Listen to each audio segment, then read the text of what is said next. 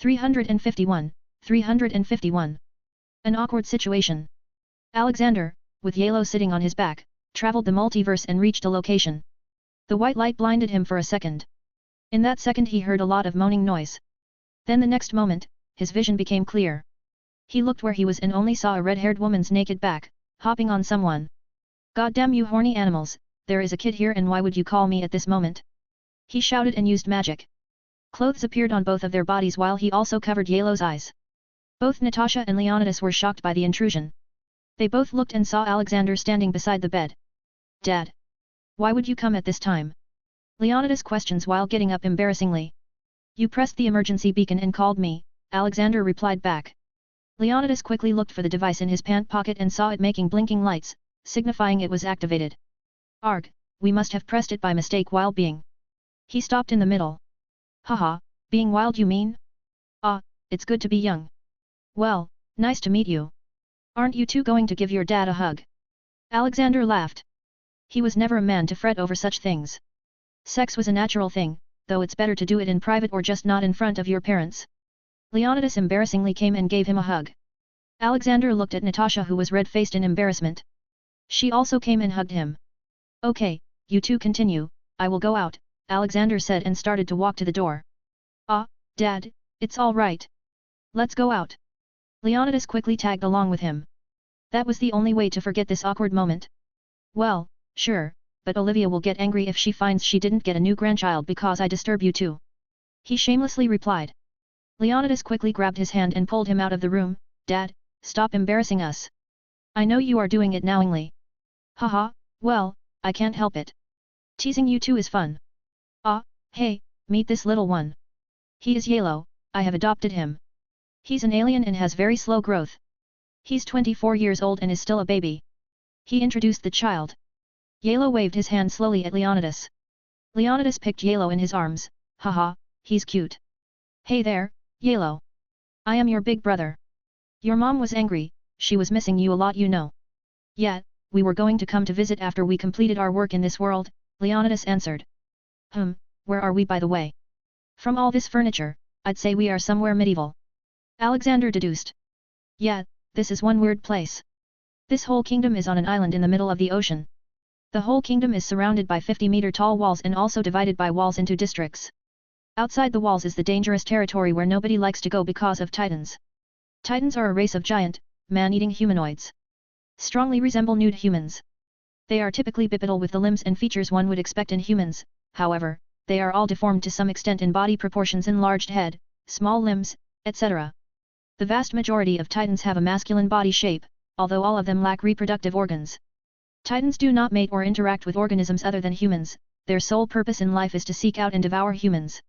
They do not derive any real sustenance from humans either, but it did not affect their activity or decrease their numbers. Some Titans do not react to pain, and all will move as long as there is sunlight. Most Titans show no signs of intelligence and act like mindless beasts, easy to trick, distract, and deceive. We have been able to deduct all this in recent times. There are also a few Titans that are much stronger, intelligent, and trained in fighting. They are the biggest threat right now because they broke through the wall a few years ago. A lot of people died. There is also a kid who can turn into a Titan and be conscious, he was able to block the hole in one wall with a boulder. I suspect someone is controlling these new Titans. Natasha and I have been in this world for just 3 days so we haven't done a lot except research yet. The world purity is at 65%. We were going to take over the whole kingdom soon. But that Titan kid says there are secrets about Titans under his home's basement. His home was in the area that was attacked by abnormal Titans a few years ago. That area is now swarming with Titans and we are planning on launching an assault. According to what we will find there, we will make our plan." Alexander silently listened to everything and digested all the information. This is by far the strangest situation I have encountered. Well, I'll give you a hand. What identity do you two possess right now?" he asked. "Ah, I just inducted ourselves as commanders in the army by using legilimency on a few important people," he explained. Well, I won't be staying for long. So I don't need an identity, besides, what can they even do if they find me? As long as I slap 1 or 2 of these Titans with my hands it would shut them up." He shrugged. Soon Natasha also came out in her normal clothes. "We will show you around, Dad." Leonidas put Yalo on his back and they roamed through the medieval city-like place. "Where are we at the moment?" Alexander asked. Oh, as Nat and I are high-ranking officials, we get to live in the best place. This is the area called Mitras, it is the capital of this walled country of Eldia. It is inside Walshina, the innermost of the three. The newly crowned queen lives here too. You won't believe it, but when we came here, the place was in an uproar. It was found out that the current king was actually a proxy to the real king who was secretly living as Rod Rice, instead of Rod Fritz. Also, apparently, these walls are made of huge titans as a base. Erected by the powers of a titan called Founding Titan. Leonidas continued to tell him in detail about what he knew about the city and its geography. He told him about the possible memory erasal of all the Eldians many years ago. Leonidas reached this conclusion because he could not find any verbal proof of history. They had just arrived 3 days ago, so they had not done much till now. But soon they were going to attack the place called Shiganshina district. Whoosh! Alexander noticed a noise that resembled the release of air pressure. He looked back and saw a man just jumping down from the top of a roof with the help of some kind of instrument. General Universe, the man saluted. Yes, Alexander instinctively replied. The man was confused and looked at his face. He saw a slight resemblance between Leonidas and Alexander. Natasha started laughing from the sides. Yes, Connie, what is it? Leonidas responded. Sir, the meeting about the planning for retaking Shiganshina will commence shortly. Commander Irwin asked for you to come and provide valuable input. Connie informed them while standing in attention. Alexander walked to the bald kid. He remembered Saitama by looking at Connie. Ah, I wonder how that kid is doing, he thought. Alexander patted Connie's bald head. Kid, you look malnourished. Here, eat this. He gave him an energy bar. Connie took it and checked the thing. The wrapper looked weird to him. He couldn't imagine such a smooth texture of the paper. He had no idea it was plastic. Though it was biodegradable as it was Alexander's item. We will be at the meeting, you are dismissed, Leonidas said. When Connie was gone, Alexander asked, generals? I thought you said you were a simple commander. Well, anyway, how much do they know about you two? Have they witnessed your powers? No, we haven't done anything extraordinary till now. I guess they are in for a crazy show now that you are here. Leonidas chuckled. You can see Connie and map on my Discord https://discord.gg/dghkrn or see them on Instagram https://www.instagram.com/MisterImmortal novel. 30 advanced chapters are available on patreon.com/MisterImmortal. Special thanks to Chesser Douglas Flower Umar Latif.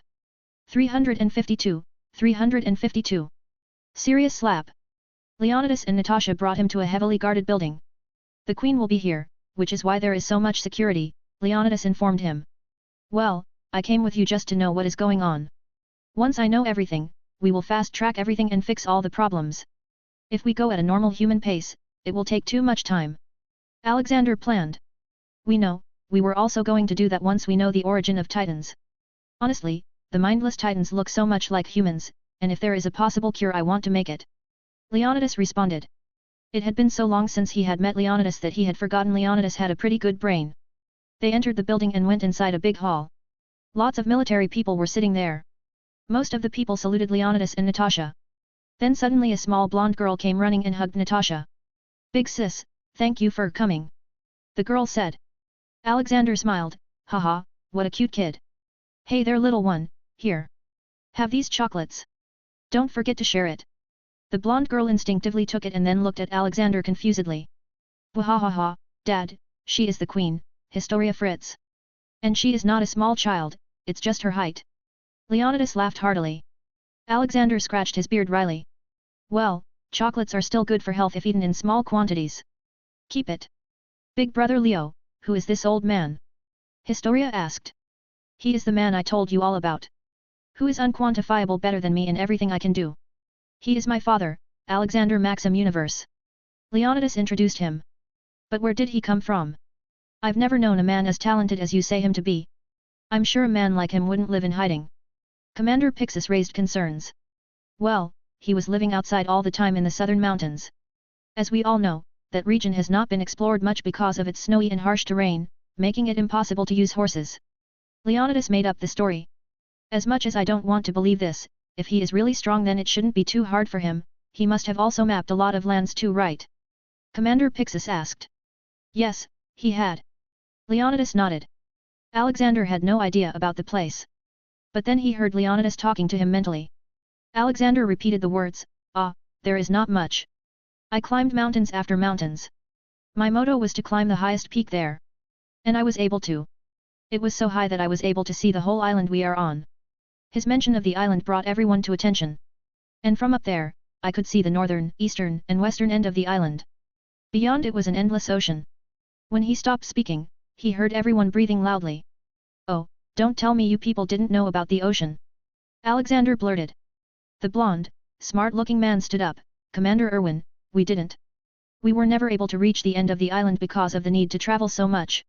What you said proves one thing, there are many things we all were lied about. We need to find whatever is in the basement of Aaron's house that might give us a better clue. Well, what are we waiting for then? Let's go. Alexander said. Then everyone started to look at a dark-haired kid. Oh, he must be the one who can turn into a titan. I would like to see you turn into a titan, maybe I can find out how you can become so big. Suddenly a girl stood up and covered the boy. He is not a lab rat. I will not let anyone experiment on Aaron. Oh, she's clearly in love with him. I never said I was going to do experiments. Besides, even if I say I want to, why would you say no? Don't you want a cure so anyone who becomes a titan can be turned back to normal? He asked. You mean you can make a cure? Another woman asked. She looked too interested in his words and was showing a bit of pervertedness. Possibly. He replied. Then we must get to work. She nearly shouted. Hang, cut it. Retaking Wall Maria is the priority. No one will come between that. A short man said with a serious expression.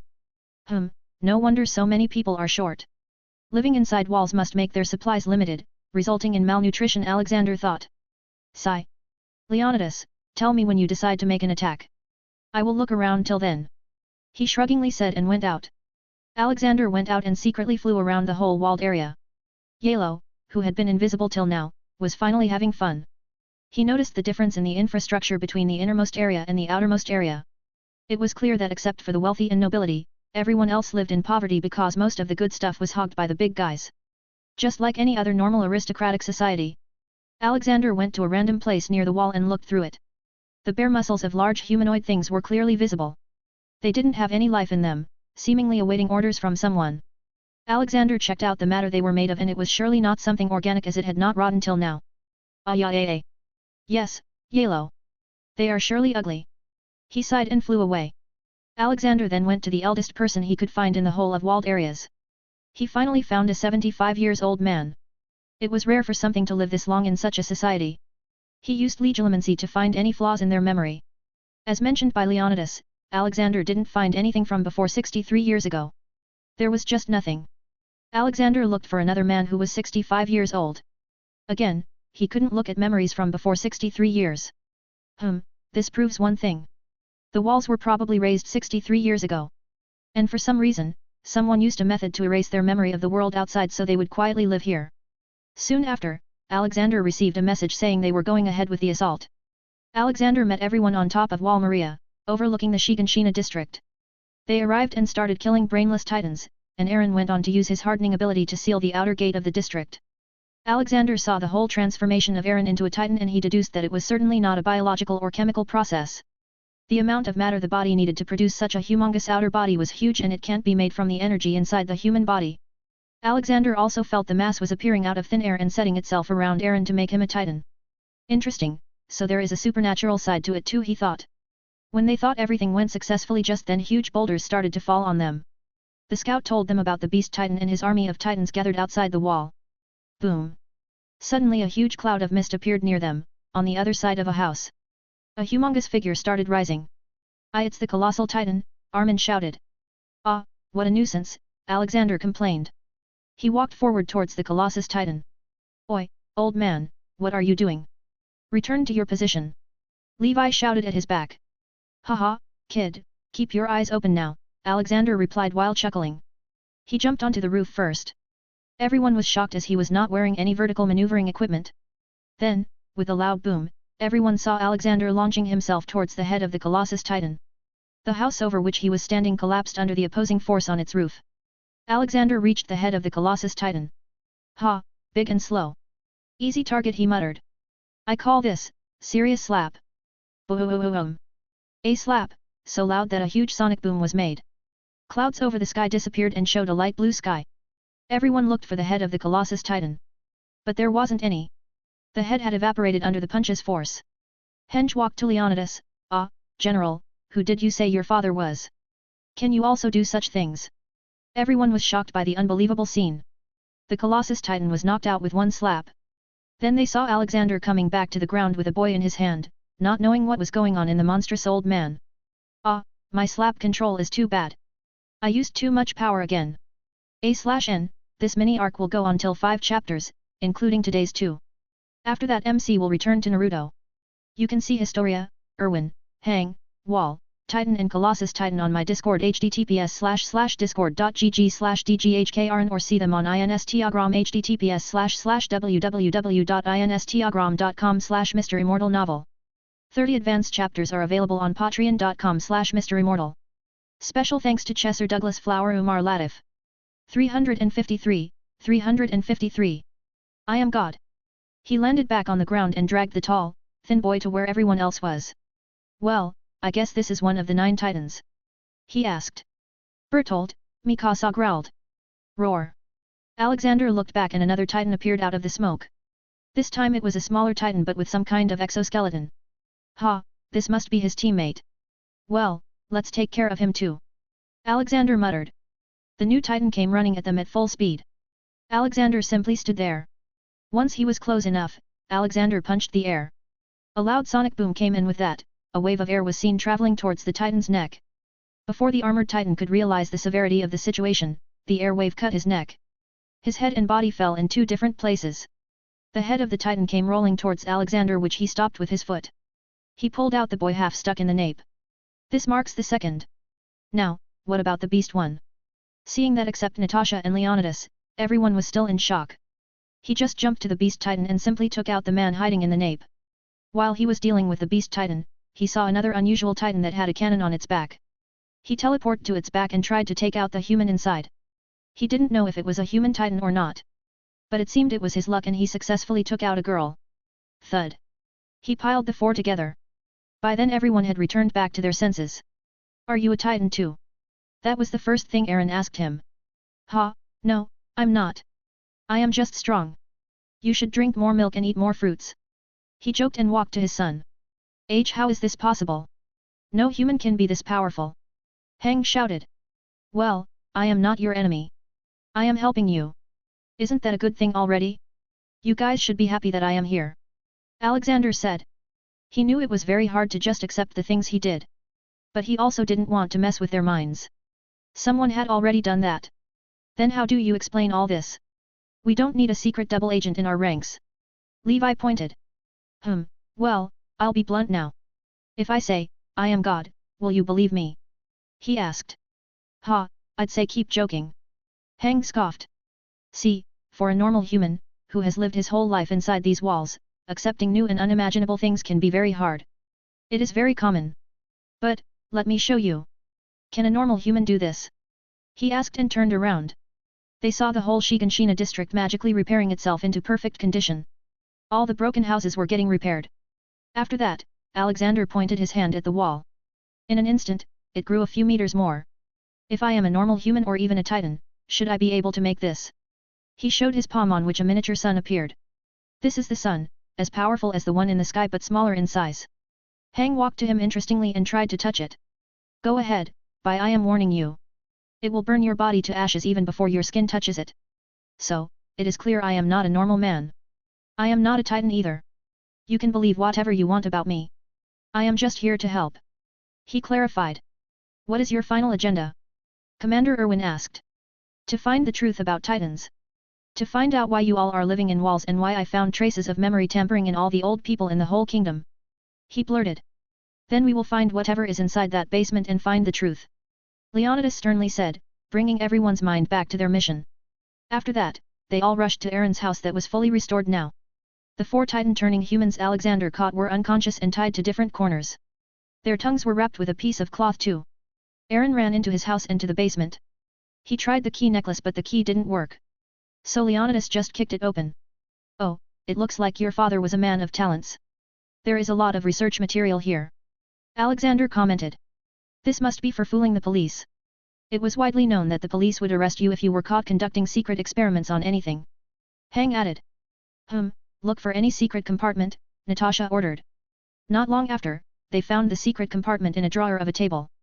They found 3 books in it and through them learned about the life of Aaron's father, the world outside the walls, and a one-sided version of the story about the origin of Titans. The books portrayed that Eldians were good and were discriminated against by Marley. They lived in internment zones. But if that was the case, why did King Fritz not use his Titans to safeguard his people?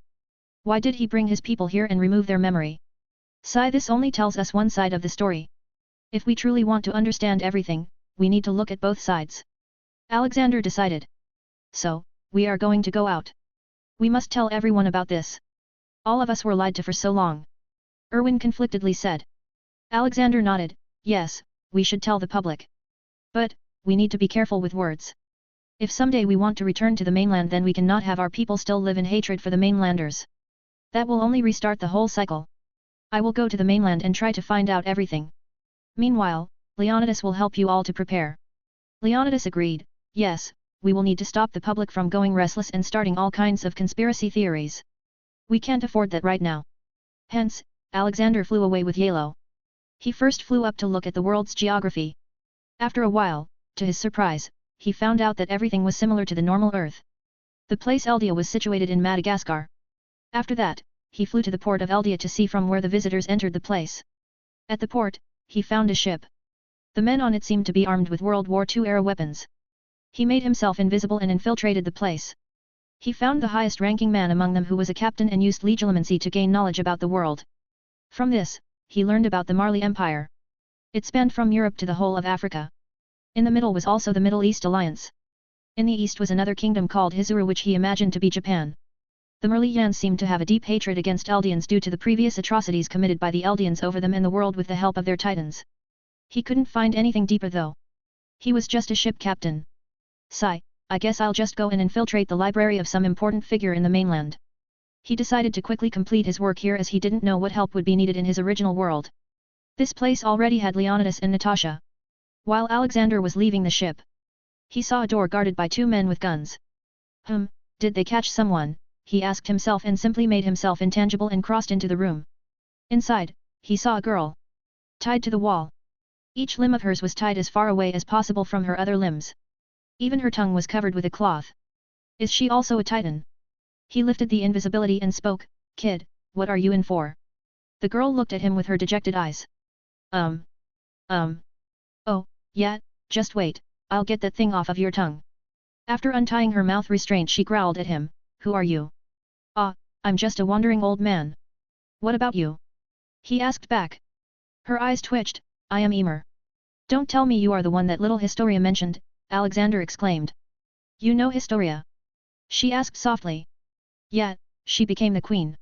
What a strong lass. Alexander praised. I'll drop you back to her. He offered and untied the restraints. He then teleported and put her in the royal palace where Historia was. Just as he appeared, he disappeared again. You can see Bertolt, Armored Titan, and the world map on my Discord https://discord.gg/dghkrn or see them on Instagram https://www.instagram.com/MisterImmortal novel. 30 advanced chapters are available on patreon.com/MisterImmortal.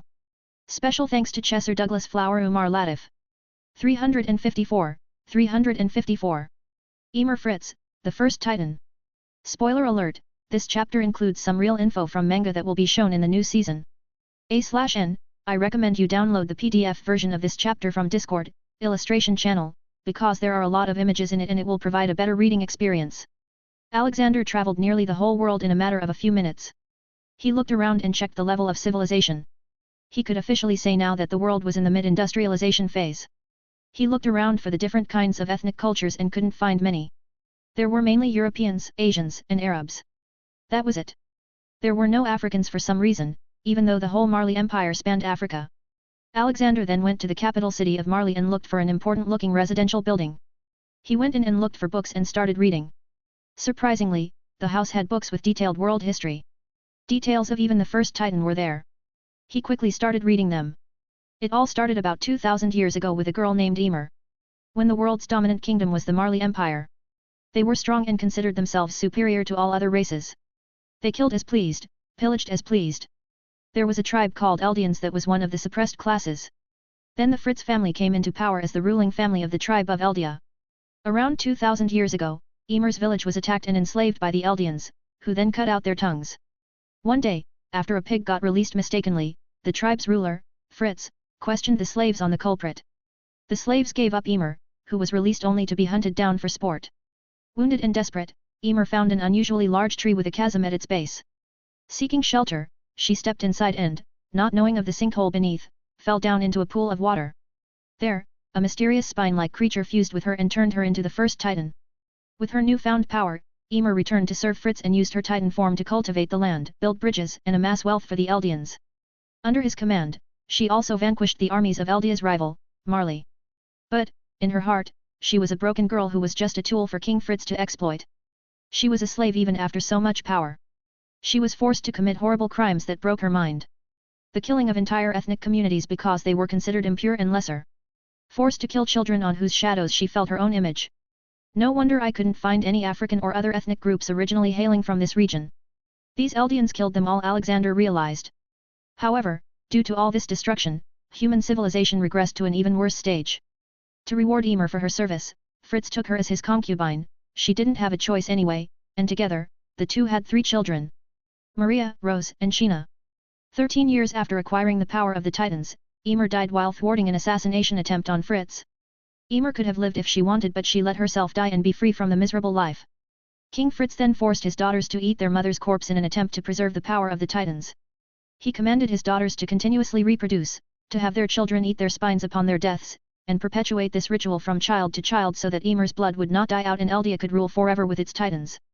Ymir's power was eventually divided into the 9 Titans. The 9 Titans continue to wage war against the nation of Marley, taking control of the continent and gradually transforming the Eldian tribe into the Eldian Empire.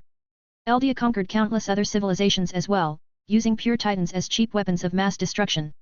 This resulted in massive casualties and entire cultures being wiped out. They eventually took over most of the known world. They also allied with the Hizuru kingdom. According to the Eldians, Ymir's existence was hailed as a god-given miracle. Meanwhile, Merlians believed she received her powers from a deal with the devil of all earth and used this to ostracize the Eldians. For years, the founding Titan power remained with the Fritz family while the 8 remaining Titans were inherited by lesser Eldian families subservient to the founding Titan and the royal bloodline. Those who inherit the power of the Titans are destined to die after 13 years as Ymir did due to a phenomenon called the Curse of Ymir. In the book, Alexander found that the Eldians enacted various atrocities on the people they conquered, supposedly killing roughly 3 times the world's population at that time. Making human civilization regress even more. Most of the ethnic groups not allied with them were considered third-class citizens. Merlians lived in very bad conditions at that time. Then, an epidemic took the world like a storm. The epidemic led to a significant drop in the worldwide population. With the power of the founding Titan, the king of Eldia altered the biology of the subjects of Ymir to give them immunity, and no subject of Ymir died to the epidemic. The world was seemingly going backwards in terms of development. Then about 100 years ago, the 145th king of Eldia, Karl Fritz, decided that his people had hurt the rest of the world too much and had become the very thing they fought. He took the vow to renounce the war and made it so that his ideology passed down to each new king who inherited the founding Titan and also made sure that only the one of royal blood can truly use the powers of the founding Titan. To that end, he retreated from power, leaving the noble families with the other 8 Titans to tear each other apart. This gave time and strength to Merlians to rise up and start a revolution. Meanwhile, Fritz himself retreated with as many Eldians as possible, as well as some representatives of other ethnicities, to Paradise Island, Madagascar. Once there, he created the walls using millions of colossal Titans, erased the subjects of Ymir's memories of life before the walls, and made the ethnic minorities, whom he couldn't mind control, the new nobility. As far as the world knew, only 2 of these groups resisted, the Ackermans and the Asians, and both were hunted to extinction within the walls as a result. The Eldians left on the mainland were captured by their former subjects, now freed Marleans, and made second-class citizens, only spared extermination because their ability to be turned into Titans was useful in warfare. In the present day, the only free Eldians in the world live within the walls. Marley is the world's foremost superpower, thanks to its liberal use of Titans in warfare, which spread the hatred of Eldians to unprecedented levels worldwide, but conventional technology was catching up. Sigh. So, the whole world hates Eldians now. Even though they are just being used at this point. But I wonder, from what I know, I have already captured 8 out of 9 Titans. This means only the Warhammer Titan is left. It is under the Tiber family. The Tiber family was the first of the Eldian houses to side with Marley in the war. Ah, I feel bad for that little girl Ymir. So much hardship because of others. Alexander closed the book and walked out of the building. But when he came to the door, he found the name of the person who owned the house. The name plaque showed Tiber as the surname. No wonder they had such a detailed history of titans. Well, I might as well take the Warhammer Titan with me. Alexander spent some time trying to find the person. It turned out, it was a female. She was an Eldian noble living in Marley. Knocking the woman and putting her in Fihaim, he went to look for where the Ymir girl found her powers. From what Alexander theorized, the world was somewhat similar to Earth. But the history diverted around the time the Roman Empire was on Earth. Of course, instead of Roman, there was the Marley Empire. The Eldians were a group that suddenly got lucky. Alexander wanted to find the underground pool of water where Ymir found her powers. So, he looked for the place all across Europe. He meditated a lot to feel the flow of energy. He felt something like strings connecting to the Eldian people, but they were invisible. Alexander found out these things were called paths in the Marley government's research facility. It seemed that the Marley government had done a lot of research on it. They had found out that the paths serve as channels for the transportation of several things, such as memories and wills from other subjects of Ymir, flesh and bones that make up a titan's body, commands from a titan's scream, and the power of the titans. Ah, I should just ask father. I don't have time for all this, Alexander growled. He looked up at the sky and spoke. Father, can you hear me? In just a millisecond, he received a reply, Ah, hello my favorite son. I thought you had forgotten about me, I was just having a party, you should come too. You already know why, you are omniscient and omnipresent. Well, can you tell me what this whole Titan thing is here? How did humans get this power? Oh, let me check, God replied in his always cheerful manner. I found it. That damn Zeus, I'll spank him to reincarnation this time. Son, as it turned out, this planet was supposed to be a normal Earth. A million years ago, Zeus was fighting a monster turned sentient who called himself a Titan. Zeus took the challenge and fought him across the multiverse and eventually slew him here.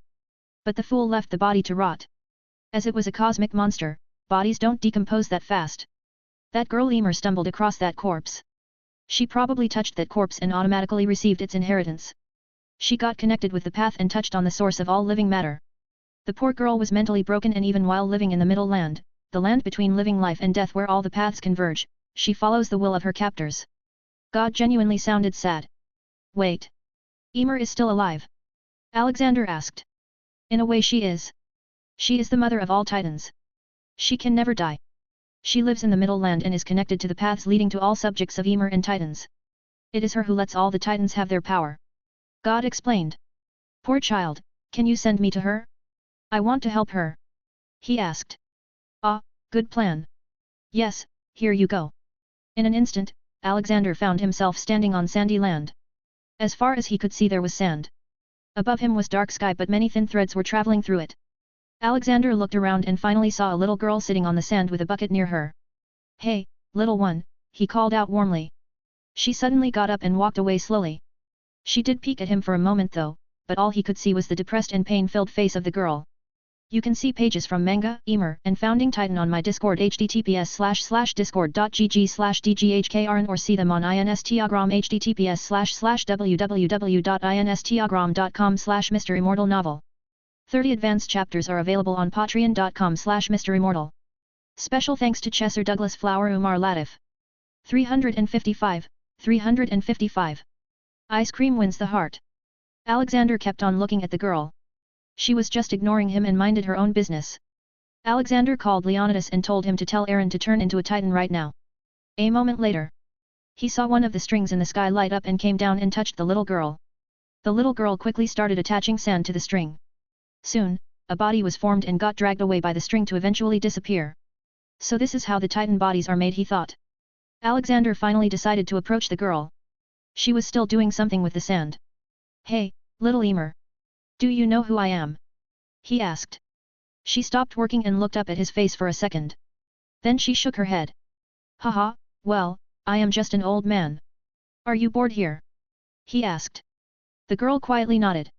Alexander knew that what he was seeing was just her astral body. She had already died in reality, but her soul was stuck here for the past 1,000 or so years. You know, you don't have to help the Fritz bloodline anymore. They don't need the powers of a titan. The titans are being misused by the Marley now, to kill and torture the subjects of Ymir. Your subjects? He revealed. The girl looked at him confusedly. Little Ymir, you don't have to listen to anyone. You can do whatever you want. You are free. He said. Free. She repeated. Alexander walked close to her and sat down to her level. He then caressed her hair. Yes, you are free. Have you ever been to an amusement park, Emer? She shook her head. Well, the world she lived in was backward, so obviously, she had never been to an amusement park. Alexander looked back and started waving his hand. He created many park rides around them. Then finally, he took out food from Fihame. Here, taste this. This is called ice cream. He handed her a small bowl. Everyone likes ice cream after all, and it was the easiest way to better a spoiled mood. She looked at it confusedly. Alexander took the spoon, scooped up some ice cream, and fed it to her. For the first time, Alexander saw a changing expression on her face. He again caressed her hair. I bet you like it. Well, my child. Being free means you can do anything you want, whenever you want and wherever you want. I am sorry for all the bad things that happened to you in your life. But, I want to correct it. This place is not the end of life, Emer. There is a place where all souls go. They also have fun there. Emer nodded and continued eating her ice cream. Alexander soon notices tears falling from her eyes. Sigh. It is okay to cry, child. He gave her a warm hug. She soon started to cry loudly. Yes, let all the bad memories, anger, and other emotions out. They are not meant to be kept inside. He patted her back. She kept on crying for an hour or so before calming down little by little. Let's go. I'll show you what an amusement park is. He grabbed her finger and walked to various rides. They spent hours going through roller coasters, water slides, mechanical bulls, teacups, and many other rides. He gave her tasty food too. Little by little, her face's lost shine started to return. Soon, there were only pure innocent smiles on her face. Now, my child. Ready to go to the heavens. Her sins are too many. Even if she was forced to do all that, she still killed many people. I need to talk to Father. He silently started talking to God. Father, can she come to heaven? Let me see, brainwashed and harassed since childhood. Assaulted in unspeakable ways. Yes, she can come to heavens and live the best life possible. I will transfer all her sins to all the previous Fritz kings. They will rot in hell forever now. This poor child didn't see a single day of happiness her whole life. God sympathized with her. Thanks, I'll send her up then. Alexander looked at Emer. Little one, it's time to go. Will you come too? She longingly asked. He smiled at her. Not yet, child, but don't worry. I will come soon. There will be another grandpa there. He will look after you. Also, you will be able to see me from there. He noticed the frown on her face. Don't worry, little one. I don't break promises. Ay. Little Yellow also patted Emer's head. She looked at the cute alien baby and smiled. After a while, lights from heaven came and she flew into it while looking at him. He and Yellow waved their hands to say bye. Don't worry. She will enjoy her time in heaven. God's voice came. I hope she does. Okay, now I gotta destroy these strings. They were connected to all the Eldians because Emer received the inheritance from that monster. It somehow connected itself to her whole bloodline. He made his observation. Absolutely correct, my son. Alexander's work was done here. He was somewhat happy that he came here. Leonidas wouldn't have been able to do what he did. He cut all the strings connecting all the Eldians and Titans to the middle ground. Back on the island. Eren was in his Titan form. Whoosh. Suddenly, his Titan body disappeared and he fell down on the ground. He wasn't injured as his girlfriend, Mikasa, saved him. What happened, Eren? Are you fine? Are you hurt? She hastily asked. I am fine, but... I turned back automatically. I didn't try to do it. Eren muttered. Leonidas, standing a distance away, looked at the scene and smiled. It seems Dad has dealt with the reason why the people were able to turn into a Titan. The next moment, Alexander appeared beside Leonidas. I found everything. Though it's much darker than I thought. I'll give you the memories. I need to return to my world too. There are and never will be any more Titans in here anymore. Leonidas quickly went through the whole memory and nodded. You made my work much easier. I just need to deal with the normal people now, though I can't say this will be the easy part of this mission. Haha, yeah, dealing with people is the hardest. Well, I need to return now. Be sure to come back and meet Olivia after you are done here. Leonidas and Natasha gave him hugs and some kisses to Yellow. Then Alexander was on his way back. Meanwhile, Leonidas called for a high-level meeting. He revealed everything that Alexander found. It certainly broke the hearts of many when they found out about the atrocities committed by their ancestors. They also had mixed reactions when they found out that there will not be any more Titans. Eren was at ease though, because he would have died in 13 years if he kept on being a Titan. Now, he can live a normal life. He also didn't have to worry that a titan would attack them as there will be no more. Leonidas then planned to make contact with the mainland and slowly change the government. Also start many campaigns to better the image of Eldians. To their luck, the Hizuru kingdom was still very eager to support the Eldians, which made their work easier. After that, it was all boring work which Leonidas and Natasha had to do. The white light disappeared and Alexander appeared back in Mount Mayaboku. It was currently nighttime and he saw a bonfire lit in the distance. It seemed a night party was going on. All the tailed beasts and other toads were playing around. Olivia was talking with Fukasaku's wife, Shima, and Gamamaru. Amy was sitting on the side and combing Berry and Hat's fur. The noise of Alexander's feet brushing with grass gained everyone's attention. Ji-chan. All the tailed beasts left whatever they were doing and came to give him hugs. Where did you go, Ji-chan? It's been 15 days. Komei complained. I had some important work, Komei. Let's go, I won't be going anywhere now. He patted Komei on the head and joined everyone. He had just sat down when Berry came running to him. Dad. Dad, please give me my gaming console. I have already graduated from Amy's school. First solve this and prove that you have learned something. Alexander took out a notepad and gave him a simple math problem. Berry was able to easily solve it. Very good, here you go. Don't spend too much time on it now. He warned him. Then he saw Berry running back to all the tailed beasts and teaching them how to play. When will Leo and Natasha come? Olivia asked. Soon, however, he still has some work there. Getting rid of racism is not easy. He replied. Yelo came to him with a book. Haha, you want me to read this story? Well, sit down and enjoy then. Alexander took the storybook from Yelo and started reading it. You can see Crying Emer on my Discord https://discord.gg/dghkrn or see them on Instagram https://www.instagram.com/MisterImmortal 30 advanced chapters are available on patreon.com/MisterImmortal. Special thanks to Chesser Douglas Flower Umar Latif. 356, 356. It's revenge time. The next day, Alexander was busy teaching Jiraiya. Good, you made a lot of progress while I was gone. You can fly for a few minutes now. He praised. Jiraiya laughed, haha, your granddaughter helped a lot. She is a very good person. Yeah, Amy is like that. Alexander proudly agreed. Any parent would feel proud to have such a smart and caring child. Well, let's go and have some breakfast now. Not the insect one though. Alexander suggested and brought Jiraiya with him. While eating, Alexander asked, so, you look pretty old. Don't you have a wife or kids? Ha ha ha, no. That isn't for me. I won't be a good parent. Besides, I am more interested in my research. Jiraiya replied. Alexander, of course, knew what research he was talking about. Still, don't you have someone you like? Someone you wished you could be with? Sigh. There is one, but I know she doesn't see me like that. She is also too traumatized to even love someone again. She will probably just spend her whole life gambling. Jiraiya muttered. Alexander immediately understood who he was talking about. Oh, you are talking about Tsunade? Well, I did meet her once. She was indeed in a miserable state. Kid, from my experience, I can tell, she needs you right now the most. And if you are her good friend, you would go to her. To give her a shoulder to cry on and help her get out of her trauma. Leaving things unattended could worsen them. Also, just say what's in your heart. At worst she will slap you and at best, she might just start looking at you differently. Jiraiya silently listened to his words and really grew to be a bit worried for her. She was very strong, he was not worried about her physical well-being, but mental well-being. I think I will pay her a visit later, Jiraiya said. Alexander stood up, that's good. Now, I gotta go and hey, take this.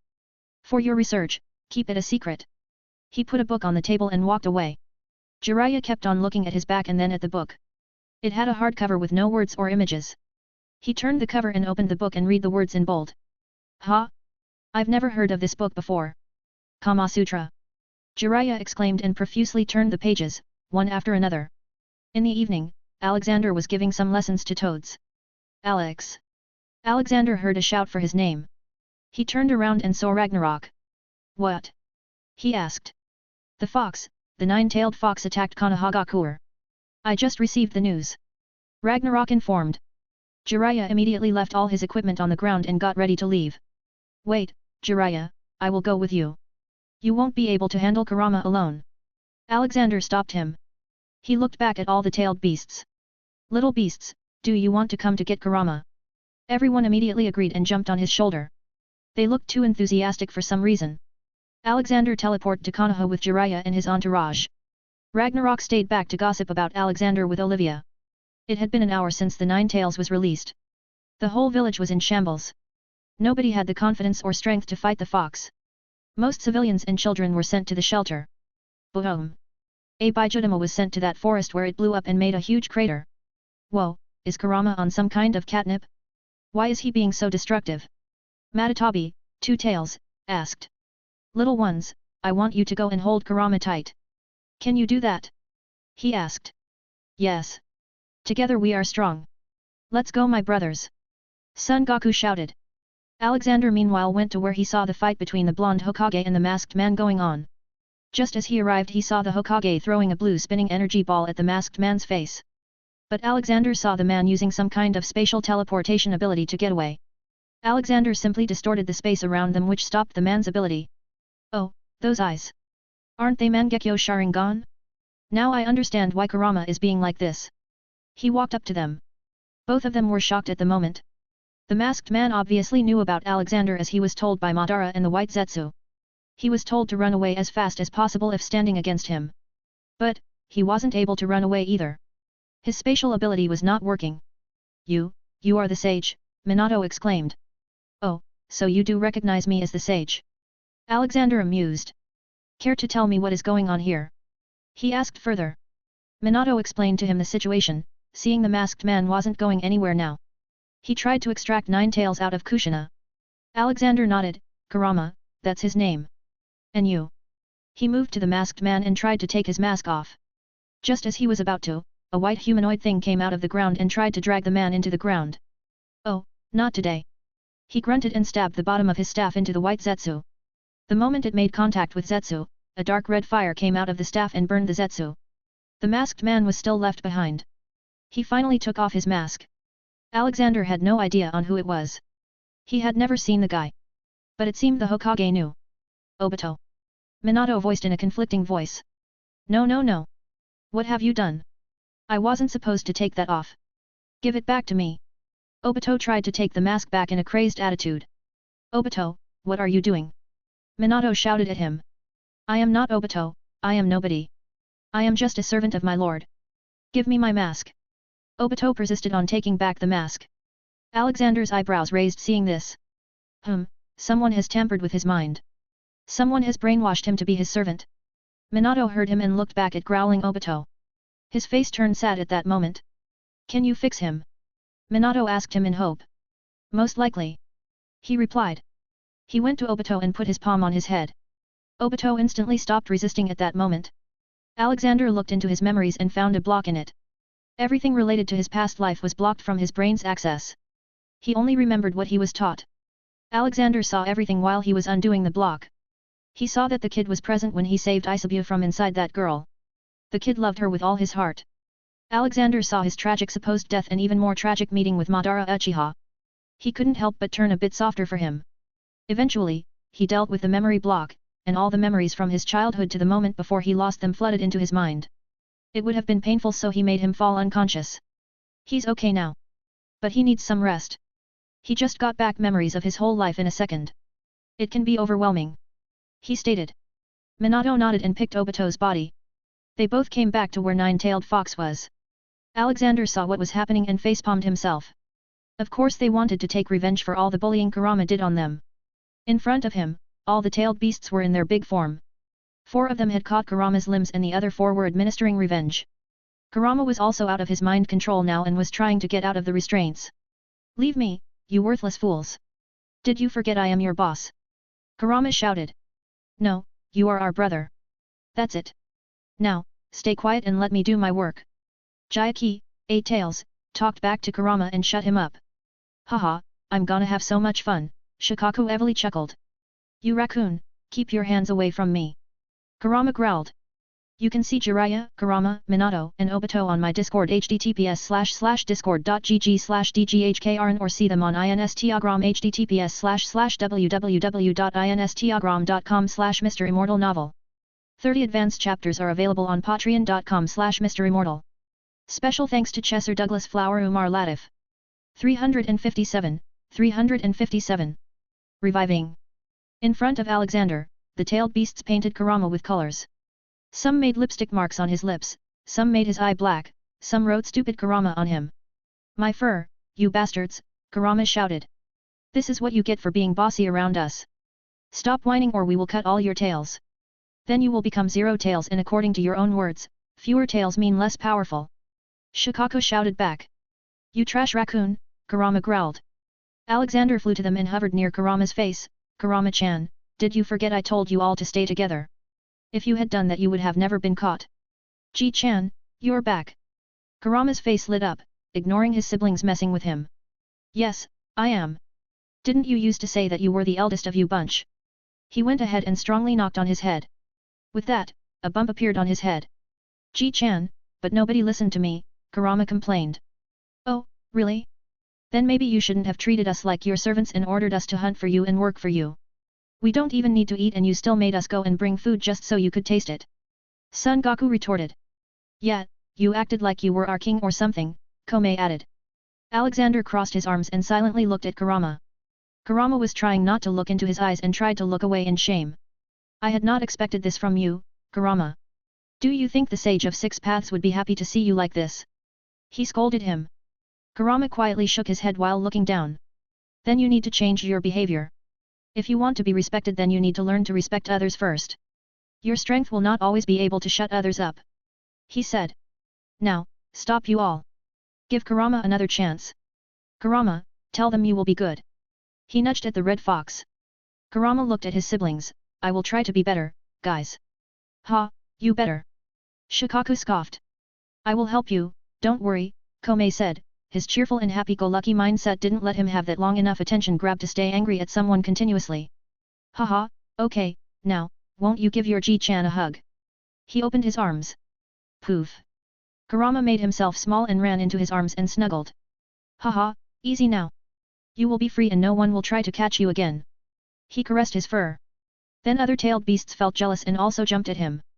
Finally, all 9 siblings were together and Alexander could now focus on the world itself. Minato brought Obito to the ninja hospital and got him checked.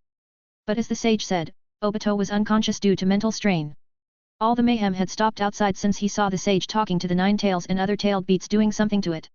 He had too many things running in his mind, the 9 tails, the sage, Obito, his wife who gave birth some minutes ago, and all the injured in the village. Not too far away, Hiruzen was on a bed too, injured from fighting the 9 tails. Ah! He heard Obito waking up. Obito opened his eyes and tried to get up. My head hurts. Easy, Obito, stay calm. Minato tried to ease him. Obito looked at Minato's face and stopped moving. The next second tears started to fall from his eyes. He quickly hugged Minato's waist. Sensei, I am sorry. It was all Madara, he controlled my mind. Obito muttered. Minato was confused, who? Madara Uchiha, he's alive. Or was, till a few days ago. He is behind everything sensei, he's been controlling things from the shadow. He found me in the forest and saved me. He infused the body of a thing called White Zetsu which has first Hokage cells with me and saved me from dying. I was naive and thought I was doing right by helping them. But when I saw Rin and Kakashi that day, I tried to reach out to them but Madara had me caught and brought to him. He then used something to stop me from gaining my memories. Obito told him everything. Minato stayed silent for a while and processed everything. If what Obito said was true then this attack was much bigger than what appeared. It was widely known that Madara wanted Konoha to rule the world after they had most of the tailed beast with them. But Hashirama disagreed. Okay, we will discuss this later. For now, you need to get better. I will see the situation outside.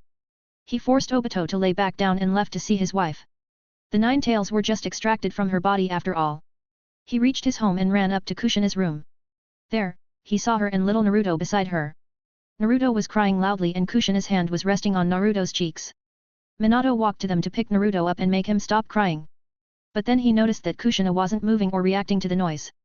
She looked lifeless and only had a few tears that were now drying up. Kushina, he called out and checked her pulse. His face lost all color the moment he touched her hand. It was cold. And no, this can't be happening. Wake up Kushina, you are stronger than this. He shouted, making little Naruto spooked and he started wailing louder. What do I do? No. Just then, he remembered the scene when the sage curing Obito's memory blockade. Maybe, he can still save her. He made a shadow clone and made it pick Naruto while he picked the cold body of Kushina and teleport to where the tailed beasts were gathered, albeit in small forms now. When he appeared near the place, he instantly felt the chakra was much heavier and thicker around the area due to the presence of so many powerful beings in one place. The tailed beast sensed Minato. They all had grown to know when a human wants to harm them and when not, so they didn't react to Minato. All except Kurama. Kurama instantly grew big and showed anger. Kurama growled at Minato because he had Kushina in his arms. He thought they were trying to seal him up again. Bam! He received a knock on his furry head. Be nice, Kurama. Minato kneeled in front of Alexander with Kushina in his arms. Sage of beasts, please save my wife. Minato thought he would need to negotiate and plead a lot, but something unexpected happened. Okay, Matatabi-chan, Two Tails, come here. I'll teach you how to bring a recently dead person back to life. He said and walked to Kushina. He quickly checked her body and saw there was still a chance of recovery. Alexander made Matatabi place her two paws on Kushina's chest. Okay, do it. He ordered. Matatabi sent an electric shock to her heart. Alexander, in the meantime, used his hand to give chest compressions. Again Matatabi he ordered. In normal circumstances, the patient's heartbeat should start up in most of the cases. But it seemed Kushina was brought to him too late. Alexander then had no other option but to use his magic to restore her body. It was certainly more effective as she came back to life in a matter of a few seconds. Though she was still unconscious but had a good pulse now. She's fine now. Only tired and unconscious, take her to the hospital and have adequate food and nutrients given to her. He said and returned to the little beasts. Hey, you should have let her die. That's what they get for capturing me. Kurama grunted. Bam. Be nice, did you forget what Ji-chan said? This time Komei corrected him. He did say he would help Kurama become nice a while ago. Ha ha ha, yes, listen to Komei. Alexander laughed. You can see Kurama, Kushina, and Naruto, Minato on my Discord https://discord.gg/dghkrn or see them on Instagram https://www.instagram.com/MisterImmortal novel. 30 advanced chapters are available on patreon.com/MisterImmortal. Special thanks to Chesser Douglas Flower Umar Latif. 358. A team of beastly doctors. The moment he was done saving Kushina, Jiraiya appeared. Old man, I need your help. Although you stopped Kurama from killing anyone, a huge part of the village got destroyed and many people are seriously injured. Jiraiya then noticed Minato and Kushina. He saw her unconscious and got worried. Minato, what happened to her? She's fine, Jiraiya-sensei. Lord Sage saved her. She had stopped breathing.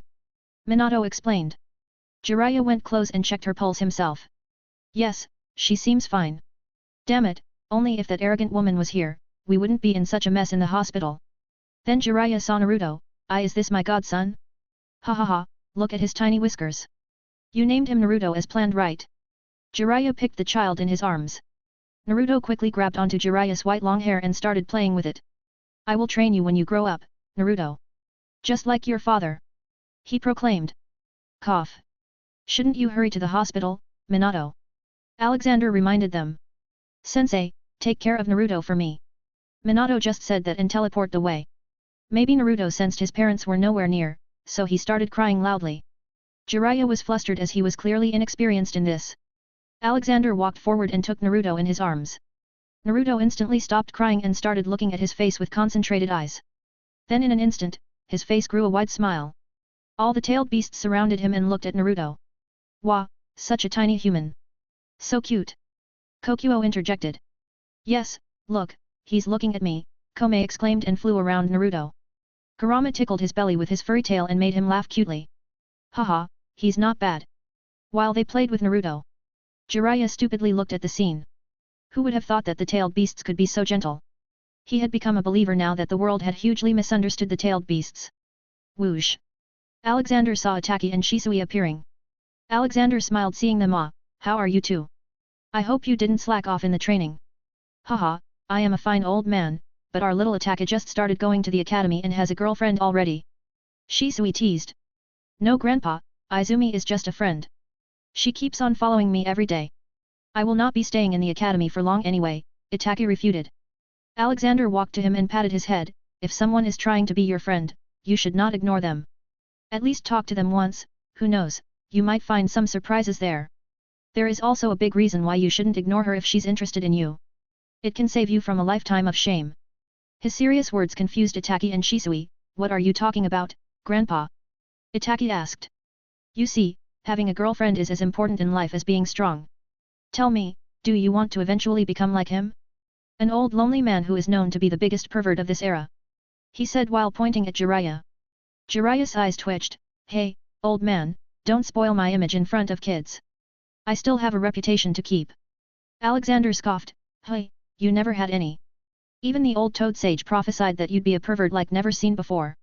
Hearing him, Itaki and Shisui started laughing.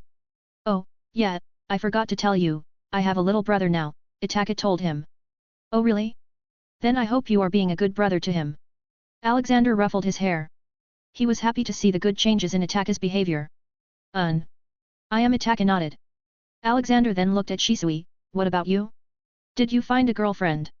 I tried but I have so much work and missions that there is no time to go on dates, Shisui replied. Then maybe I should become the Hokage and give you leave. Alexander contemplated. You would become a Hokage to give me leave? Shisui asked in shock. Yeah, it is certainly not hard for me. These little potatoes are enough to make anyone not object to me, and even if we forget them, my personal strength alone is enough to spank the world leaders into submission. He muttered. No. Ji-chan, stop calling us potatoes, we are Bijavengers. Komei argued with him. A distance away, Barry stood with a proud face like he had taught a good thing to Komei. It was his idea to name them Bijavengers. Meanwhile, Hats had gone somewhere because he smelled something familiar. Okay, I will not call you potatoes, I will call you Potato Vengers. He joked. Ji-chan. The tailed beasts complained. Old man, can you heal people? Jiraiya asked. Yes, why do you ask? He replied. Can you heal the people who got injured? Jiraiya asked. Sure, let's go. He blurted. So, with Naruto in his arms and a big line of tailed beasts behind him, they marched to the field hospital. A lot of people had gotten injured in the rampage caused by Kurama. Although no one had died yet, it was a matter of time before someone died due to injuries. Alexander's entrance with the tailed beasts obviously caused an uproar. But Alexander decided that he would not find a better time to uplift the image of the tailed beasts. He talked with all of them mentally. Listen, my little potatoes, they all hate tailed beasts because of what Kurama did. Hey, stupid fox Son Goku interjected. Everyone ignored that and Alexander continued, so, this is the best time we can make them like you. I know you all know a lot of medical healing techniques. I want you all to use your potent chakra to heal everyone here. If there is someone you cannot heal, you tell me. Did you get it? You all are professional medical ninjas today. Can I count on you? All the tailed beasts saluted with their chubby hands. Yes, Ji-chan. In an instant, they all dispersed and jumped from one bed to another. They politely introduced themselves first and then used their powers. Almost everyone would get spooked at first, but soon everyone realized that these weird animals were actually healing them. They all could only recognize Kurama and not the other beasts. Barry was also flying around and throwing some tears here and there.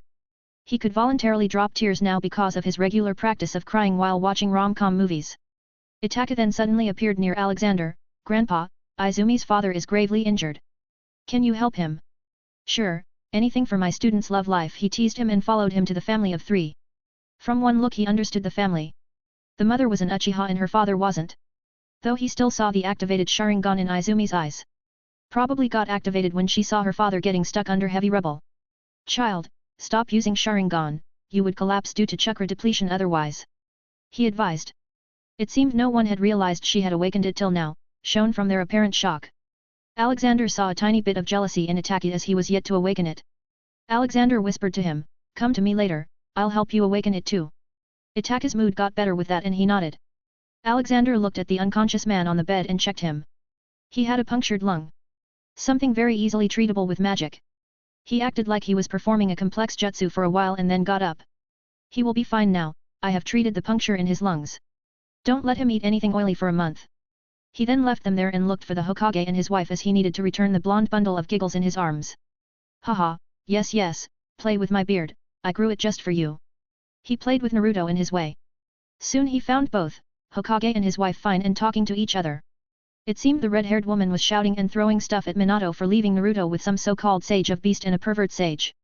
You can see Ataki and Shisui, Jiraiya, and Izumi on my Discord https://discord.gg/dghkrn or see them on Instagram https://www.instagram.com/MisterImmortal. 30 advanced chapters are available on patreon.com/MisterImmortal. Special thanks to Chesser Douglas Flower Umar Latif. 359. Tentacle Monster. He entered the room and the woman instantly stopped shouting. Haha, continue you two. I just came to give little Naruto back to you. He said. The husband and wife got embarrassed by his words. He walked up to Kushina and tried to hand over Naruto. Why? But Naruto wouldn't leave his arms and held on to his beard. Every time he would try to give him to his mother he would make noise to relay the message that he was uncomfortable. It's okay, Naruto. She is your mom. Go to her. He tried to talk to the baby. But Naruto still won't budge. So, he made him fall asleep. It seems he got too attached to me, he muttered. Kushina looked at Naruto in a judging manner to see why he wouldn't return to his own mother. Thank you, Lord Sage, for saving her. I owe you everything. Please tell me if I can do something for you. Minato bowed to him. Actually, I think you can do something not just for me but also for the village or even the whole world, Alexander replied. Minato looked at him with a confused face. He was trying to imagine what Alexander was going to ask. And how can I do that? He asked. Simple. By letting me become the Hokage. I am going to unite the world and stop all the wars. Bring an era of peace. An era where there are no tailed beasts left to exploit. Alexander claimed. Kushina and Minato's eyes widened. But you are not a citizen of Konoha, you can't become the Hokage. Not to mention, you need affirmation from the clan leaders and daimyo. Minato argued. Leave that to me. I don't think anyone would say no to me. I've got enough strength to win over anyone. I am not even counting all the tailed beasts yet. So, you decide what you want to do. If you don't want to do it, it's all right. I'll just go to Tsunagakure and become the Kazekage. The daimyo of Wind Country is a good friend of mine. He said shruggingly and started leaving. Tell me your decision in a few days, I'll be staying in Konoha till then. He said and left. Kushina and Minato looked at each other conflictingly. What are you going to do? Kushina asked. Sigh. I don't know. Obito's room in the hospital. He remembered everything now and wanted to see Rin and Kakashi. He didn't have many people he could say he was close to. If he were to count, they could be counted on a single hand. His grandma, Minato, Rin, and Kakashi. Knock knock. Come in, he said. The door opened and the people he was craving to meet came in. Obito's face grew huge smiles. Then suddenly Rin ran to him with tears in her eyes and hugged him. You are alive. Obito had somehow matured a lot in recent times. Normally, his face would have turned red with embarrassment right now. But he already understood by now that his love was one-sided and there was no need to be over the top all the time. Seeing her happy and alive was enough. He patted her back and smiled, yeah, it's crazy but somehow, I survived. Rin then looked at his face. Half of it was twisted in spirals. She didn't feel disgusted and touched his face. I am sorry if I was a better medical ninja then maybe. Obito quickly put his finger on her lips and shook his head, no, it was not your fault. It was nobody's fault. Let's just be happy that I'm alive and not cry about my face. Don't make me feel bad about it now, you guys. They finally felt a bit of old Obito's image in him. Kakashi then stepped closer. He didn't know what to say to Obito. But it was Obito who spoke first, I was there when Kiri Shinobi attacked you too. I know what happened. Thankfully, that old man stopped Rin from killing herself. Rin looked down and didn't say anything in embarrassment. Kakashi, on the other hand, was shocked. You were there? Why didn't you come to us then? Kakashi asked. Then Obito went on to tell everything that happened to him after he was saved from under the boulder. After hearing his story, both Rin and Kakashi were shocked. To learn that one of the strongest shinobi in history was still alive was a shock. After calming down, Kakashi turned serious. Obito, you can take your eye back. Obito punched Kakashi in the guts. Who takes back birthday presents? I am happy with just one, you take care of the other. If you die of old age before me, I'll take it back. Besides, I look cool this way, isn't it right, Rin? Kakashi smiled hearing that. It had been a while since he last smiled. Meanwhile, outside, the tailed beasts had mostly healed everyone and now were playing with all the children there. All the adults were confused on what to think about this. When the beasts were done there, they decided to check patients in each room and treat them. They were too serious in their role play as doctors. They finally entered the room of Obito in a neat line. Team Baijuyu Avengers is here to heal everyone. Oh, Look, his face needs healing. Let's go my brothers. Komei led the entourage. One by one, they all hopped onto the best. So cute, Rin exclaimed seeing the small-tailed beasts. Lay down, patient. Son Goku ordered Obito. At the same time, they all gathered around his right arm and the right side of his face. This looks weird, I've never seen a human body like this. It's like there are two bodies in one. Saiken evaluated. Yeah, this guy is very weird, Shikaku added. Their small talk was funny and made Kakashi and Rin laugh at Obito. Hey, you guys. What are you doing here? Go back to your old man. Obito complained and retracted his arm. Hey, we are tasked to heal people by our best Ji-chan, Komei scolded him. Seeing the intense gazes of all the tailed beasts, he let them check it again. While they were checking it, they suddenly noticed the arm's texture changing. Oh, look. It's moving in weird ways. Kurama pointed. Poof. All of a sudden, Kurama disappeared. They all looked at what happened and saw a small white tentacle coming out of the arm. Then the tentacle moved towards the other tailed beasts. One by one they all started disappearing.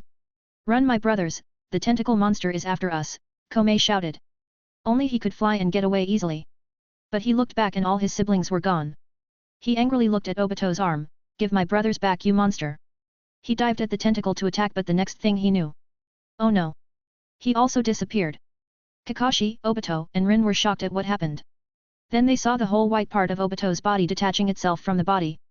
Obito was quick to recognize it. Zetsu. Obito, you betrayed Madara-sama. I thought we were friends. Zetsu said in a sorrowful tone. Cut it out with this act of yours. You were just using me. I will kill you this time. Obito was enraged. Oh, how will you do that? I am the only thing keeping you alive. The moment I go away, you will die. Zetsu threatened. I don't care. Obito firmly said. So be it, Zetsu started to completely detach himself. Are you sure about that? A voice came from the door. Everyone looked at it and saw Alexander standing. Zetsu seemed like he was shaken to the core and tried to get away as fast as possible. Won't help. I will be keeping you this time and getting all the information necessary out of you. Alexander said and walked forwards. He pointed his palm at the Zetsu and started motioning like he was squeezing something. Soon, Zetsu's body started to twist and compress into a ball-like shape. Then Alexander took out a vial and put him in it. This will be your home from now on. Ha ha ha, you are naive if you think I am the only one. You cut one head and another will take its place. Zetsu crazily laughed. Are you feeling the urge to chant Hail Hydra too? He asked. What's that? Zetsu asked. Alexander scoffed and put the vial in his pocket. He looked back at Obito, who was having trouble breathing as half of his body was gone now. He walked up to him and poured vials upon vials of medical potions in his mouth. Then he used natural energy and magic to heal him. In front of their eyes, little by little, Obito's limbs grew back. It was a bit weird when they were in their baby stage though. By the end of the 20th minute, his body was as good as new. There, all healed and back to perfection. Treat this old man to lunch will ya? Now I gotta go and see how my potatoes are doing. He said that and disappeared. You can see Kushina on my Discord https://discord.gg/dghkrn or see them on Instagram https://www.instagram.com/MisterImmortal novel. 30 advanced chapters are available on patreon.com/MisterImmortal. Special thanks to Chesser Douglas Flower Umar Latif. 360. An elf appears. Fihame. Olivia was having a picnic with Yalo and Amy by the lake. Around them, many unicorns and phoenixes were roaming. This is why I like to live in Fihame. It is quiet and peaceful. Amy said as she drank some tea. Yes, not to mention, no pollution, Olivia added. Splash. They all heard a loud sound of something falling in the lake. They turned their heads and saw the tailed beasts falling one by one into it. A red fox also fell right beside Amy. Then on top of the fox, Komei fell. Oh, thank you for being my soft cushion, Kurama, Komei said and started to look around. Grandma! He shouted and ran to give compulsory hugs. One by one all the tailed beasts came out of the lake and Olivia and Amy helped them dry up with towels. This was Kurama's first time meeting Olivia and Amy, so he was a bit reserved, but seeing all his siblings acting close to them he realized he could trust these humans, and the small weird baby. How did you arrive here? Amy asked. Oh, it was a tentacle monster. It attacked us. Komei explained with lots of dramatic pauses. Without their knowing, Alexander also arrived. Haha, it was not a tentacle monster, it was a Zetsu. Just like the black one. He tried to take control of your body, which is why you all got teleported to here because it was dangerous. He added. Okay, you all stay here and have fun, I will go out. You can come to me whenever you want. I also need to find hats. God knows what he's up to. Alexander returned to Konoha and started repairing the whole village. He wasn't just repairing the destroyed part but also the old out-of-shape parts. With lots of shock-filled ahs in the background. He made the village look like it was newly made just a moment ago. They think you are some kind of old god. Jiraiya came to him. Not the first time. This is the first instinct of humans. If they see another human being extremely strong, beyond any imagination, they are quick to label them an angel or a demon. Alexander replied. Yeah, you are right about that. Well, I just came to inform you that Hokage has invited you to the village meeting tomorrow evening. Jiraiya informed. Alexander nodded, okay, I'll be there. What about your crush? Why don't you go and bring her here? If she argues then just tell her that she owes the Sage of Beasts and it's time she pays up. What are you going to do? Jiraiya asked. Boy, I am doing you a favor. If she's here then you will have more chances to strike up a conversation. This is called being a wingman. He explained. Jiraiya smiled, in that case, I am leaving. With that, the old pervert vanished. Sigh, I should find Itaki and Shisui, might as well just teach them. During the Nine Tails attack, Danzo didn't come out. He already knew he couldn't fight the tailed beast. So, he decided it was okay to let the village be destroyed for now. But he also felt the need to get that Mangekyo Sharingan now. He knew that the tailed beast was not the only threat. This time the tailed beast appeared, next time the sage will. And that was exactly what happened. So, the moment everything calmed down and he saw the sage repairing the village with his powers never seen before. He told his root ninjas to tell Shisui to come and meet with him regarding a very important mission for the village. Shisui, who only saw Danzo as a close friend of the third Hokage and didn't see him as a person who would do any harm to him, decided to go. He appeared near the root hideout and was escorted into it. Welcome to Root, Shisui Uchiha, Danzo appeared in front of him. How can I help you, Lord Danzo? Shisui greeted with a bow. You can help me safeguard this village from all the threats. You have the key to do it. Danzo stated. I don't understand what you are saying, Shisui blurted, although he had an idea what he was pointing at. Shisui, your Uchiha clan has always had the potential to rise up to become great. But sadly, after Madara, no one was able to achieve that greatness.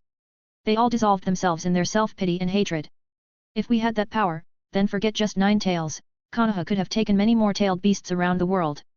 But, at last, someone appeared in your worthless clan, thank you for your sacrifices, Shisui Uchiha, you will not be forgotten, by me. The moment Danzo stopped speaking a root ninja appeared beside Shisui and injected something into his neck. In an instant, Shisui started feeling weak, like his chakra was being drained. Don't worry, it won't be painful. Now, I need those eyes of yours. As you have no idea what a Mangekyo Sharingan can do. You are so foolish, trying to act all good and smart. Danzo heavily said and walked closer to him. Shisui Uchiha, I can proudly say that you are one of the most talented members the Uchiha ever produced. You are so strong and already have sufficient strength to be called a powerful Jounin. You could have easily reached a higher cage level in the future. But you are too soft. Danzo went ahead and used his blade to rip out one eye. Why is this happening? Just when things were looking great, Shisui thought. He had started enjoying life now as there were no wars and he was also receiving training from the old man. No, I will not die here, he resolutely made up his mind. No, Danzo, it is you who will die soon, he shouted, and suddenly a green-colored skeleton started forming around his body. His eyes started bleeding but he didn't stop. Soon, he was standing in the middle of a translucent green giant body with a spiral sword. He first launched himself towards Danzo, who couldn't handle his strike and fell down. But Shisui felt the poison in his body acting weird and decided to leave. He used the body flicker technique and left the root base. He appeared a good amount of distance away in the jungle. Shisui, what happened? An alarmed voice came. He saw Itaki coming to him. Ah, you must have been training here. It was Danzo, Itaki. He poisoned me and took one eye. Shisui weakly muttered. Cough. He coughed up some blood. Itaki worriedly grabbed his hand and took out a card from his pocket. Grandpa said if I break this he will instantly come to us or we will come to him. He explained. Crack. Alexander was looking for hats all around Konoha. Barry, do you smell where he is? He asked the phoenix in the sky. Dad, I'm not a dog, I can't smell that far, Barry complained. Oh, wait, I see something.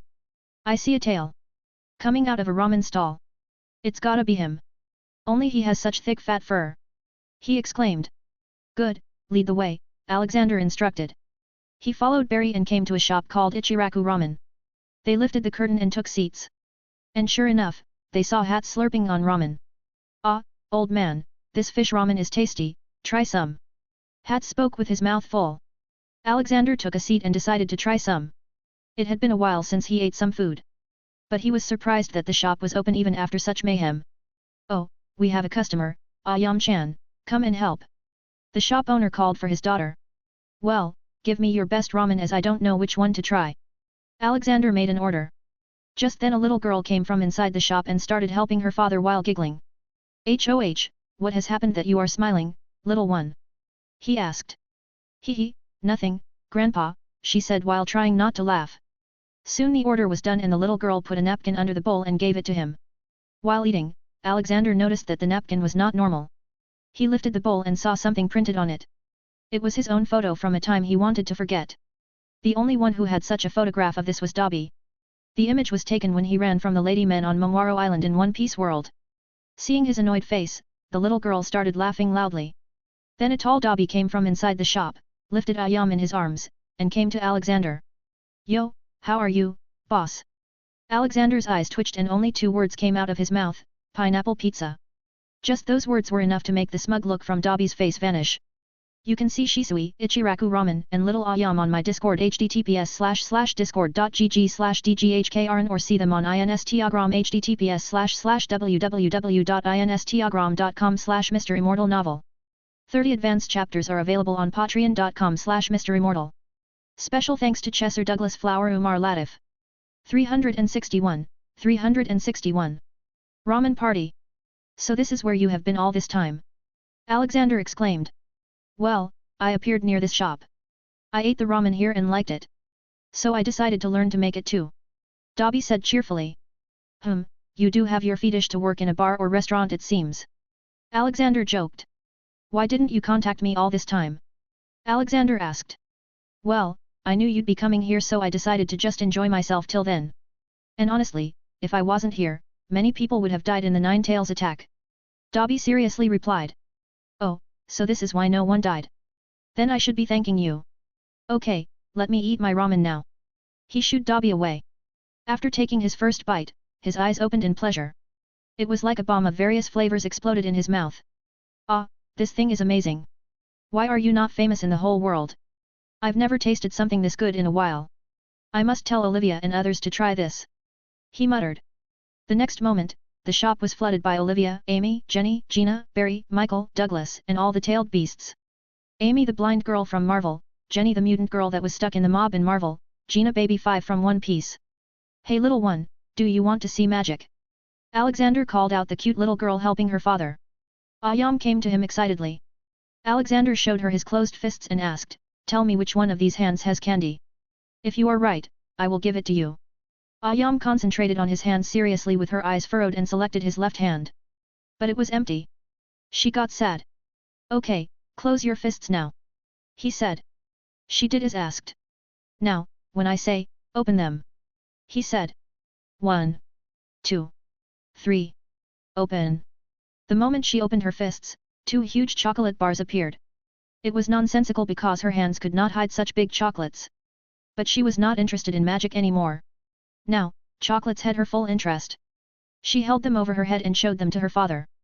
Olivia lovingly gave her even more chocolates, what a sweet child. Alexander then went back to eating. But then he felt many gazes on him and saw all the tailed beasts intensely looking at him. Ah, you all want chocolates too? He asked. All of them nodded strongly. Haha, okay, here you go. While they all were busy eating, a noise resembling an apparition came. He looked back and saw Ataka supporting Shisui. Shisui's right eye socket was bleeding.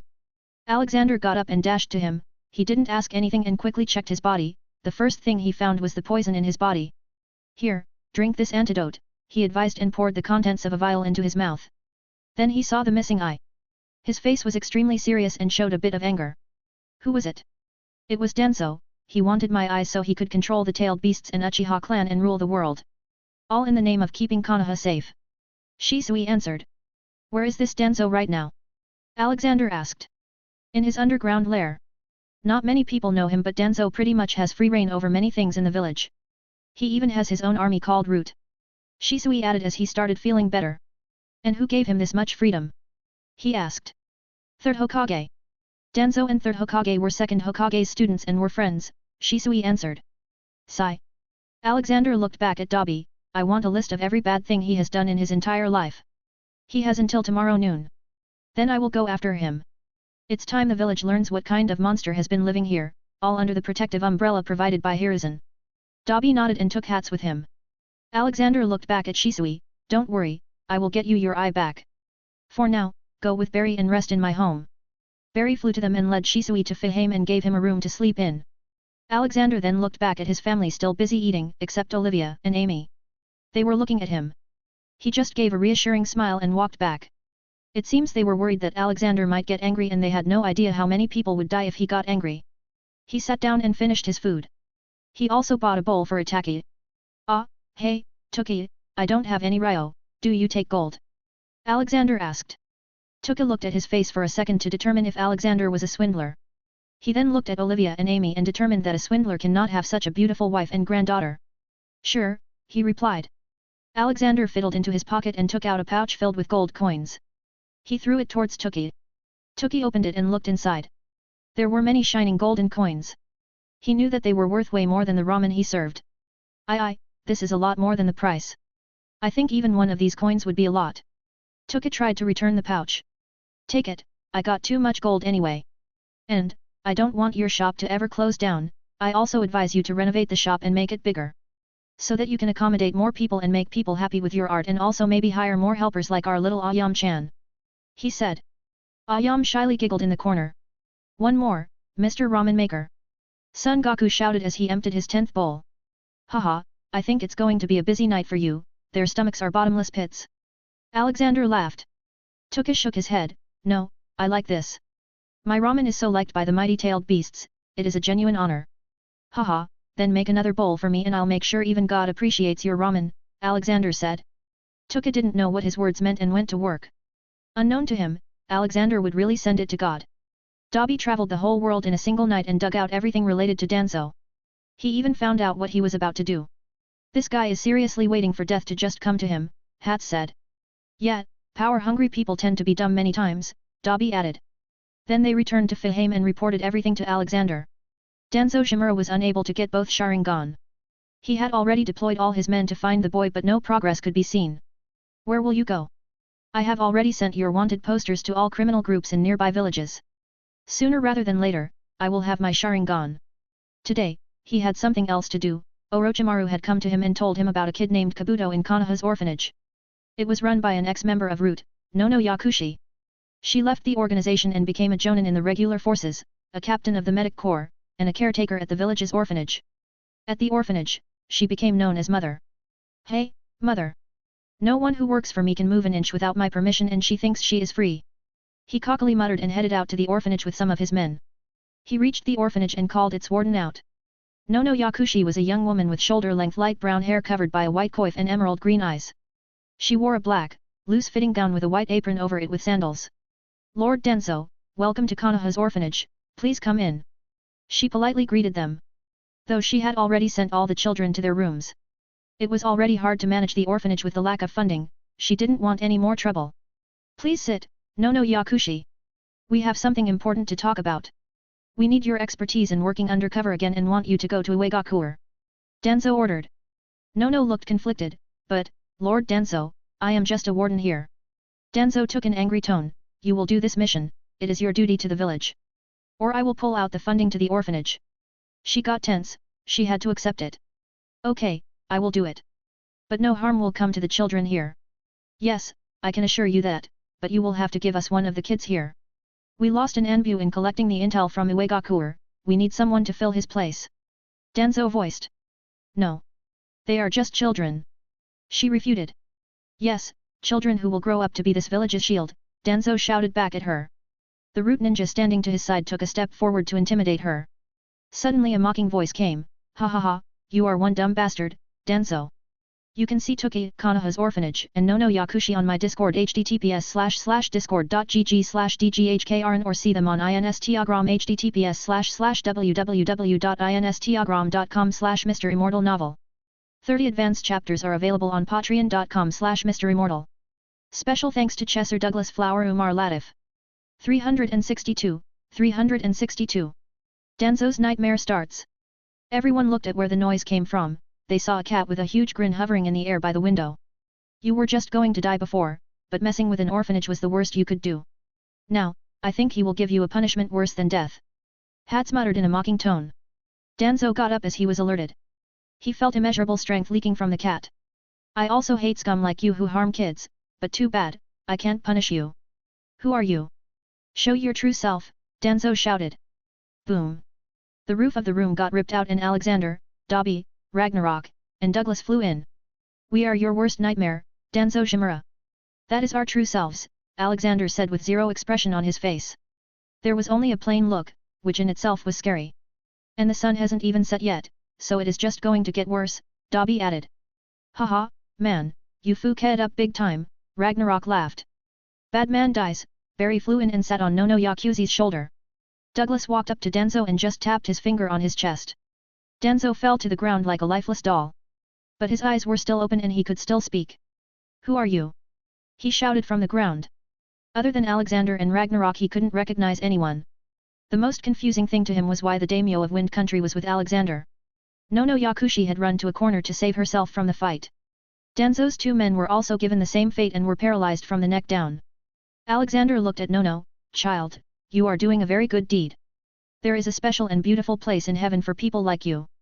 I will increase the funds to the orphanage by 100-fold, so you just have to worry about keeping the kids happy and full. Oh, your eyes seem to be suffering, here, you have my blessing. Alexander raised his palm towards her for a second. Instantly she realized she could see crystal clear now. She only had the courage to nod. She already knew who Alexander was, plus, the aura from other beings who arrived with Alexander wasn't any less overbearing. Why yes, Lord Sage. Haha, good, now, forgive my blunt intrusion. I will repair the roof. He said and waved his hand. In a matter of seconds, the roof assembled itself. They then left with Danzo and his men being flown with them. As they left, all the kids came back running to Nono. Mother. Are you okay? Kabuto asked worriedly. She caressed their faces and smiled. Yes, I think there are happy days ahead. Kabuto, you will not have to worry about orphanage's funds now. Kabuto embarrassingly reddened. He was secretly trying to learn medical jutsu so he could help Nono and also make some money for the orphanage. He wanted to repay Nono for giving him her own glasses so he could see better. He silently looked at the disappearing figure of Alexander. The day was a happy day for the village because no one died in the Nine Tails attack and the village was repaired to a brand new state. On top of that, Alexander had sponsored a village-wide festival to be held. It was officially being called the Baijuyu Festival. As the name suggests, the main attraction were the tailed beasts. They will be hopping around the village, playing with people, acting in a play. There were also many Baijuyu plushie toys. All this so that the image of the tailed beasts could be made better and the people start loving them, something they should have done from the beginning. Honestly, Sage of Six Paths had told the tailed beasts to help the people before he left. And they would have truly helped the world if humans weren't so dumb as to fear them, fight them, or outright enslave them. The decorations were being handled by Amy all around the village. He had also invited the whole Akatsuki, Blue Fang, and Brian. Blue Fang had successfully uprooted Kirigakuru's Mizukage and his government and now Brian had become the Mizukage. In all honesty, the festival was going to be a big event because Ragnarok was also there, who was officially the daimyo of the Wind Country. Alexander had also invited the third Raikage of Kumagakure because he considered him a good man. Though he didn't invite Oniki as he didn't know the guy. But before all that, a meeting was taking place in the Hokage office. All the clan heads, Shinobi Commander, Jiraiya, the elders, the Hokage, and Alexander were gathered there. Surprisingly, Alexander was given a seat just beside the Hokage, instead of the elders. In fact, no elder was there and on the other side of Minato, Jiraiya sat. Thank you for coming here on such short notice, I have a grave matter to discuss with you. Last night, I fought a masked man outside the village. He turned out to be Obito Uchiha, he told them everything that Obito had told them. Fugaku Uchiha was the first to ask, so Lord Madara is still alive? Alexander didn't miss the sudden respect on the man's tongue for Madara. Possibly, Obito said that Madara was an old withered man the last time he saw him. He was in the last stages of his life. Minato added. Then we must go there and see what happened to him, Fugaku excitedly said. Cough. Alexander coughed and started, head of the Uchiha clan, why does it seem like you respect this terrorist who just orchestrated an attack on this village? The same attack that has deteriorated the image of the Uchiha clan in Konoha. We all know the kind of man Madara was, he liked war because the war was the easiest way to gain power. And what do you think would happen if your clan was to be continuously seen with a doubt? Wouldn't you feel like simply revolting or starting a coup? Remember one thing, Madara is nothing but a terrorist, in fact, he wasn't even the one who truly orchestrated the attack. Even he was being manipulated. Everyone digested his words. What do you mean, Lord Sage? Hayashi Hyuga, head of the Hyuga clan asked. How many of you know about the true history of Ninshu? How did it start? Alexander asked. None of them had an answer as it was never mentioned in any book how ninjas came to be. Alexander waved his hand and all the chairs disappeared from under everyone's asses and a cushioned mattress appeared. Alexander waved his hand and Minato and Jiraiya were flown to sit with everyone. Only he remained in his side. He was sitting in a cross-legged position and also hovering in the air to give a feeling like he was a sage. He needed everyone in the room to take him seriously. Then let me tell you everything, from the start to right now.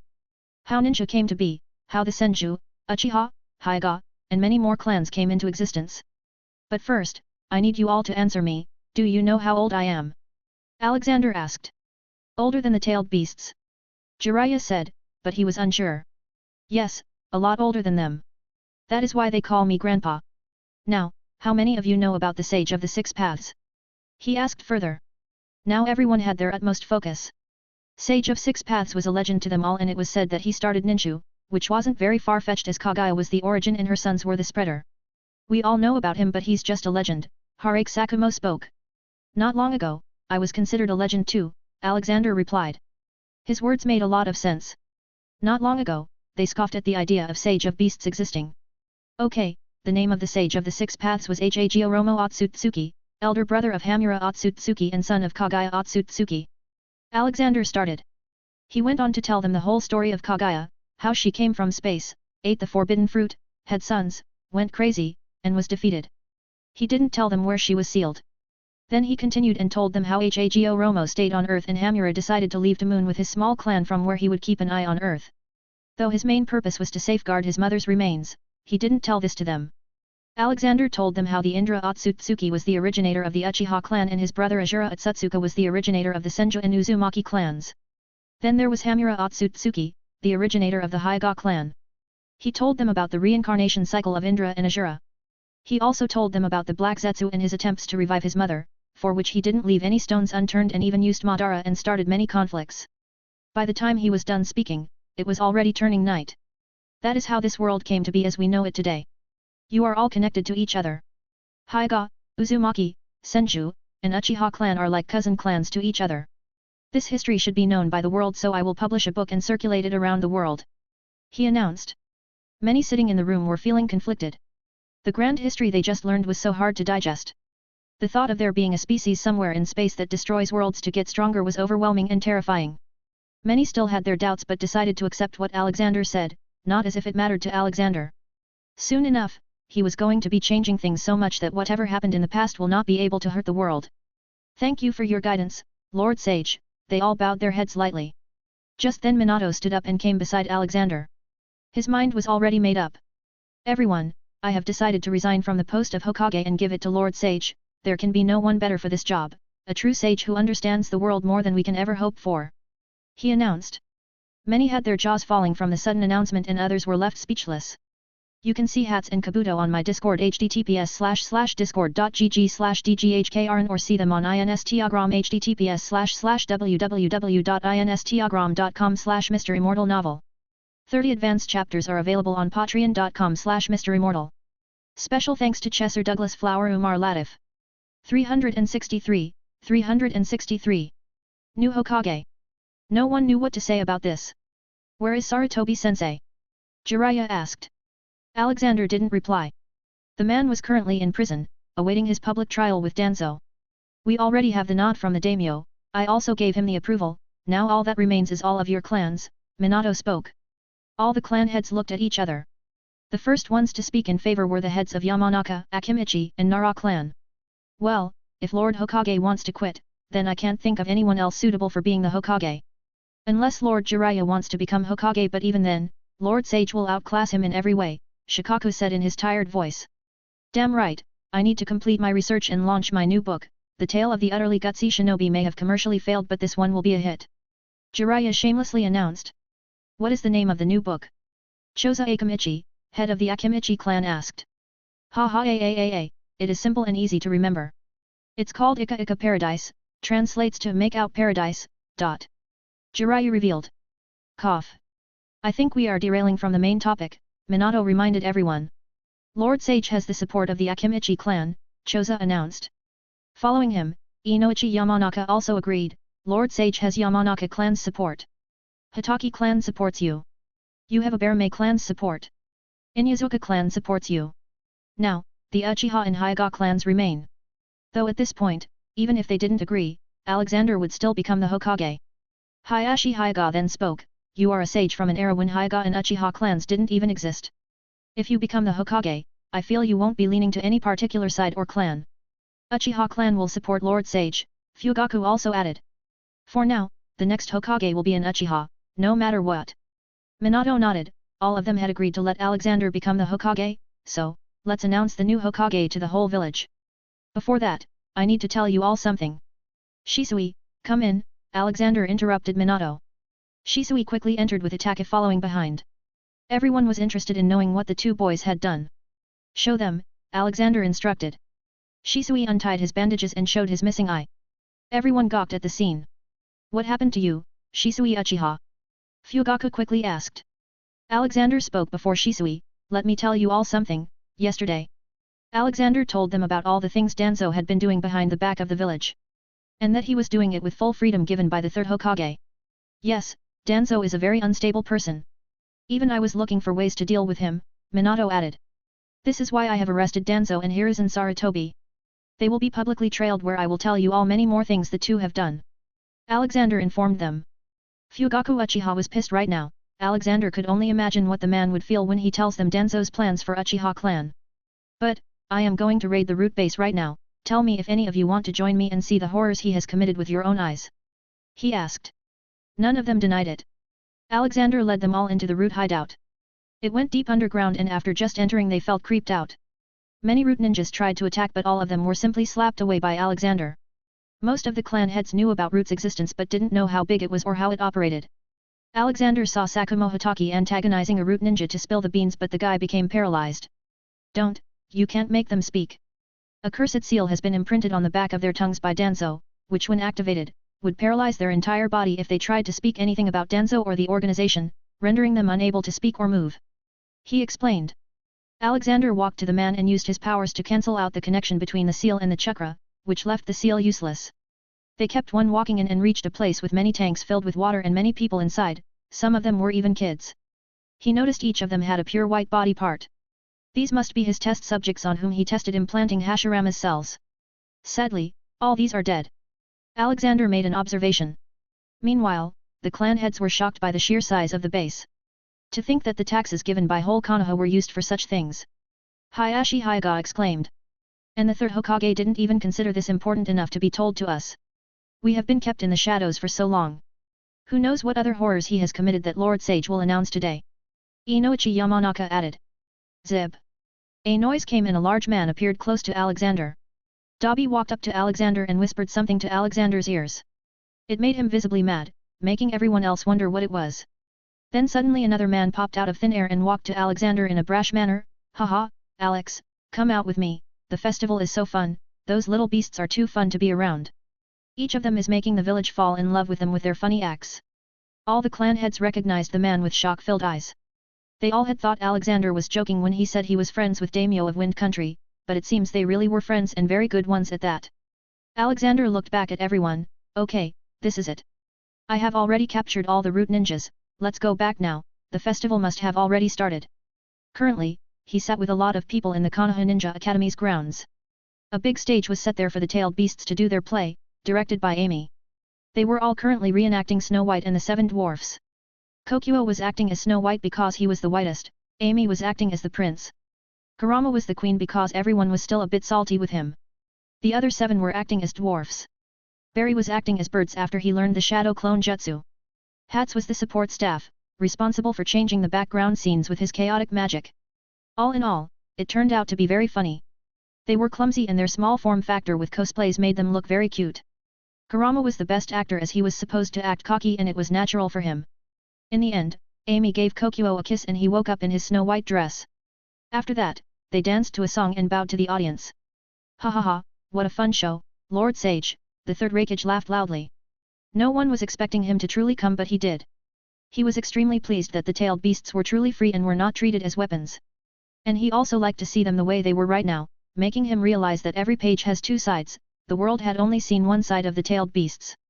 I'm glad you liked it, be sure to enjoy this evening, the drinks are on me. Take Ragnarok with you, grab some drinks and come near Hokage building, I have an announcement to make. He replied and patted his shoulder. Soon, Raikage and Ragnarok went to a bar with arms on each other's shoulders like they were long-lost buddies. To the knowledgeable people of Konoha, it was a crazy sight. The daimyo of Wind Country and Raikage of Kumo being buddies. Alexander signaled to Dabi to announce around the village for everyone to come to the Hokage building. Except for the children. Sigh time for serious business. 30 advanced chapters are available on patreon.com/MisterImmortal. Special thanks to Chesser Douglas Flower Umar Latif. 364. List of crimes. Alexander stood on the roof of the Hokage building. Beside him were Minato, Dabi, and Douglas. Below, everyone was gathered, they all could see what was going on the roof as Alexander had tilted the building a little. He raised his hands to signal everyone to stop making noise and listen to him. Then he amplified his voice through magic. People of Konoha, do you love the little beasts? He asked. Yeah. Loud cheers came from the crowd. Then how would you feel if someone wanted to enslave them and use them to make war? He asked next. Everyone angrily roared this time.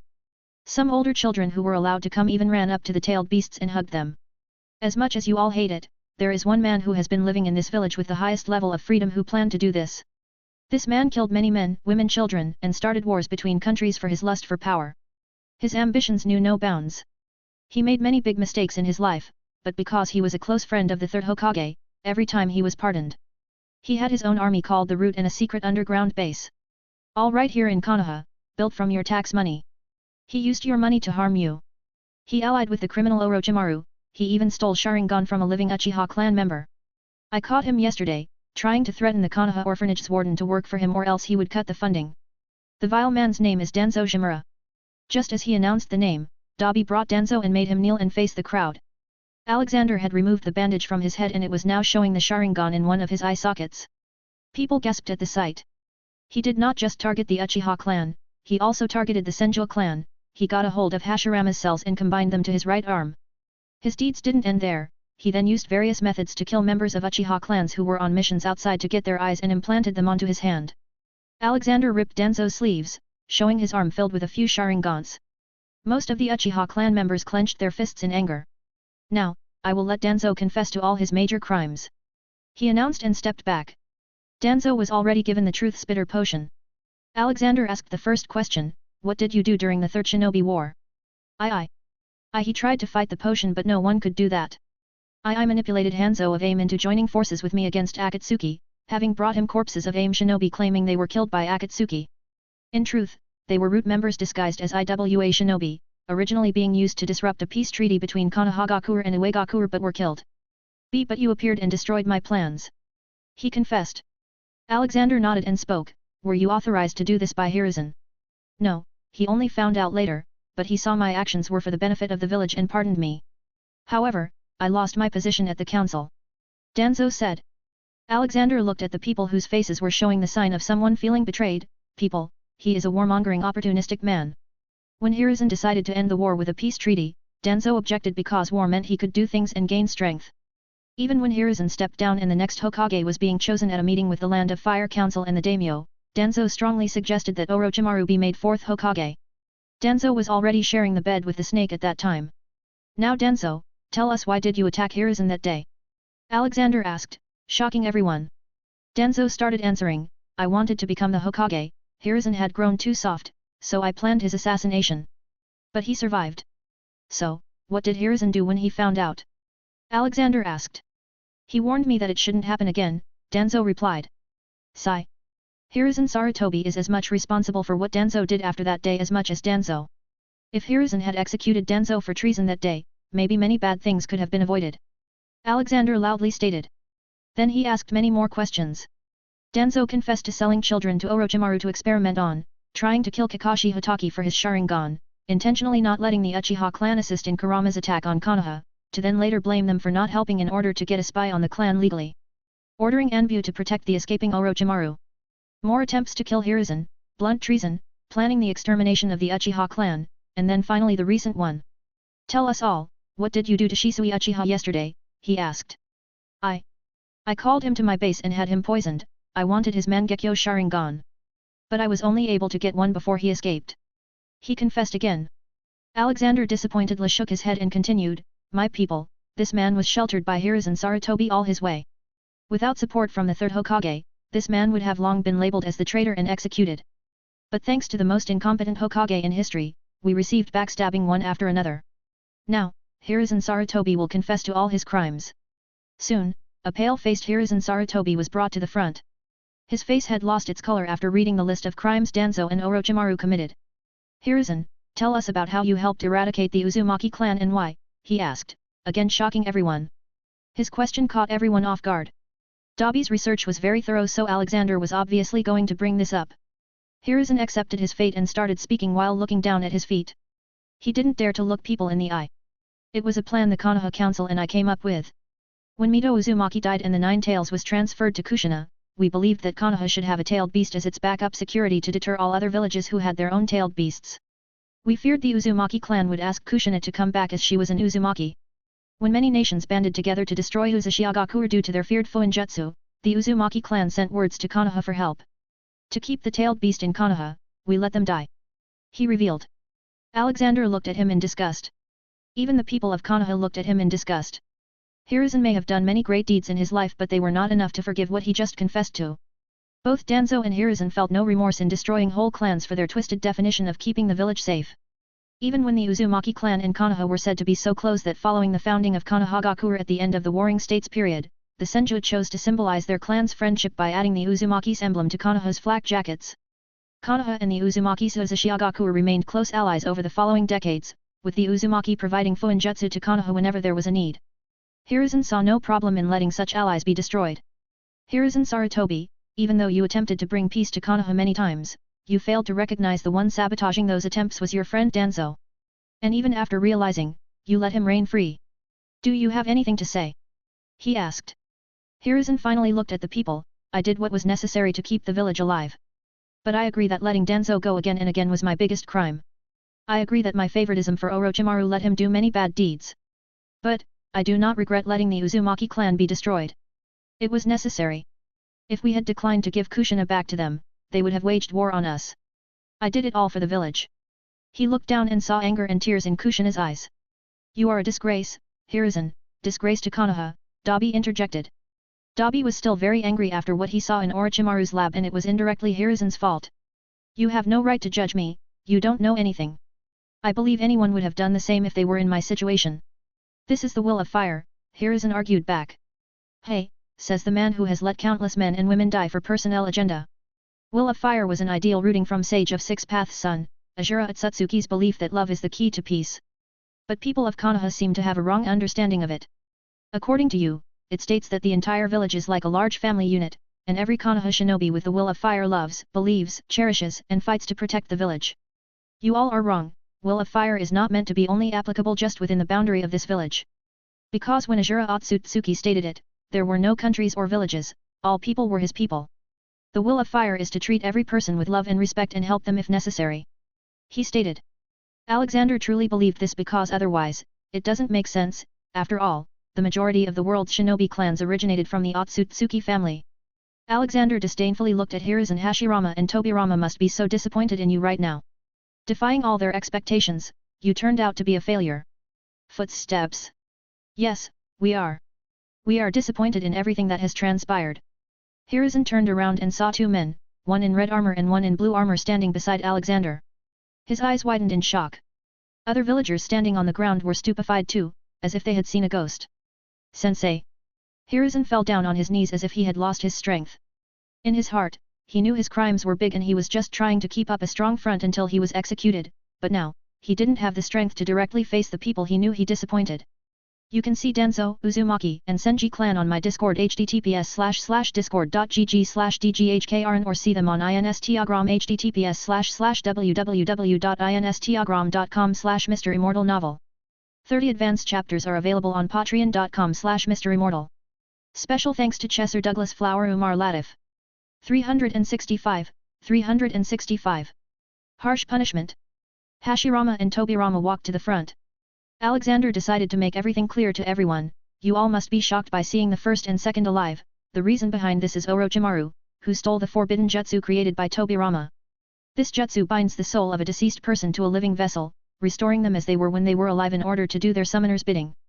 Orochimaru initially wanted to use it to make them fight me, but my knowledge and power far exceeded anything he could have imagined. I saved Hashirama and Tobirama and captured Orochimaru. I have even made their bodies perfect to the point they are just like a normal living human. He announced. People were amazed and stunned by this. But the more knowledgeable people understood the horrors this jutsu could have brought, as Orochimaru would have used the two ex-Hokages to attack Konoha. And none of them had the confidence to successfully stop the two Senju brothers. Tobirama looked at Danzo and Hiruzen with anger clear on his face. You two, I am ashamed to call you my students. Did you even learn anything from my lessons? Since when did weakening and destroying the village by eradicating clans become the will of fire? I publicly showed my displeasement with Uchiha clan, but even I didn't dare to target them as they had not done anything wrong. But you two, forget Uchiha clan, you didn't even spare a friendly and peaceful clan like Uzumaki. You two have leached the village hollow. Hashirama came to his younger brother and put his hand on his shoulder to not let him get too angry. Danzo still showed defiance, but Hiruzen looked totally broken. His face looked like he aged 10 years just listening to his sensei who considered him his favorite student. Alexander dragged Orochimaru and made him kneel with Danzo and Hiruzen. Look on your left and right, Hiruzen. These two are your life's worst mistakes. The only thing necessary for the triumph of evil is for good men to do nothing. And you seriously did nothing. I can easily condemn you three to death, but it will be too easy on you. You three will die a miserable death, but not before you face the punishment. I am sealing the money accounts of Danzo, Hiruzen, and Orochimaru. The three of you ran after power your whole life, now I will take that away from you. I am removing the chakra veins from your bodies. Now, you will be normal powerless people, even weaker than normal non-chakra users. He made them like earth humans, as even normal humans in Naruto have a small amount of chakra. Danzo, you wanted to become the most powerful shinobi and have the world at your feet, now you will be at everyone's feet. He looked at Danzo's sins. Danzo Shimura Category 4. Murder 62,985. Indirect murder 201,154. Attempted murder 90,100. Forced hunger 1,546,845. Enslaving 15,549. Infanticide 3,548. Child labor 6,546. Sexual misconduct 2. Theft 4,156. Betraying 5,456. Sin percentage 78%. Alexander walked up to Danzo and tapped his finger on his spine. It instantly broke down, making him fall to the ground. From today, you will crawl around the whole village and kiss the feet of every living being in Konoha, be it human, or an animal, and ask for forgiveness. You will eat only the food that people give you with pity. He said and quickly checked the sins of Hiruzen.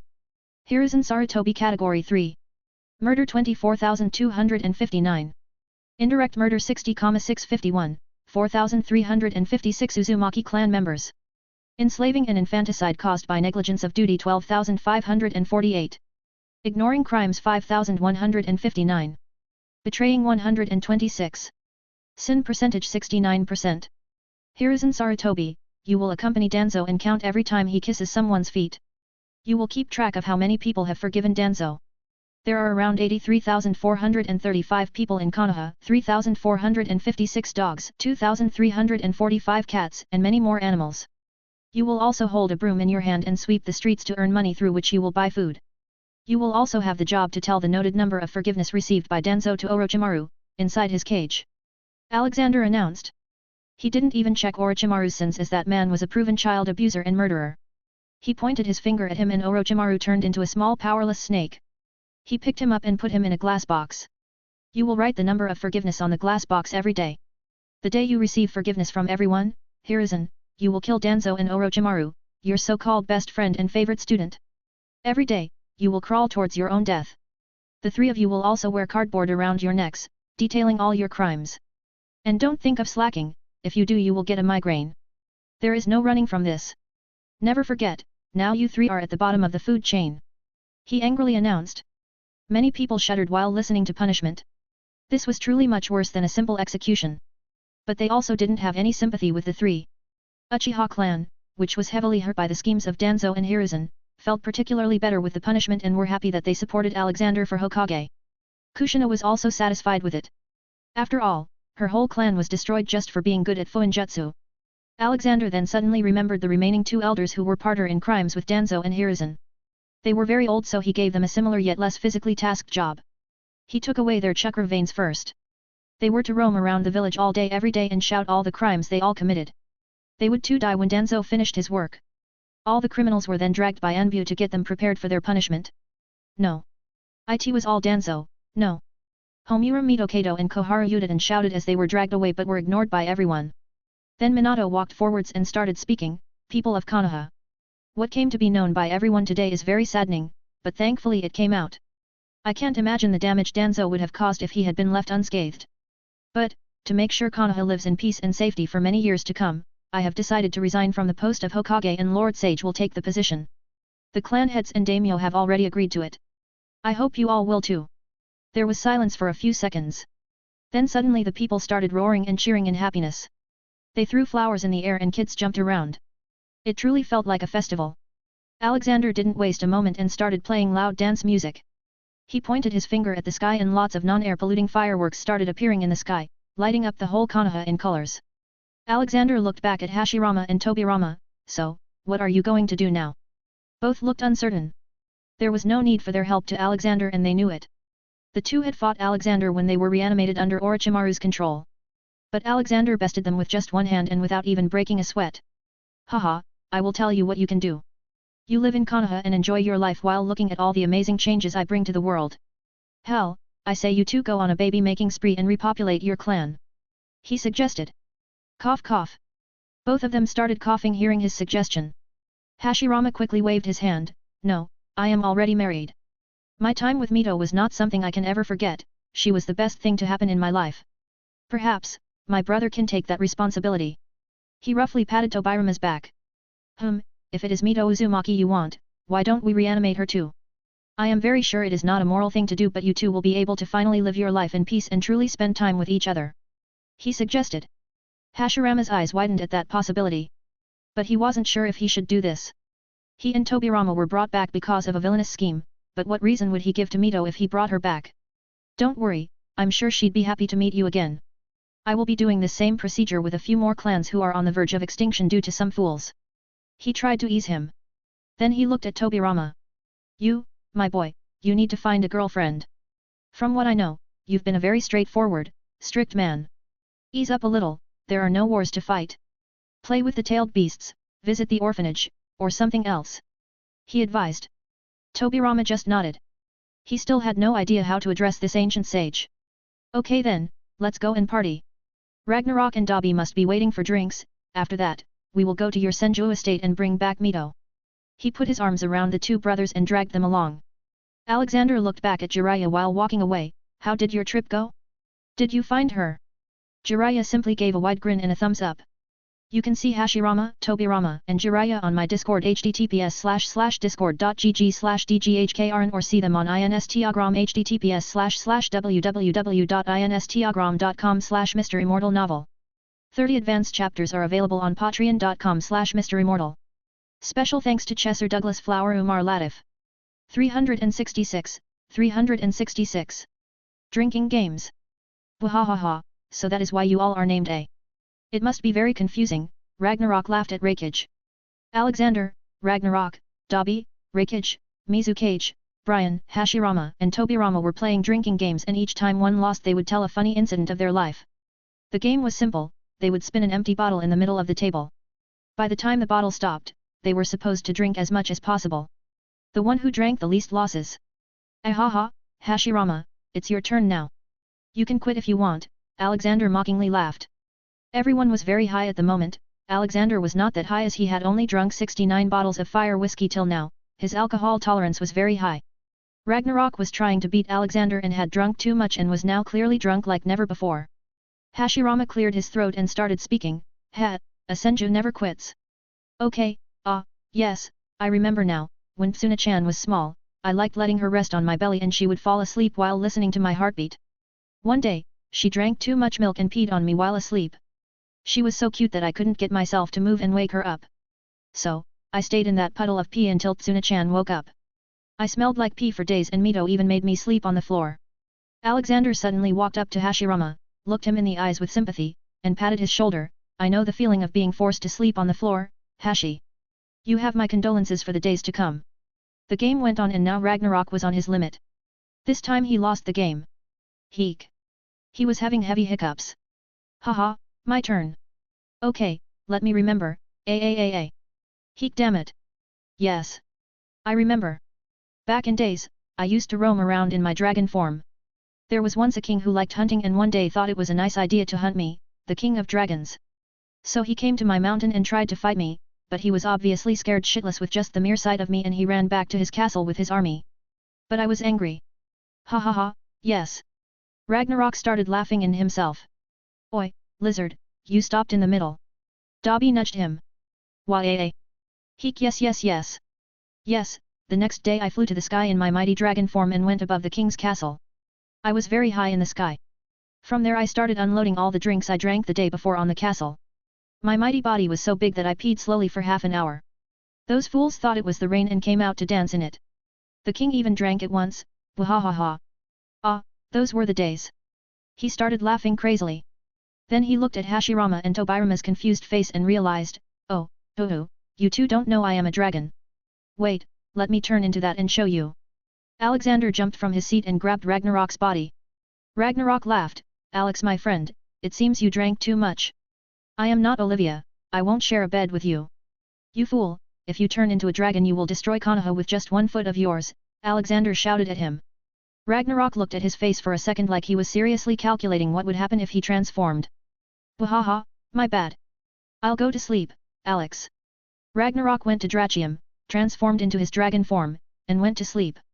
Alexander looked back at Hashirama and Tobirama who looked like their hangover was gone now, don't ask. He gets crazy when he's drunk. We all do, I have a habit of losing money in gambling after drinking too much. Hashirama laughed wryly. Seated to his right, Brian scoffed, ha, how can you lose money? Gambling is so easy. Of course, Brian, the universe's best businessman would say this. Then teach me, it would be better if I learn everything before Mito returns and starts scolding me. Hashirama shamelessly asked. Boom. Where is that perverted toad sage? I will kill him, how dare he steal my checkbook, Tsunade barged in by breaking the bar's door. Alexander understood that this was how Jiraiya brought Tsunade back to Konoha. Ah, Tsuna-chan, come here my little granddaughter. Hashirama got up and ran to hug his granddaughter. Oh, look how much you've grown. It seemed like just yesterday you used to steal money from my pocket, Hashirama reminisced about the past. Tsunade on the other hand was frozen. She couldn't believe she was seeing her grandpa standing in front of her. I didn't even drink and I'm drunk. She muttered. Then Tobitama came forward and also hugged her. Alexander quickly interrupted them before she fell unconscious. They are not hallucinations, Tsunade. They are real, someone used forbidden jutsu and brought them back to life to control them to fight for him. I saved them and now they are alive. To be honest, a lot of stuff happened so you will have to ask your grandpa later. Also, I am the Hokage now. Tsunade's face looked like there were question marks around her head. Wait. Hashirama then worked to calm her down and took her to the side and Alexander walked back to the drinking table. Hey, Brian. Where is Blue Fang? Wasn't he with you? Alexander asked. Brian nodded, yes, he was. He said he would come later with his adopted kid. Ah, okay. Wait. When did he adopt a kid? Alexander shockingly asked. He found an orphan in Kirigakure. He's an excellent-natured lad. I even signed official papers, making Blue Fang his father. Blue Fang probably got attached to him as the kid was the only one who didn't treat him differently and just saw him as another living person. Brian explained. Alexander smiled ear to ear. The good boy now had a family. Keeping Alexander's tradition going forward. Then we will have a big party when they come here.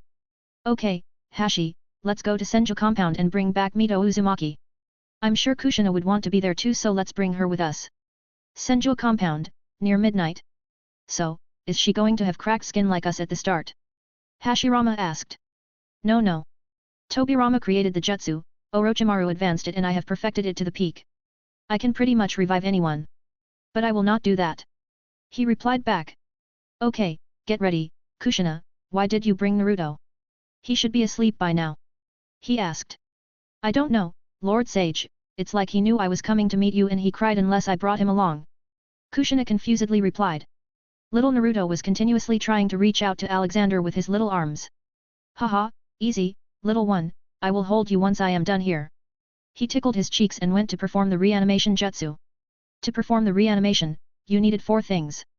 A body, a soul residing in Pure Land, DNA of the person, and a sacrifice.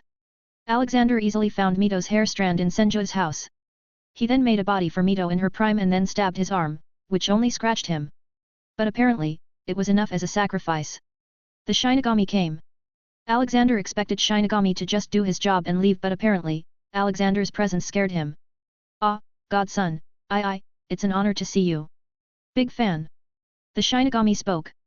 Alexander scratched his beard, thanks I guess. So, you gonna let her out? Ah, yes, here you the Shinigami flustered. He spit out the soul of Mito which then went into the body Alexander made. The Shinigami also disappeared in an instant. Soon, Mito Uzumaki got up slowly. She was in her prime and looked very beautiful. He could understand why Hashirama was head over heels for her.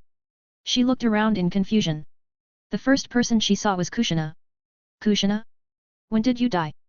Mito asked sadly and caressed her face. Grandma, I didn't die. Instead, you came back to life. Look, Lord Hashirama is also back to life, she pointed out.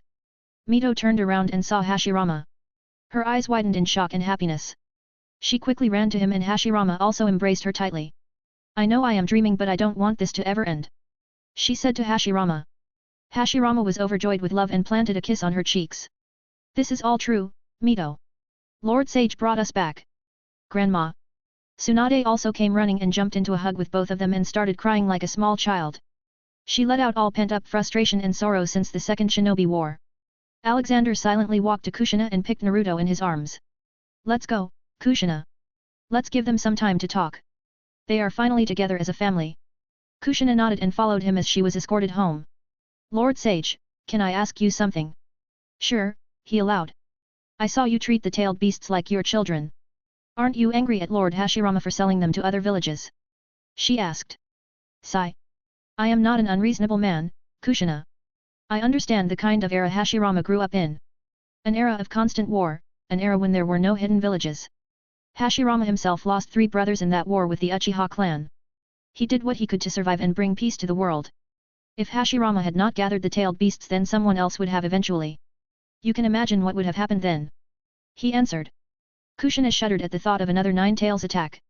However, Alexander had not told the whole reason. He was in reality thankful to Hashirama for what he did. If he had not gathered the tailed beasts and given them to other villages, then maybe, Black Zetsu would have caught them and brought back Kagaya by now. By giving them to other shinobi villages, Hashirama unknowingly protected them. For that, bringing Mito back was his way of saying thanks. You can see little Tsunade, Shinigami, and Hashirama with Mito on my Discord https://discord.gg/dghkrn or see them on Instagram https://www.instagram.com/MisterImmortal novel. 30 advanced chapters are available on patreon.com/MisterImmortal. Special thanks to Chesser Douglas Flower Umar Latif. 367. Mangekyo Sharingan Natural Energy. First day at the Hokage office. Around Alexander, all the tailed beasts were having fun. Some sitting on the ceiling fan and talking, some sleeping near the window, some sitting on this sofa and playing cards. It was now their resting place whenever they were tired of playing with the people of Konoha.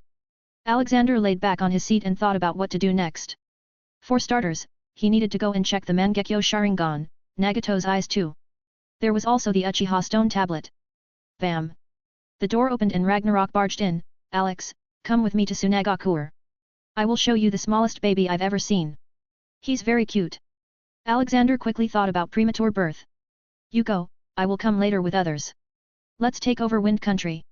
There is no point in letting it stay free and keep on letting its people live in such harsh conditions. Out of 5 great shinobi villages we will then have 3 under us. Okay, I'm leaving then. Bye bye beasties. Bye old beast I. The tailed beasts waved their small hands. Alexander then got up and went to look for Shisui and Itaki. As always, Dobby was doing the official paperwork for him. Douglas was back in Fihame to train with Michael. Reikage had returned to Kumagakur. Brian had also returned to Kirigakure. But Konoha still had the festival vibe because he had issued a holiday to all the shinobi except the police forces. He came to the training grounds near Senju Ward. There he saw Shisui, Itaki, Obito, and Tobirama gathered. He walked up to them while hearing what Tobirama was saying. "So you are the grandnephew of Kagami Uchiha?" Tobirama asked. Shisui nodded, "Yes, but he died many years ago. Now only my grandma and I are alive in my family line." Sigh. Too bad, he was one of the Uchiha who believed in peace and unity more than what Uchihas believe now. "From what I've been told, you three are like him?" Tobirama asked.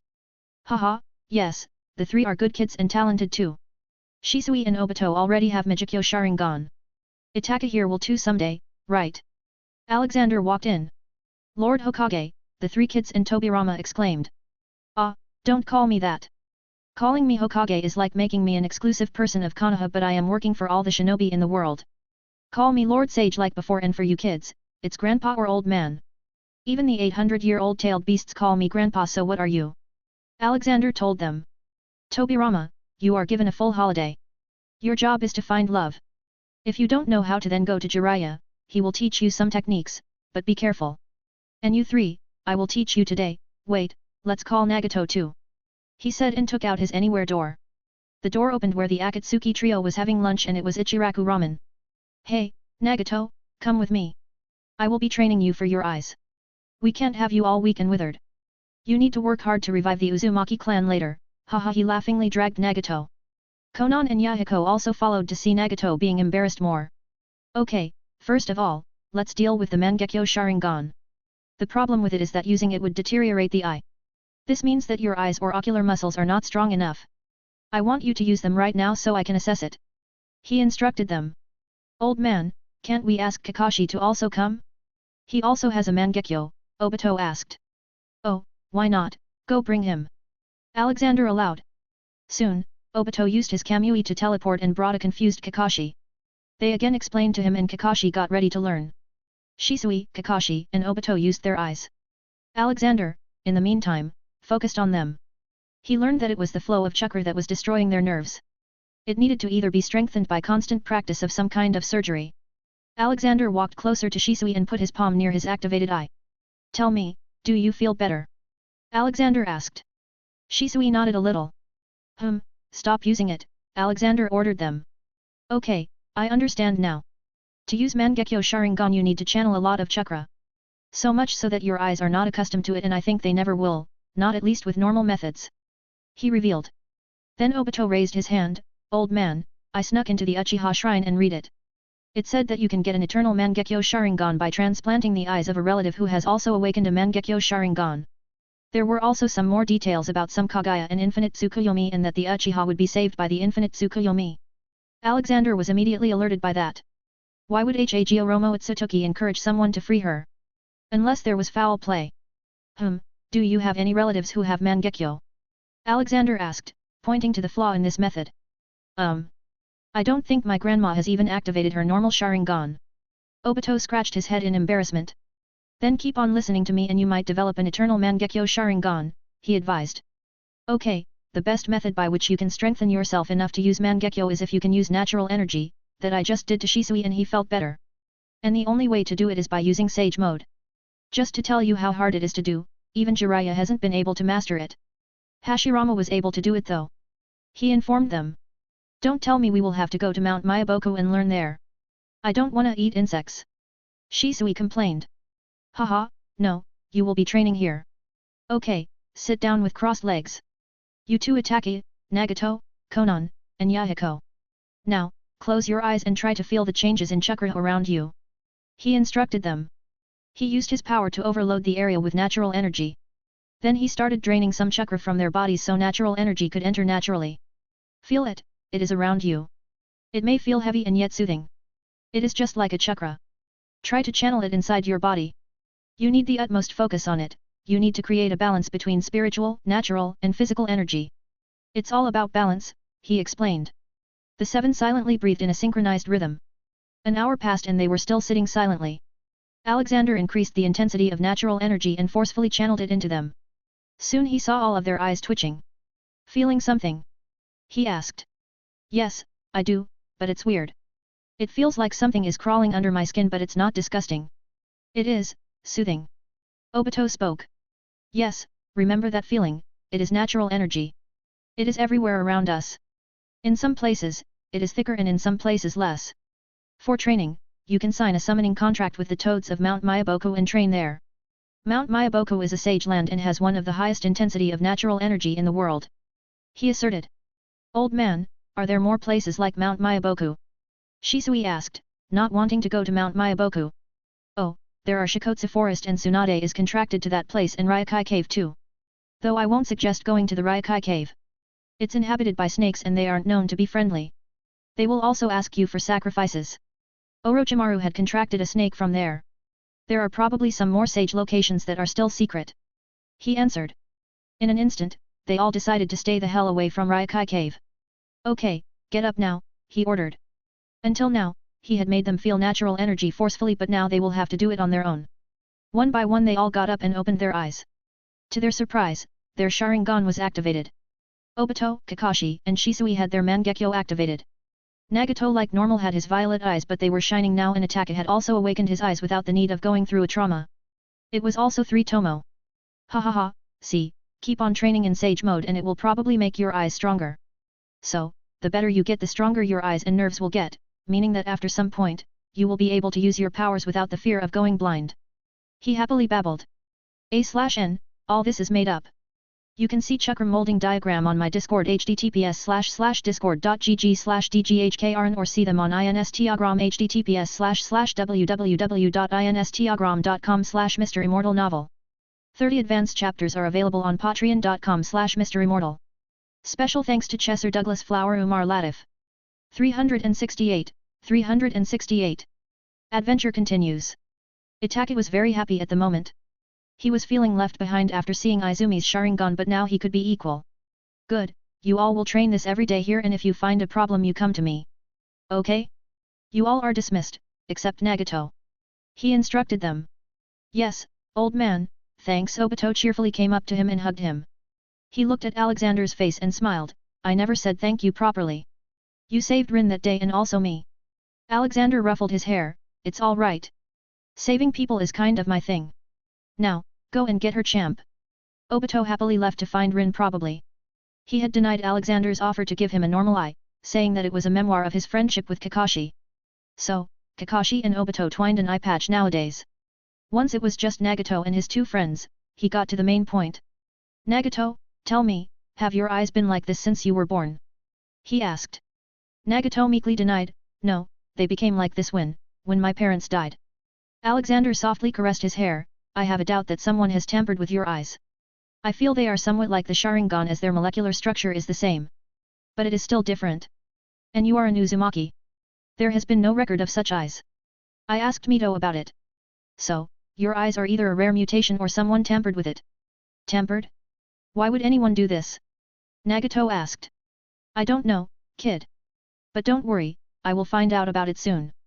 Now, go and have some fun with your friends, you are still children. Don't worry about stupid wars and stuff, I will handle all that. He said and shooed the trio away. After that, he walked back to his office to start signing some important papers for the modernization of the village into an efficient modern city. He had assigned Dobby for the project while he unites the world. Boss, do you want your face on that mountain?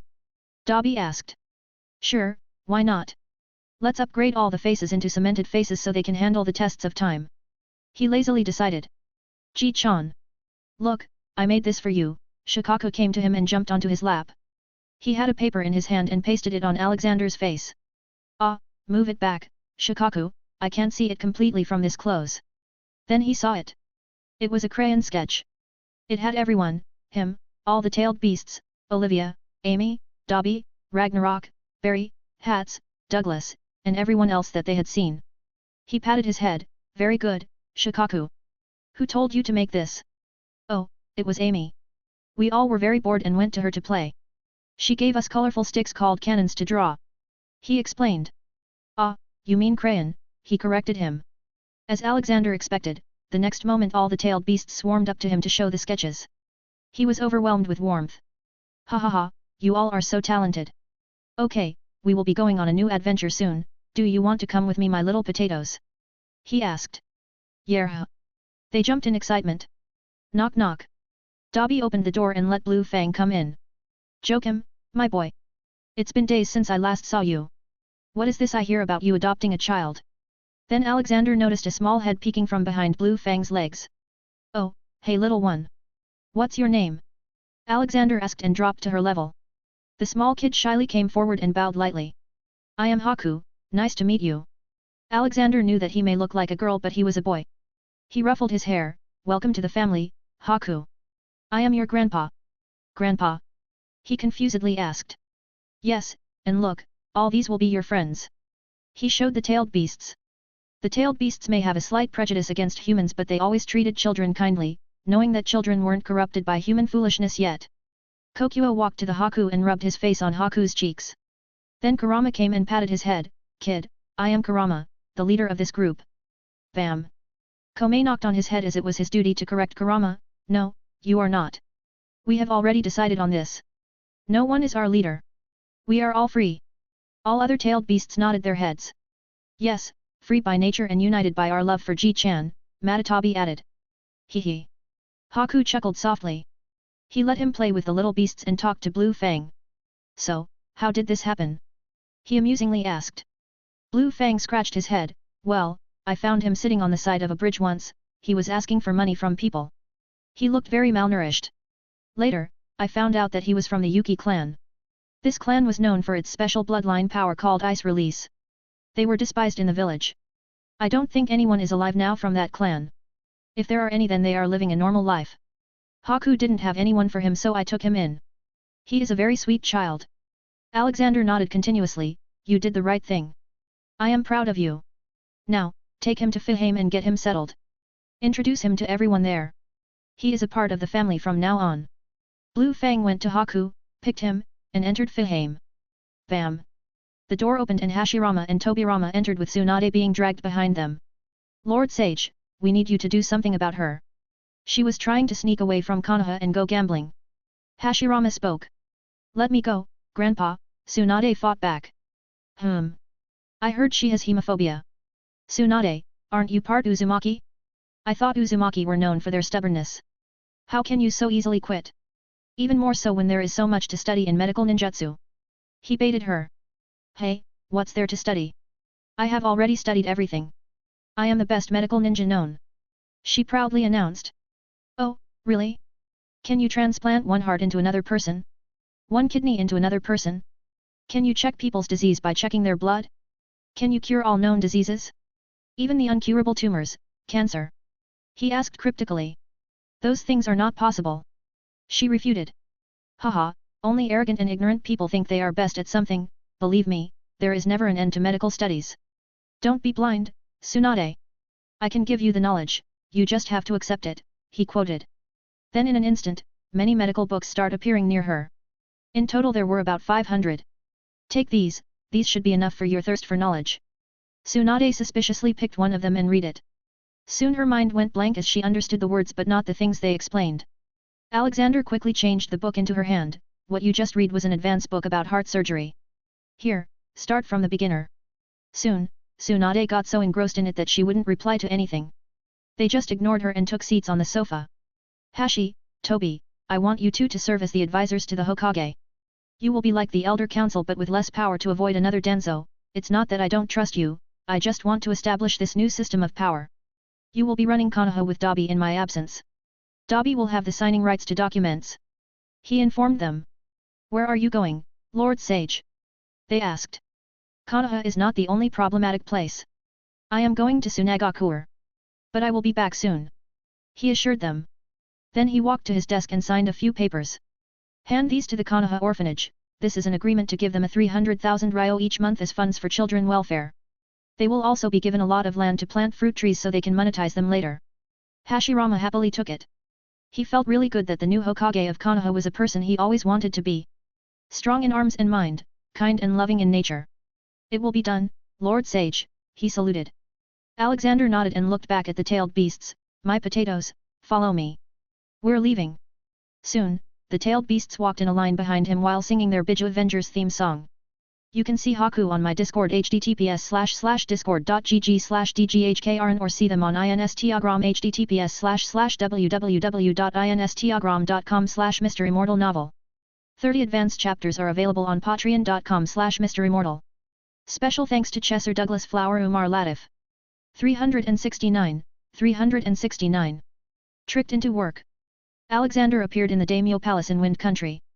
Ragnarok was lazing around like always, but Alexander had decided his vacation was ending now. Let go Raggy, you said you wanted to show me a small kid. He reminded him. Yeah, I've seen him. He's very cute. He's the son of the fourth Kazekage. Ragnarok said. Fourth? What happened to the third? He confusedly asked. Oh, he retired. He decided to sideline himself from politics after you took away the tailed beast. But I guess he will have to show up if you are going to take over. Ragnarok concluded. Not if I have your support. You are the daimyo, you can do anything you want in this country. Tsunagakur falls under you as well. Alexander proposed. So you want me to be the bad guy? Well, not that I care about it. Ragnarok agreed. Not knowing that Alexander was going to put so much work on his head soon. Soon they were on their way to Tsunagakur with daimyo's official convoy, which had a wheeled chariot for him. Though Alexander wasn't able to find horses in the world and had to find alternatives. A/N, seriously, I searched on Google and there are no horses in Naruto, except the first movie which was not canon. How do normal people travel? All the tailed beasts were huddled inside the chariot. Ah, it feels weird coming back here, I hate sand, Shikaka growled, looking around. Bunpiko had also come out of Fihame to see his home country again. It has changed a lot since my childhood. Back then the buildings were small and there were still a few rare trees around, but now it's all sand. The old monk was now proficient in sage mode after training for so long in Fihame. He spent all his time in a secluded jungle. Even the unicorns of Fihame loved him. Their entourage entered Tsunagakur with the utmost respect. Alexander wasn't doing anything to hide the fact that he was the Hokage of Konoha and also the person who stole the tailed beast. This earned him some furrowed eyebrows from the guards. But they refrained from doing anything against them in front of the daimyo. Come with me, Alex. I'll show you that baby. Ragnarok enthusiastically walked into a building. Behind him, many ninjas and samurai followed hastily to provide security to the world-ending dragon. Ragnarok brought him to a brown-haired woman. She had a piece of cloth in her hand. But then he focused and saw that there was actually a child in that bundle. Ah, Lord Daimyo, welcome to Suna. The woman bowed to him. Ragnarok patted her head softly. Easy now, Karura, you are still weak. I brought my friend to see little Gaara. He is known by the name Sage of Beasts and is currently the Hokage of Konoha. Alexander walked forward and saw the small child resting. It was extremely small, even by prematurely born baby standards. It was a surprise that he was even alive. Ragnarok wasn't shutting up about Gaara, so I had to come and see. He said. Karura was confused about how to behave in front of him as Suna and Konoha didn't have very good relations. Haha, no need to be so serious, child. I am just an old man. Alexander tried to ease her up. Then Ragnarok took a hold of Gaara, much to Karura's uneasiness apparent on her face. Alexander walked closer and looked at him. Gaara was so small that he could fit in the palms. He softly touched his cheeks with his finger and surprisingly, Gaara moved his hand and held his finger with his tiny hand. Haha, you must be worried about his health all the time. He said to Karura.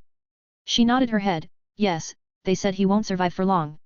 But he turned out to be a fighter, didn't he? Alexander muttered. He caressed Gaara's red hair. As a sage, I have many powers. I can at least make it so that little Gaara will never fall sick due to any disease. He will also have rapid growth soon. As he caressed Gaara's hair, Gaara giggled. Haha, enjoying it aren't you? Then he handed Gaara back to his mother. Take care, Karura, your health is also of importance here. He advised her. Just when they were about to leave, they heard an anger-filled shout from behind that scared little Gaara and he started crying. What do you think you are doing? Alexander looked back at the guy. Who are you? I am the Kazekage of Tsunagakur, Raza. Raza replied. Bam. It was not Alexander, but Ragnarok who appeared beside Raza and knocked so hard on Raza's head that Alexander felt that Raza grew short. Don't make Gaara cry, you idiot. Ragnarok scolded him. Raza couldn't do anything about daimyo, he didn't have enough authority, even less so when he was recently made Kazekage. Why is the Hokage of Konoha here? Is he trying to hurt my son? He asked haughtily. Ragnarok laughed and said, ha ha ha, you fool, if he wanted he could have destroyed Tsunagakur in a mere second. Don't you see all those little fluffs besides him? They are the nine-tailed beasts, now imagine if you angered them. Raza looked at the tailed beasts trying to make Gaara stop crying by making him laugh. Karura looked helpless as the beasts were continuously jumping around her, asking to see the baby. Anyway, good you came here, I am removing you from your Kazekage position. I will put someone else there. Ragnarok announced. Raza got furious in a second and he quickly looked at Alexander, and who do you think should be the Kazekage? Before Ragnarok could say anything, Alexander spoke, of course, who better than our beloved daimyo? Ragnarok doubtfully looked back to check if he heard right. He only saw a grin on Alexander's face. Damn it, he played me. But, Lord Daimyo, you aren't a shinobi, how can why? Raza argued. Ragnarok got into his competitive mood, ha, kid, you are way too young to say that. Okay, let's have a spar then. If you can defeat me then I will let you be the Kazekage. Raza had no way but to accept the challenge. They soon came out in the open field. Ragnarok was simply standing and not even looking at Raza. Are you sure about this, Lord Daimyo? Raza asked. Just get on with it now, kid, Ragnarok grunted. Hey, I'll teach you a lesson now, you've been a pain in the back for a while now, Raza thought. The next moment, he ran very fast and attacked Ragnarok with sand spears. But Ragnarok simply sidestepped them all. You are weak, kid, give me your best. Raza's eye twitched. He finally started using his special gold dust. He flew in the air using his dust and threw attacks at Ragnarok again and again. After a while, Ragnarok got bored and decided to end this. Just as Raza threw his gold sand mixed with normal sand at him, Ragnarok spewed fire from his mouth. The fire was so hot that Raza's sand instantly started to turn into liquid glass with molten gold trapped inside the glass. You lose. Ragnarok appeared beside Raza and slapped the back of his head, sending him flying down to the ground. Raza fell with a loud thud, but Ragnarok then realized that he should have lost. Goddammit, you tricked me, Alex. He barked at Alexander. Haha, I didn't do anything. It was all you. You will probably be the first daimyo to be the Kazekage now. Good luck with your job. Alexander cheekily replied. You bastard, I was living my life in my palace, eating, getting massages but you had to take away my peace, Ragnarok complained. Ha, you've had enough rest, now it's time to work. Do you want little Gaara to have to fight when he grows up? Alexander asked. Ragnarok shook his head silently and returned to the ground, all right, I'll work. But I get Sundays off. Ha, sure, wherever makes you happy. You can see Karura, Raza, and Gaara on my Discord https://discord.gg/dghkrn or see them on Instagram https://www.instagram.com/MisterImmortal novel. 30 advanced chapters are available on patreon.com/MisterImmortal. Special thanks to Chesser Douglas Flower Umar Latif. 370. Meeting a dead sage. Alexander stayed in Sunagakur to make sure Ragnarok became the Kazekage smoothly. He didn't need any revolts now. Raza had accepted his defeat and resigned from his position. The third Kazekage also came out of whatever seclusion he was in when he heard something big happened. But even he couldn't do anything about this situation as Ragnarok was the feudal lord of Wind Country. This meant that the land on which Sunagakur was established belonged to him and the reason for its existence was because he allowed it. The people were also confused with the situation, they genuinely respected the daimyo but didn't know if they should get angry or happy about him taking over the village. Though they would stay silent for as long as there was no bad change in their life. The first command Ragnarok gave was to dismiss the Suna Council which had 12 members. Instead, a new council of advisors was formed with Raza, third Kazekage, and Alexander. Chio was also considered but Ragnarok decided she was too old and should spend time with her grandson. Because Alexander changed the fate of Sakumo Hitaki, Sakumo never killed Sasori's mother and father. So, Sasori never lost his innocence and was still living a normal childhood. This is also the reason why third Kazekage is still alive as Sasori never killed him. Besides that, he had just told Ragnarok to follow whatever he does in Konoha. At the moment, Alexander was sitting in his room. He had felt like something was calling him but it wasn't anywhere in the physical world. So, he sat cross-legged and meditated. He tried to feel natural energy around him and let it guide his consciousness. You are very hard to talk to, Sage, you never sleep so I can't meet you in your dreams, a voice came. All this is happening in a different dimension. Alexander turned around and saw the scene change. Now there was a white room and a weird-looking man in white robes, sitting cross-legs and hovering in the air. Around him were a few black balls and a staff. I didn't know you were trying to talk to me. Who are you? He asked. I am Hago Romo Otsutsuki, commonly known as the Sage of Six Paths. The man replied. Alexander also sat in the air, hovering. Ah, that explains it, I knew you wouldn't die so easily. So, what is this place? This is a place between life and death, it is not very complicated. What you are seeing is my chakra manifestation. The soul of people with great chakra can persist for a long time and retain their memory due to their amount of chakra. Hago Romo explained. So what do you want to talk about? He inquired. I want to know who and what you are. I know about beings from my species who may come from outside someday, but I never thought I'd see another human coming from outside. Hago Romo sounded interested. Oh, did you see me that day? Well, I can say that your species and I have a bit of similarity. Otsutsuki clan exists to travel to worlds, kill, harvest, devour, get stronger, and repeat. While I exist to protect, help, preserve. I am already stronger than anyone can imagine. You can think of this as my job or inherent nature to travel worlds and help them become better by advancing civilizations, stopping wars, or any other dangerous elements, he explained. Are there more like you? Hago Romo asked. No, there aren't. I am the only one of my kind. He replied. Hago Romo mistook it as Alexander being the last of his species, while in reality, he was the first of his species. Kid, tell me about your mother. I mean, is it okay if I kill her for good? Alexander asked, not trying to offend the guy. Hago Romo was more shocked to be called a kid than hearing that the man planned on killing his mother. Cough. You can call me Hago Romo, in fact, you look younger than me, so I should call you a kid. He countered. Alexander laughed like he had heard a joke. Ha, how old are you? 1,000 or so years. I am more than 16,000 years old. Hagoromo's eyes widened after hearing that. Then he can indeed call me a kid. Forget me, he can even call mother a kid. Deciding on letting him call him a kid, he started to tell him about his mother. He had already seen him and knew that telling him was not a bad thing. Mother was a conflicted person. She initially desired peace and stability, not just in the world around her but in her life too. She never told me and my brother much about the society from which she originally came from, but from their heartlessness regarding killing off planets for power seems to indicate that it was far from pleasant. After coming here, she met my father. He was the emperor of the land of ancestors. If I were to judge him as a person, I would call him stupid beyond belief.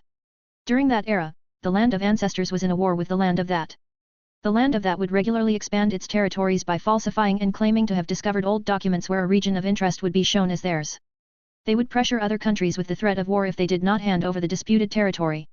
Unlike his followers and the residents of the land of that, my father, Tenji, desired for peace and tried to avoid direct confrontation with his opponents in order to avoid a war being waged, and wanted peaceful negotiations and alliances with them.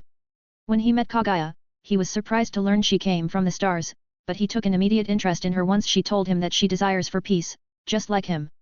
He allowed her to continue living on his land and fell in love with her. They became lovers and rumors of their relationship reached the land of that.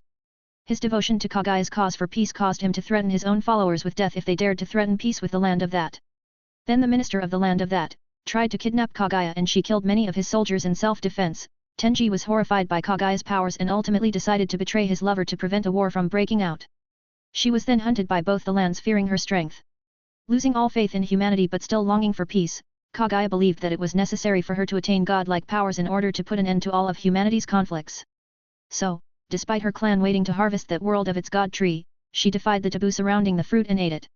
In doing so, she awakened the Rhine Sharingan and became the sole person on the planet endowed with chakra. With her new powers, casts the infinite Tsukuyomi. As Tenji fell victim to the genjutsu, he asked Kaguya what she was, unaware that she was pregnant with his children. Alexander was very much engrossed. That's why you should be careful when selecting whom you give your heart to. How can this Tenji be so dumb? Peace with a country that didn't want peace was a fool's dream. Hago Romo nodded and continued. Indeed, eating that god fruit gave her an immense power boost. Using her newfound power, Kaguya single-handedly ended the wars and took control of the nations. For her deed of stopping the conflict, she received the blessing of the people and was worshipped as the rabbit goddess. But she knew that one day, someone from the Otsutsuki clan would come to check the planet and she needed to prepare for it. So, after establishing peace, Kaguya used the infinite Tsukuyomi on humans to transform them into an army of white Zetsu over the course of many years. Initially, she had put all humans under infinite Tsukuyomi, but not wanting mankind to perish, she freed some victims of the genjutsu and erased their memories. Then, my brother and I were born. Alexander interrupted him, oh, yes, your brother Hamura. Well, let's invite him too. He should be like you, lingering between life and death. Alexander snapped his fingers and in an instant, Hamura Atsutoki appeared. Hago Romo was shocked by this. He thought that the man had no powers when in this condition and dimension, but it seemed like he was more accustomed to it than even him. Only if he knew about Alexander's 1,000,000 times comprehension speed. You can see Hago Romo, Kagaya's life, and Hamura on my Discord https://discord.gg/dghkrn or see them on Instagram https://www.instagram.com/MisterImmortal novel. 30 advanced chapters are available on patreon.com/MisterImmortal. Special thanks to Chesser Douglas Flower Umar Latif. 371. Mystery about Kagaya. Hamura was confused on how he got there. Ha, welcome to the discussion, your brother was telling me about your mother. Now, continue, Alexander said. Hamura looked at his brother still a bit confused. Hago Romo explained to him the situation first and continued speaking. Yes, after we were born, mother realized that we could harness the chakra as well. In the beginning, it changed nothing. She still loved us with all her heart. But, problems started arising when I decided to teach other people how to harness chakra. Mother didn't like this, she wanted to keep the monopoly so she can rule the people forever. Then, we found out about the infinite Tsukuyomi and that mother had bound many humans to the root of the god tree to make an army of mindless humanoids. The great toad sage, Gamamaru, then trained us in senjutsu and we eventually fought her and sealed her in the moon. But sadly, she had left Black Zetsu as her will and by the time we found out about this we were already dead. Hago Romo finished speaking. Alexander scratched his beard and asked, did you ever think that maybe her change in behavior was due to her eating the chakra fruit?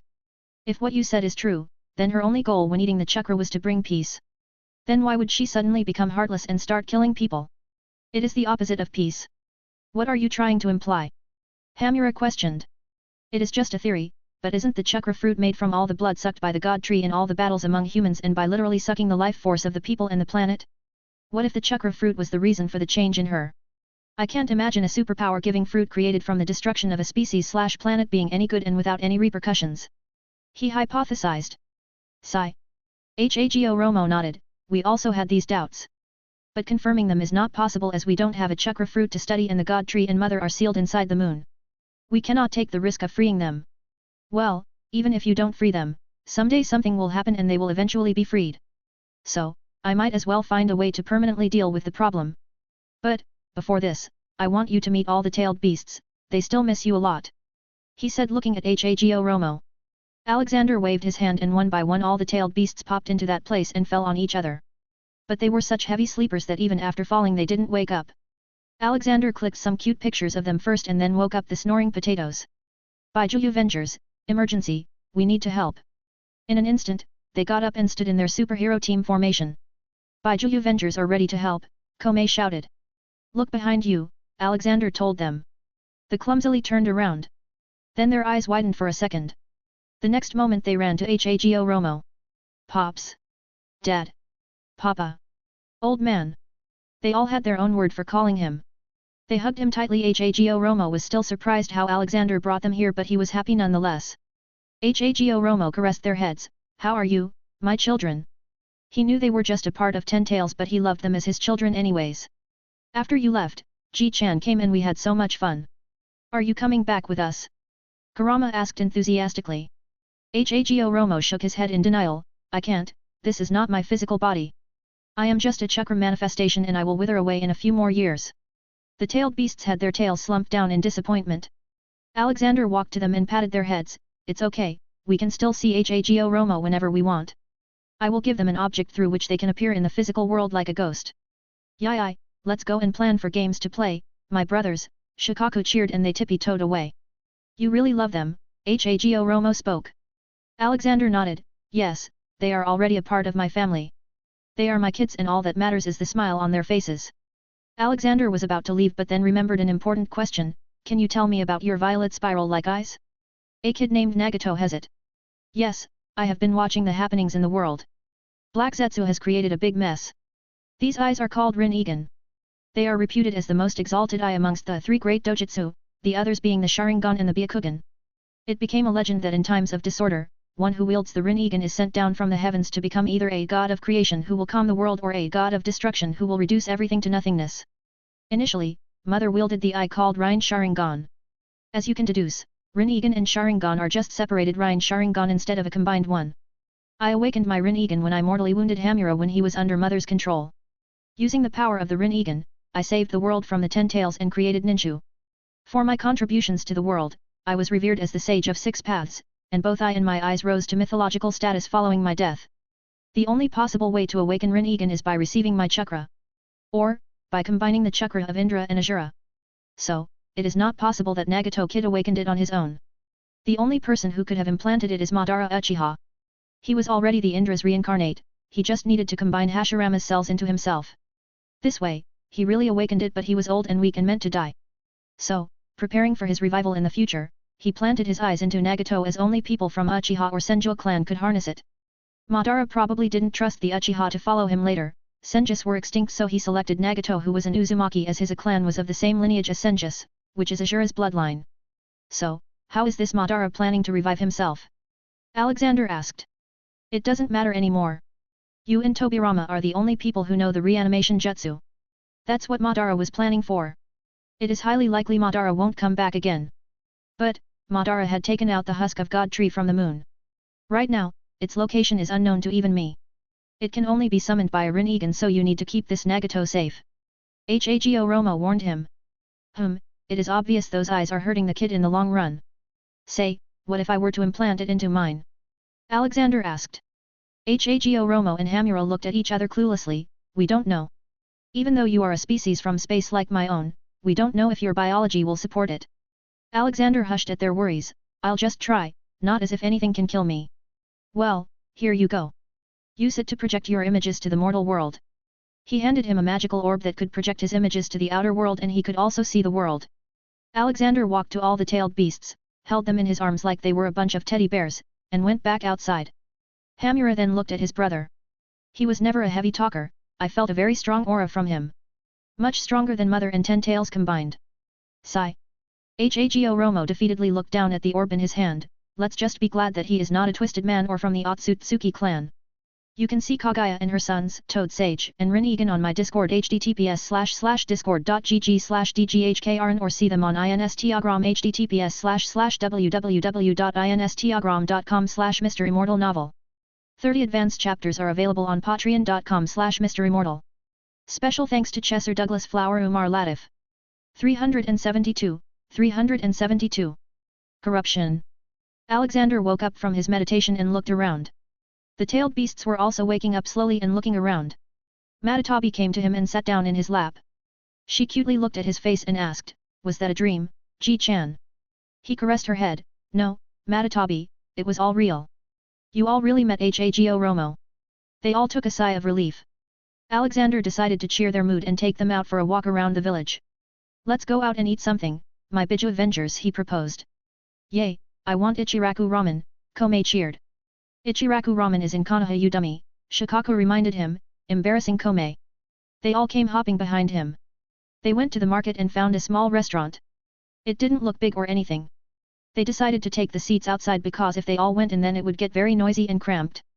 They looked around themselves and the whole street was filled with people, but no one was buying anything from shops. In fact, no one was there eating except them. Soon the shop owner brought the food for them, which was simple fried rice. It didn't even have many vegetables or other add-ons in them. Before the tailed beasts complained, he snapped his fingers and added more stuff to their portions. They were a bit spoiled now after eating ramen every day. The shop owner was an old man with a crooked back. Alexander wondered why he was working even at this age. "Hey there, why don't you hire someone for work?" he asked. The old man weakly replied, "Hiring someone needs money, sir, and I lack that.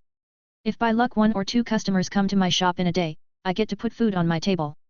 "Don't you have a wife or children?" he asked. "She is bedridden and my sons."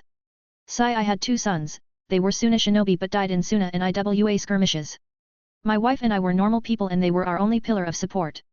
So, I used my remaining money to open this shop in the leftover district." The old man answered. This raised Alexander's concern. Leftover district.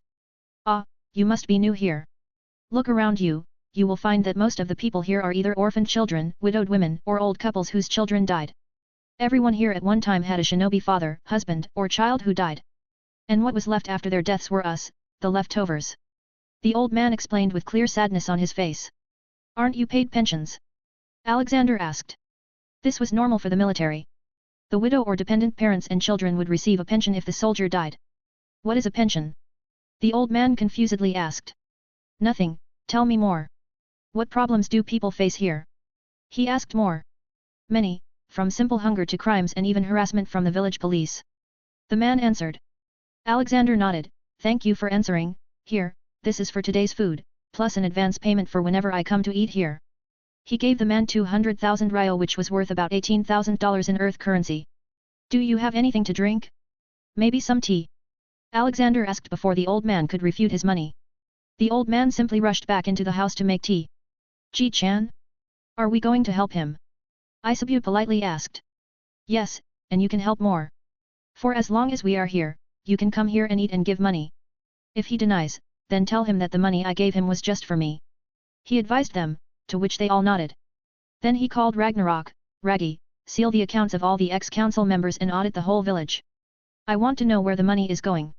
Take help from Arnold and Ghost if you need to. Ragnarok on their other side grunted, Arg, you keep on increasing my work. This is for the people, Raggy. There is a whole area called the leftover district where people in poverty live. All of them had a shinobi relative who died on whom they were dependent on. The village ignored them after the deaths which happened due to the wars they started in the first place. He explained to him. All right, I'll do it. What about the two ex-Kazekage, should I audit them too? Ragnarok asked. No, leave them. Their nationalism was always off the charts. They would rather commit seppuku than be a part of corruption. I'm sure they are oblivious of things too. He said. Once that was done, Alexander spoke with Olivia on the phone. Ah, my lovely beautiful wife, how are you? He buttered her. What is it, Alex? I know you want something from me. She asked back, instantly knowing about his intentions. Oh, my wife knows me so well. He replied. I've been your wife for so many years, Alex. I know more about you than yourself, she replied. Oh really, then tell me where is the smallest mole on my body? He asked jokingly. Hey, on your left butt cheek. Now, what did you want to talk to me about? She blurted. Cough. Alexander choked on his tea, ha ha ha, you are very observant, my wife. Okay, I wanted to start free food kitchens and orphanages around the world for a few years. Once we have taken care of this generation of problems and orphans, there won't be much need for us later. Olivia thought for a second, okay, so you want to set up a temporary organization to help the orphans and poor. Sure, I can help. I will come with Amy and a team of seraphs. Thank you, Olivia, I will get to work now, see you later. He cut the call and waited for the tailed beasts to devour their food. The next day, Ragnarok called a council meeting. The two ex-Kazekages were oblivious to everything. Ragnarok came and showed some anger. He was in his acting mode right now. He threw a file in front of the two Kazekages. Look at these and tell me how you didn't know about this. He questioned. The two Kazekages picked them up and started to read. The more they read, the angrier their faces looked. Ragnarok started shouting at them, you called yourself Kazekage of Sunagakur but only cared for a selected few. Did you even once roam around the village and see how the people were living? There is a whole place called leftover district for God's sake. Did sand blind your eyes? And it's not just that, the people under you ate the whole fund allotted to help the families of deceased shinobi. All of it was distributed among some council members and other shinobi. Not a single coin reached the people it was meant to. You should be thankful to God that I came and took over the village from your incompetent hands. Alexander also angrily spoke, not just the money, the village police have also been harassing the people there, asking for money for protection from criminals. Children are exploited and forced into labor, women are forced to do things they wouldn't have done previously to survive. What kind of management was it?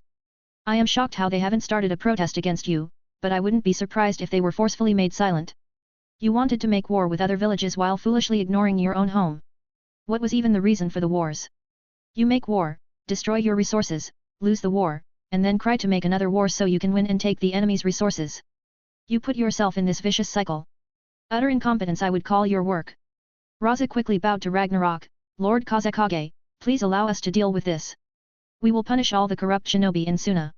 Not just punish, you must publicly announce what they did and then punish them so if any more shinobi thinks of taking the corruption route or harassing the people, they will remember the consequences, Ragnarok ordered them. Yes, Lord Kazekage, we will do it. The two bowed and ran out of the office. Haha, good acting, Ragnarok. For a second I thought you were really serious. Alexander praised him. Then Ragnarok looked at Alexander with a face still serious. Alexander stopped laughing, so you were serious. The next moment Ragnarok walked to his face, wahahaha. Serious my ass. I just wanted to scold them. They were very incompetent. So engrossed in increasing personal strength that they ignored their real duty. Alexander laughed and started to leave. Yeah, but it's not just them. All aristocratic societies have these problems. And it is our job to correct them. Well, I'll see you tomorrow then. I got some work. 30 advanced chapters are available on patreon.com/MisterImmortal. Special thanks to Chesser Douglas Flower Umar Latif. 373. Hat's Blunder. A few months later. In the past months, many things changed. For example, a lot of ex-council members were gathered in public space and their crimes were read to everyone and then they all were sentenced. Their punishment was simple. Alexander took away their chakra and they were sentenced to a lifetime of community service. They will still be paid a little, just to stay alive and eat. In total, Sunagakur now had 20 new social workers. Alexander also improved the living standard of the village a lot. Beep beep. It was a call from Dabi. What is it, my friend? Boss, I received a report that Uegakur has again started a proxy war with us. They are trying to enter through Aim and Kusa this time. They disguise themselves as normal merchants and try to sabotage our bases with explosives. Dabi reported. Don't they know that I am practically controlling Konoha, Suna, Kiri, and Aim? Alexander asked. No, at most they think you are friends with Mizukage, Reikage, and Akatsuki. They don't know much else. The mode of information transfer is not very good in this world and you have also not publicized it. Dabi said. Sigh. Okay, I'll pay them a visit. Can't let one bad seed destroy the whole field. He muttered and ended the call. My potatoes, to Uegakur we go. Pack up, he instructed. Soon the little-tailed beasts rushed to pack all their toys and games in bags. He went to Ragnarok's office. Old lizard, I'm going. Uegakur is the next target. Hat, good riddance, Ragnarok muttered lightly. Did you say something? Alexander asked him. Oh, no, go and teach them a lesson, Alex. I will hold the fort here for you. By the way, Dabi and I are busy, whom are you going to appoint there? He asked. Well, might as well let Douglas do it. He already has experience from the Goa Kingdom. He decided. Good luck then, you can only keep fingers crossed with that guy. Ragnarok scoffed at the idea. Olivia will come later to set some charitable things up. Help her. You are also the daimyo so don't just think about this village but the whole wind country. He instructed him and left on his trip. Alexander walked out of the village and on his way checked out the leftover district that was changed and now named Second Market District. The security was increased there so people would venture into that market. He saw a few customers in that old man's restaurant too. With a smile, he left Sunagakur. Uegakur and Sunagakur didn't share a direct border with each other but instead had some smaller countries in between. Like Aim, these countries were also on a path to destruction and poverty due to wars of Iwa and Suna in the past. With him bringing peace, they will soon be back on their feet too. He bypassed them and entered Iwa. First, he went to Daimyo's palace as it was Daimyo's job to keep his country safe. The hidden village was just very small when compared to the whole country. The palace had the same old Japanese-styled buildings. He barged in and saw a party going on. Lots of food was cooked for the daimyo outside the castle. The country was mostly comprised of desolate, rocky areas. The border of the land of earth runs along a rocky mountain range, blocking communication with other countries. So, it wasn't the richest but not the poorest either. Alexander was surprised how daimyo could have such feasts just after they lost a big war and lost so many resources and now they were using the resources they had left in a proxy war. The samurai stopped Alexander. Lord Daimyo is busy right now if you want to sell him something, come later. Oh, will he buy these never-seen-before animals? He asked, showing the grinning-tailed beasts. The samurai nodded. Lord Daimyo likes anything rare. He may like this for his entertainment. I will go inside and inform him about you. Sure, I will be waiting, Alexander shrugged.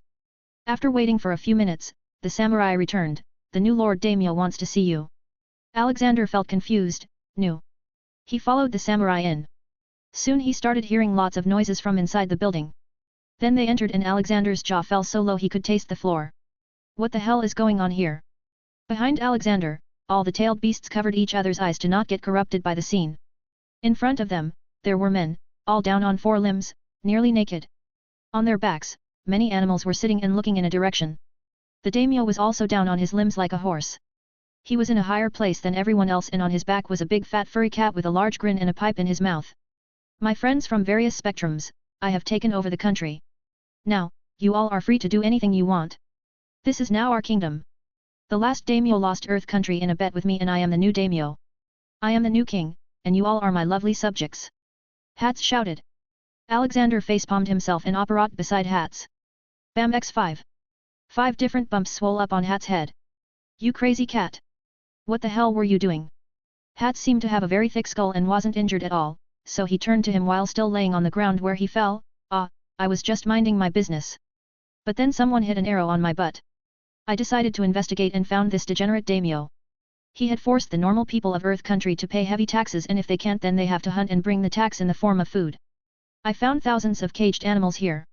This man wasn't just starving and harassing the people but was trying to single-handedly destroy the whole wildlife. It angered me a lot. He even eats cats and dogs. Though I don't mind dogs being eaten, I couldn't ignore them once I saw them. Hats explained. Then what is this naked man horse party? Is this some kind of fetish you developed? Alexander asked.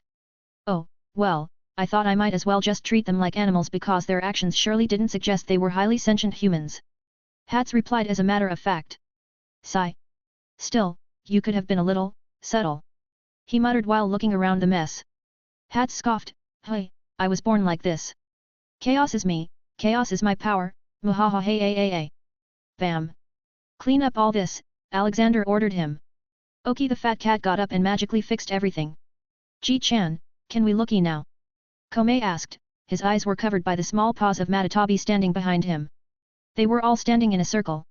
Yes, you can now. He replied.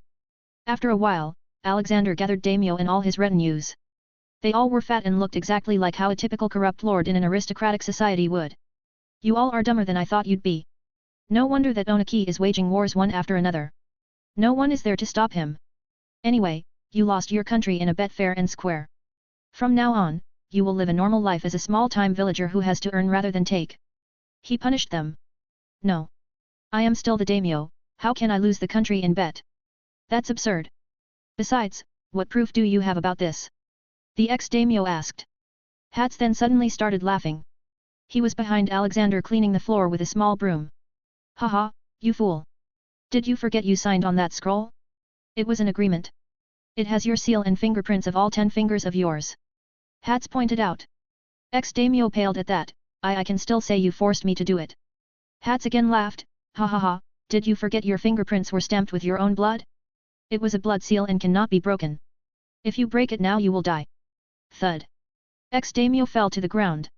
Alexander called some guards and they were thrown out of daimyo's palace with nothing but their clothes and a constant headache that they would have their lifetime. It was a punishment from Alexander. Whenever they would think of doing something bad now, the headache will increase, but it will never go away. Seeing there was a need for a new daimyo, Alexander called Douglas. But the moment Douglas appeared, the whole room turned silent. Click. The sound of camera flash came and they all looked at Hats who now had a camera in his fluffy hands. They all looked back at Douglas in confusion. Why? Alexander asked. 30 advanced chapters are available on patreon.com/MisterImmortal. Special thanks to Chesser Douglas Flower Umar Latif. 374. A donkey married a dragon? Douglas scratched his head in embarrassment. Ah, this isn't what you think, boss. I was just modeling for Gina, baby 5 from One Piece. She wanted to make a new princess dress so I helped her and then you summoned me urgently. He prated. Alexander tiredly shook his head. All the weirdos are thrown over to me. Go and change quickly. Shortly after, Douglas came back. So, what's the job this time? You are going to be the new feudal lord of Earth Country and then come with me to take over Uegakure where you will become the Tsuchikage. He told him. Nice. It seems I'm moving up the social ladder. Douglas muttered jokingly. I object. Hats voiced his objection. Overruled, Alexander replied and continued. Hats quickly ran up to him and attacked him with his puppy eyes. Alexander plainly looked at him. You know it won't work. All the cuteness your eyes manage to bring gets overshadowed by that huge creepy grin. Goddammit. Come on, if you make him the daimyo then what will I do? Hats asked. Olivia is setting up orphanages. Your job will be to travel the world, find orphans and get them to the orphanage. Alexander gave him a new job. He knew Hats wouldn't deny this as the only people he treated with love and care were children. Oh, Grandma is back in business? Why didn't you say that earlier? Gotta go now. Hats cheered up. He took out the Earth Country ownership scroll and threw it at Douglas' face. If any normal person were to see the fate of a country being thrown from one hand to another like that, they would probably die of shock. Even more so when they find out their country was owned by a cat for some time. But one thing interested Alexander, Hats, you call Olivia grandma, why do you call me boss and not grandpa? What do you mean? I call grandma because grandma is my grandma and you are my boss. And she also makes the best catnip pies. Okay, bye-bye. Poof. I think he has become an addict, Douglas muttered. Possibly, okay, let's go to Uegakur now, Alexander said. Caw. Alexander noticed a raven walking towards him. He was wearing dark brown robes for some reason. Then surprisingly, it spoke, greetings, Rhoda, I am. Me back, can you send? Alexander was confused as to why the raven was talking like that. And where is your home? Don't know, I pulled into a portal I was, party it is, Cat said. The raven replied. Do you mind if I look into your head and see where you came from? Alexander asked. Mind, I don't. Alexander looked into the raven's head and saw a medieval-styled city. How the hell did he come here from an alternate reality of Game of Thrones world? Must be that silly cat. Okay, jump into this light while thinking about your home. Let me warn, do not think about corn or anything except your destination. Soon the raven left and now a mouse in human clothes came up to him. It surprisingly spoke in human speech. Hi, I am Stuart Little. Can you send me back too? After that was done, a donkey came to him. Hey yo, can you send me back too? My lovely dragon wife is waiting for my manhood. Alexander felt like he knew the donkey. What is your name? Donkey proudly straightened his neck. This one is called Donkey by Friends. Sigh. Let me guess, you also have a green ogre as a friend. Alexander asked. Donkey's eyes shined. How did you know that? Wait, did you do some witch magic mumbo jumbo? I'm telling you, don't look into my brain. I won't share scenes of my wife's naked body with anyone. She's a dragon, she never wears clothes and stays naked. Alexander pointed out. God damn. I need to buy clothes for her. The donkey panicked. Alexander grew impatient and just sent him to the Shrek world. Then he lifted his head and saw a line of a variety of animals from various shows and cartoons. There was Garfield, Remy the rat from Ratatouille, Scooby-Doo, and many more. That cat will receive his punishment for this mess sooner rather than later. Nobody knew what had transpired in the daimyo palace. Onaki was still planning to attack Konoha now that the bridge had been rebuilt. This time he was going to guard it himself. He needed to wage the war because now they had nothing to lose. The economy of the village was bad. They were creeping towards poverty, the people were demotivated due to the lost war and he needed something to re-energize them. Now, if only I could get this damn box open, we would have enough war funds, Onaki angrily muttered as he tried to open the emergency fund chest. But no matter what he did, it just wouldn't open. He even used the best of his ability to destroy the box and just get the gold in it, but to his shock, the box didn't receive even a single scratch. What is this box made up of? Who brought this box into my office first? Onaki angrily asked his secretary. Lord Psuchikage, it was the second Psuchikage's box, the secretary replied. Wonderful, he's dead already and we'll never know how to open it. How are we going to fight this war now? This was the only money I had to fund it. Onaki grumbled. The box had become the biggest thorn stuck in his neck now. He couldn't throw it and neither swallow it. The box was useless if he couldn't show the things inside of it to gather money. Kumigakur, Lightning Country. The fact that the third Raikage was buddies with Alexander didn't mean all the animosity was solved among the two villages. Even less so now, as the third Raikage had retired and given the mantle of Raikage to his son. Also named A. Third Raikage was now only worried about living his days having fun. Yo, what's the plan, bro? B asked his brother in Raikage's office. It is widely known that Konoha is the strongest village at this point. Even if we ignore all the tailed beasts now, who are promised to not be used for war, they still have many powerful clans with their own bloodline powers. Mainly these are the Uchiha and Hyuga clan. We already know a great deal about the Uchiha clan but the Hyuga clan is still a big mystery and mystery means danger. We need to get our hands on a pair of Byakugan. A spoke out his mind. Then I will go and bring a Hyuga for you, my brother. B sternly replied. A shook his head, no, you won't. We were going to sign a peace and trade deal with Konoha. And it just happens to be the third birthday of Hyuga princess, Hinata Hyuga. She is small and timid, not to mention weak. It will be easy to get her.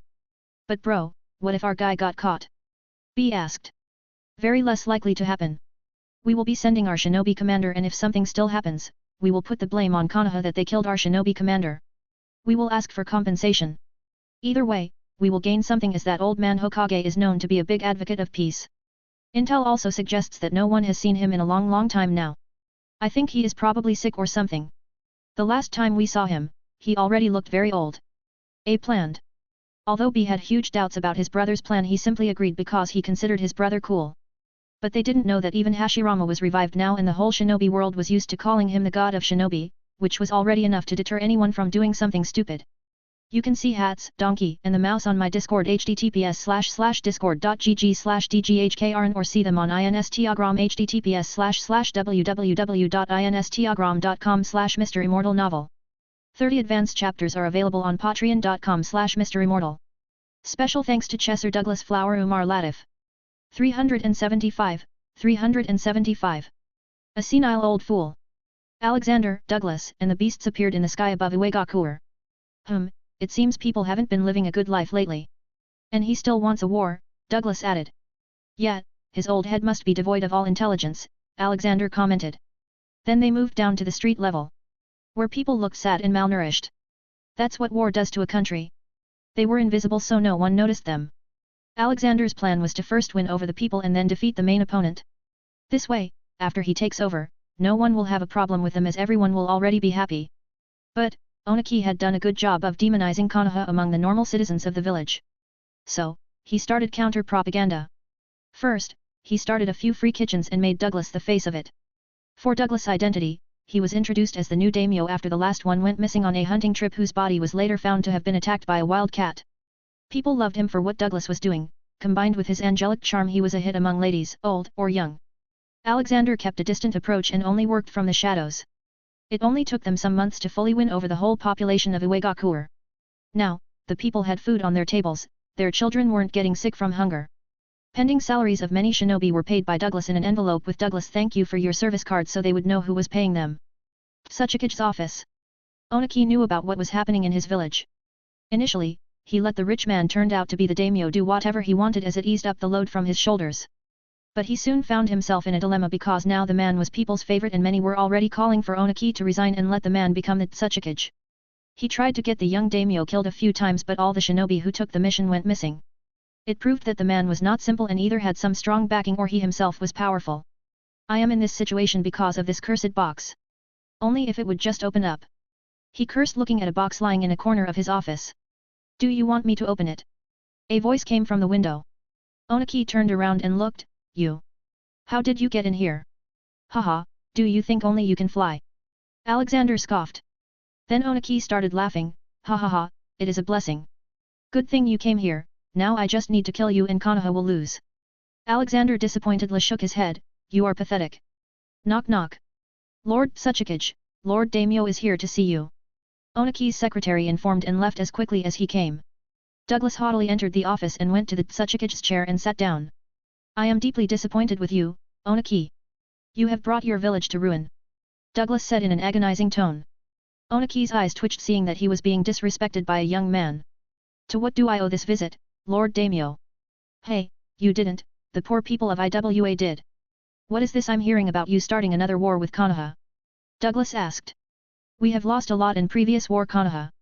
We could have won if Konoha Bridge wasn't destroyed. This time we will not make the same mistakes and win. It is important for the sentiments of the people of Iwa in our coffers. Oniki proudly answered. Cough. I am still here, you old fool. And what gives you the confidence that you can beat me? Alexander asked. Douglas chimed in, doesn't matter. I am firing you from your position of Tsuchikage. You have clearly grown senile. I seriously can't understand what gives you the confidence to fight the man whom all the tailed beasts treat like their grandpa. You should have retired a long time ago.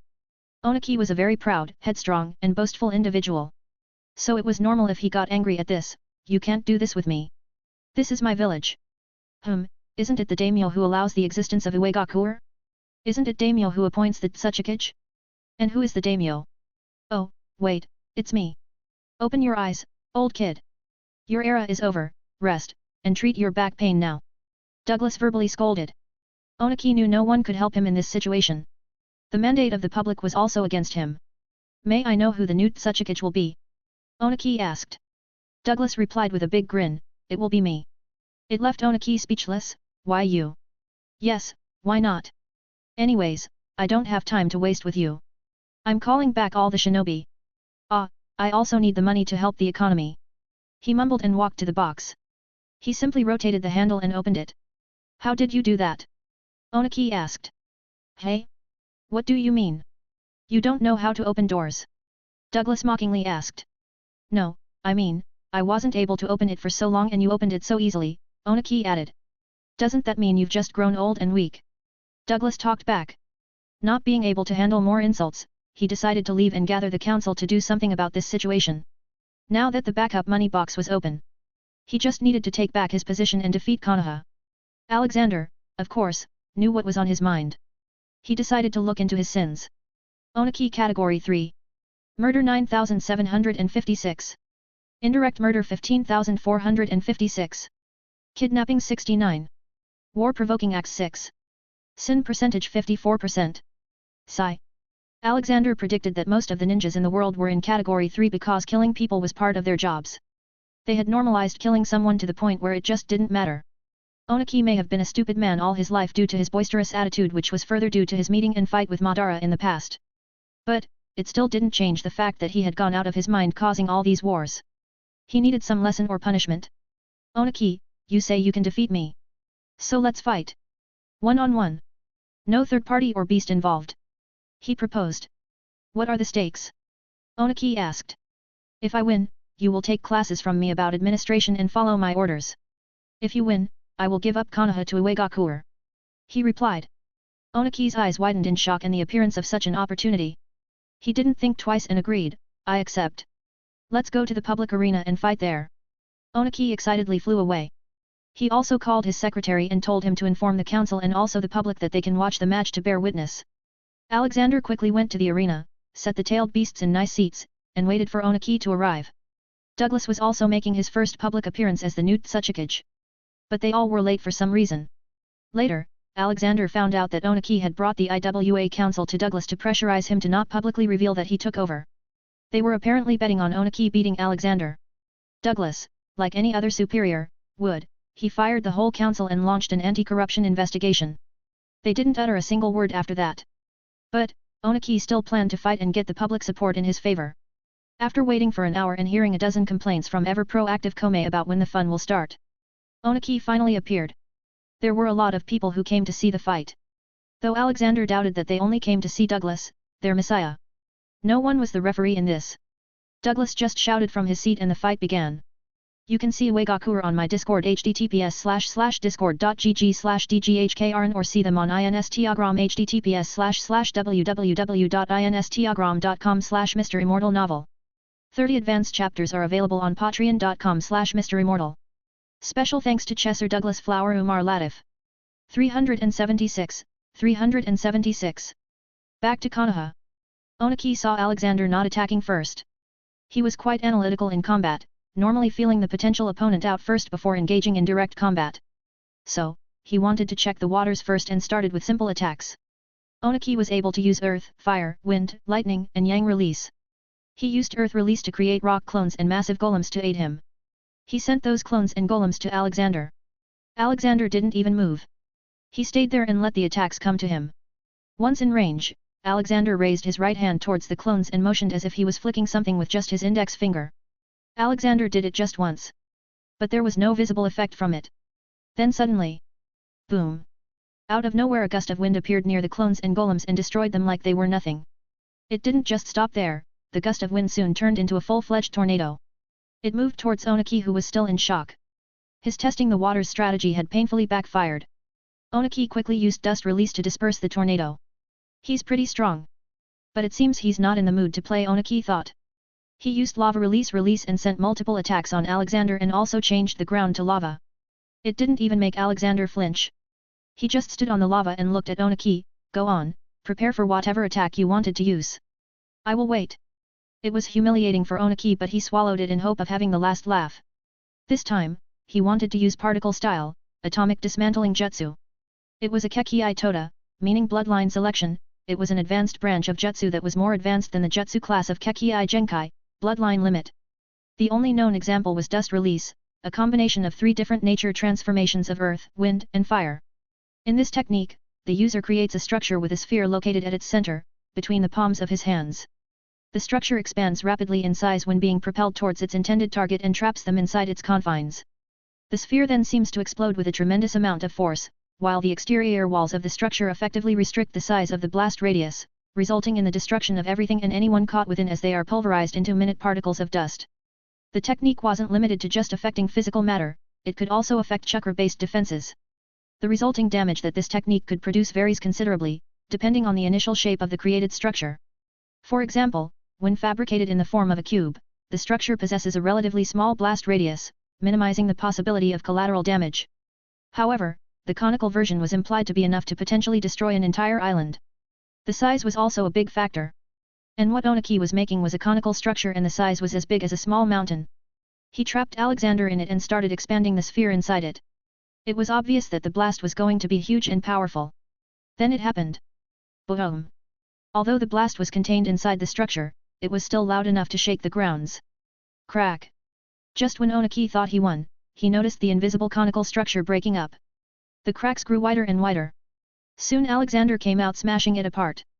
There wasn't even a single scratch on him. Onaki, you are very strong, but you still got so much to learn. He kept on walking towards him, breaking his arrogance with each step he took forward. Soon, he was standing in front of the short man. Hitting you with my hands would be a mockery of my abilities. You lost. For this, I am resetting your Kekii Tota. You will have to learn it from the beginning now. You have used it to fight for most of your life and kill people, there will be nothing of value lost, Alexander roughly said and started walking away. Onaki still tried to attack him with dust release but his abilities weren't working. He fell to the ground in despair, realizing what Alexander said was real. Douglas quickly announced that Alexander won and ended the whole show. He followed the tailed beasts to outside Uegakur. Alexander was waiting for them there. Okay, my work here is done, Douglas. You will now manage the whole Earth country. You just have to follow my lead and replicate what I do in Konoha. I will now return to Konoha and check Nagato's eyes soon. I'll see if I can get that husk of the 10 tails into my possession. Because I don't trust you that you will not do something like Hats, I am leaving Bunpiko as you're in charge, he told him. Douglas' eyebrows twitched at the blatant attack on his honor. Come on, boss. You know I'm not like that anymore. Yeah, says the man who cross-dresses. Alexander smirkingly said. Ah, come on, that was because of Gina. Douglas defended. Well, Hats took a photo so that image is immortalized now. Anyways, Bunpiko, if he misbehaves, tell me quickly, I'll send a good hard smack through the anywhere door. He instructed. Do not worry, Lord Sage, I will help you bring enlightenment to this world, Bunpiko assured him. Man, he's changed a lot since I gave him that Buddhist literature. He even thinks I invented it and looks at me as God incarnate. I hope he doesn't turn into a fanatical believer, Alexander scaredly thought. He patted their shoulders and started his return journey. It wasn't very long. With the tailed beasts around for continuous songs and clumsy entertainment, he never found himself bored. He came to the main gates of Konoha and saw 2 shinobi standing guard there. The 2 instantly noticed him and greeted him with a deep bow. Lord Hokage, welcome back, it has been very long since we last saw you. Ah, yes, it's been around 3 years I believe, Alexander muttered. Hey, where is our welcome? Shikaku asked. The 2 shinobi laughed. Welcome back, Team Baijiu. Konoha has been missing you all. The children in orphanage ask about your return every day. Oh no, we need to check up on kids. What if they develop depression? Let's go Team Baijiu, we need to help. Komei shouted and led the way. Only Kurama stayed with Alexander, sitting on his shoulder and acting like he was asleep. In fact, he was just enjoying his time on his Ji-chan's shoulder. Good job, Katetsu and Izumo, here, have these. He handed them chocolates like they were children and went inside. He passed by the commercial district and heard lots of noise coming from a building. Soon, a white-haired man was seen thrown off of the roof of the building. The man fell near Alexander's feet. Jiraiya, my boy, when will you straighten up and stop these perverted activities? Alexander tiredly asked. Ah, you're back, old man? Well, good job I guess, I heard what you did in Suna. And now to your question, I am researching for the first edition of my book, Ika Ika. Jiraiya informed him. And what about wooing Tsunade? Where did you reach in that journey? Alexander asked. Ah, that, well, she beats me a lot. Jiraiya scratched his head. That is because you act foolish and perverted. Just imagine Jiraiya, if you were able to impress her and marry her someday. Then you will be able to research on her all you want without any restrictions. Imagine a book, The Secret Life of a Happily Married Shinobi. It will be an instant hit. Alexander suggested to him. Jiraiya's face was turning from perverted, probably thinking about researching with Tsunade, to greedy, thinking about how much his book would sell. Ho ho. I guess it's time I go to the next avenue seriously.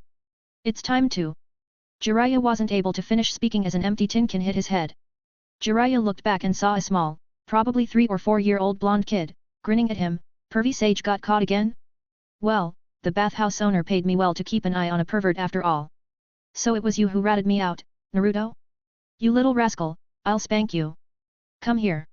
Jiraiya ran after the kid. Alexander saw the laughing child with warmth in his heart. Before he even knew it, so much time had gone by. Sigh, they grow up so fast. Does he even remember me? He walked up to the two to stop them from fighting. You can see Onaki and Jiraiya on my Discord https://discord.gg/dghkrn or see them on Instagram https://www.instagram.com/MisterImmortal novel. 30 advanced chapters are available on patreon.com/MisterImmortal. Special thanks to Chesser Douglas Flower Umar Latif. 377. Alexander's security detail. Hey, kid. Remember me? Alexander asked. Naruto and Jiraiya stopped fighting and looked towards him. Naruto's face was a lot more confused. Who are you, old man? Are you a partner of this pervy sage? Another pervy sage? Naruto voiced his concern. Ha ha ha, no, Naruto. That is the Hokage of this village. He just returned from a war with Uegakuer. Jiraiya told him. War? I never heard of any war. Otherwise, my dad would have been sent on it. Naruto confusedly asked. He went alone, and also won. Now, Iwa, Suna, and Kirigakuer are our friends and will never make war. Jiraiya explained. Alexander saw the bond between the two and asked, is he your new student? No, at least not yet. I am his godfather, according to Minato. I will train him in the future but he keeps pestering me. Jiraiya replied. Naruto snickered and complained. Only if you would just teach me I'd let you peek wherever you want. But you use me to watch over your back while you do the bad things. Ha ha ha, okay, don't fight now. I can already see that you two will have a perfect teacher-student bond. Anyway, I have to go to my office and check things out. Alexander started walking away. Just as he was leaving, he noticed Kurama stepping down from his shoulder and going to little Naruto. HOH, so this is the little pup of Kushina? Well, he seems to have good potential but too bad he also inherited the stupidity of that woman. Kurama mocked. Naruto got angry. Hey, don't say a bad thing about my mom. Yes, Kurama, don't be mean. You know Kushina is a good-hearted girl. And if you had just talked to her once she would have even befriended you. Hate will not take you very far, little one. Alexander lectured Kurama. Kurama, like an obedient kid, nodded at his words and jumped back on his shoulder. Once Alexander left, Jiraiya looked back at Naruto. Okay kid, before I retire from this work, there is still one bathhouse left. You stay on guard while I do my research. Naruto made an ugly face. I don't wanna, I'm going home. Hey, kids, you will understand my art once you grow up, Jiraiya sighed. Alexander's journey had taken him longer than he had planned due to having to organize Wind and Earth Country. He arrived inside his office. It had been renovated and extended now. Now there were 5 more floors to it. This was done to create more office space for new departments like infrastructure development, social welfare, health, education, and general administration. Dobby, how are you, my friend? He gave him a brotherly hug. Good, boss. Things have been going smoothly. I have expanded the village beyond the Hokage Rock and established a new modern city there. I am officially calling it Konoha City and this part will remain as simple Konoha. I don't want to change this place too much as it would lose its charm then, Dobby reported. Nice, what about troubles? I am sure someone must have tried to mess around because I wasn't here. Alexander asked. Dobby smirked and took out a file from his drawer. Yes, there are some troubling things. The first one, Nara clan. They are too lazy for some reason. However, their loyalty to the village is top-notch. I've been trying to get them to use their heads more with their body. Dobby said. Haha, well, as long as they're not causing economic damage, being lazy is okay. Alexander laughed it off. Then there is the Hyuga clan. They haven't done anything to directly cause a problem but I found a problem inside their clan. I found out about the curse seal that is used by the Hyuga clan in order to protect their Kekkei Genkai, the Byakugan. Members of the clan's main house brand members of the clan's branch houses with the cursed seal so that, when they die, their Byakugan will be sealed away, preventing its secrets from being learned by enemies. The cursed seal can also be used by the main house to discipline branch house members. If the main house member uses a special hand seal, the branch house member will experience intense pain, discouraging them from disobeying the main house again. If the pain is great enough, it can even kill the branch house member, destroying their brain cells. Members of the branch house are branded with the cursed seal on the third birthday of the clan's next heir or heiress, regardless of their own age at the time. Cursed seals are placed on the recipient's forehead, for which reason they tend to keep it covered, such as with their forehead protector. Dobby intoned. God damn, this is pure slavery. Did you contact their clan head about this? Alexander asked. Dobby nodded, yes, but Hayashi got angry and told me that I have no right to meddle in their clan's matters. Well, he is wrong there. If you live in a country you live by their rules. Did you publish the constitution? He asked. No, I was waiting for you. Something this significant should be done by you. Dobby informed him. Let's do it tomorrow. What about the Uchiha clan? Sigh. Dobby sighed and relaxed back, what can I say except that their clan head is a power-hungry cruel man. I received reports that he wants the next Hokage to be from his clan. But, now because you are here and you are an immortal being. He thought of creating a civil war and dividing Konoha in two and setting up a new village. And what gives him confidence? Alexander asked. Well, he's been trying to get close to Shisui and Obito for a while now. He even put little Itaki in a powerful genjutsu to give him trauma to wake up his Mangekyo. In the end, Itaka did awaken Mangekyo but also nearly killed his father in anger, Dobby told him. Alexander got angry, who does he think he is? I will punish him for child abuse soon. Itaki is just a child. And please tell me you helped Itaki. Yes, I did. After this event, Shisui and Obito got very angry at Fugaku and left the clan's district with Itaki. They now live in your house. Dobby answered. So, Fugaku's plan backfired. He probably thinks that all Uchiha are like him. Cruel and overly ambitious. Alexander commented. Sigh. Alexander got up and started to leave. Okay, let's crash at Senjo's home for lunch before doing other things. Alexander and Dobby walked out of the office. But then Alexander saw a kid following them in an Anbu mask. What's his deal? Alexander asked. Dobby looked back. Ah, Yamato, you can take off that mask. Boss, this kid is Tenzo, though that was a code name. He chose the name Yamato now. He was one of the experiments of Orochimaru. As a child, the boy was abducted by Orochimaru and became one of 60 children that were his test subjects. They were injected with First Hokage's DNA in the hopes that they could replicate First's ability to use wood release. Orochimaru later abandoned the experiment, believing that none of them had survived. In actuality, this boy was the lone survivor and found himself endowed with an unquantified wood release. Later he was found by Danzo and was made a root ninja. But then you punished Danzo and he joined Anbu. He's a good lad. Kakashi is his friend. I am sorry I couldn't come and save you early on, child, Alexander spoke to Yamato. Yamato shook his head and said, it was not your fault, Lord Hokage. Those responsible for it have already been punished and are still facing punishment. I was selected for your security detail but you weren't here. Now that you are, I am back at my job. Ha ha ha, I appreciate your concern and dutifulness but I think we all can agree I don't need security. Do you have a family, kid? Alexander politely asked. No, Lord Hokage, when Danzo found me I had no memories of my past, Yamato replied. Alexander could read his emotions as clear as a sunny day. Yamato's greatest desire was to work hard for the village to make others happy and to be acknowledged by all for his efforts. Okay, let's do this.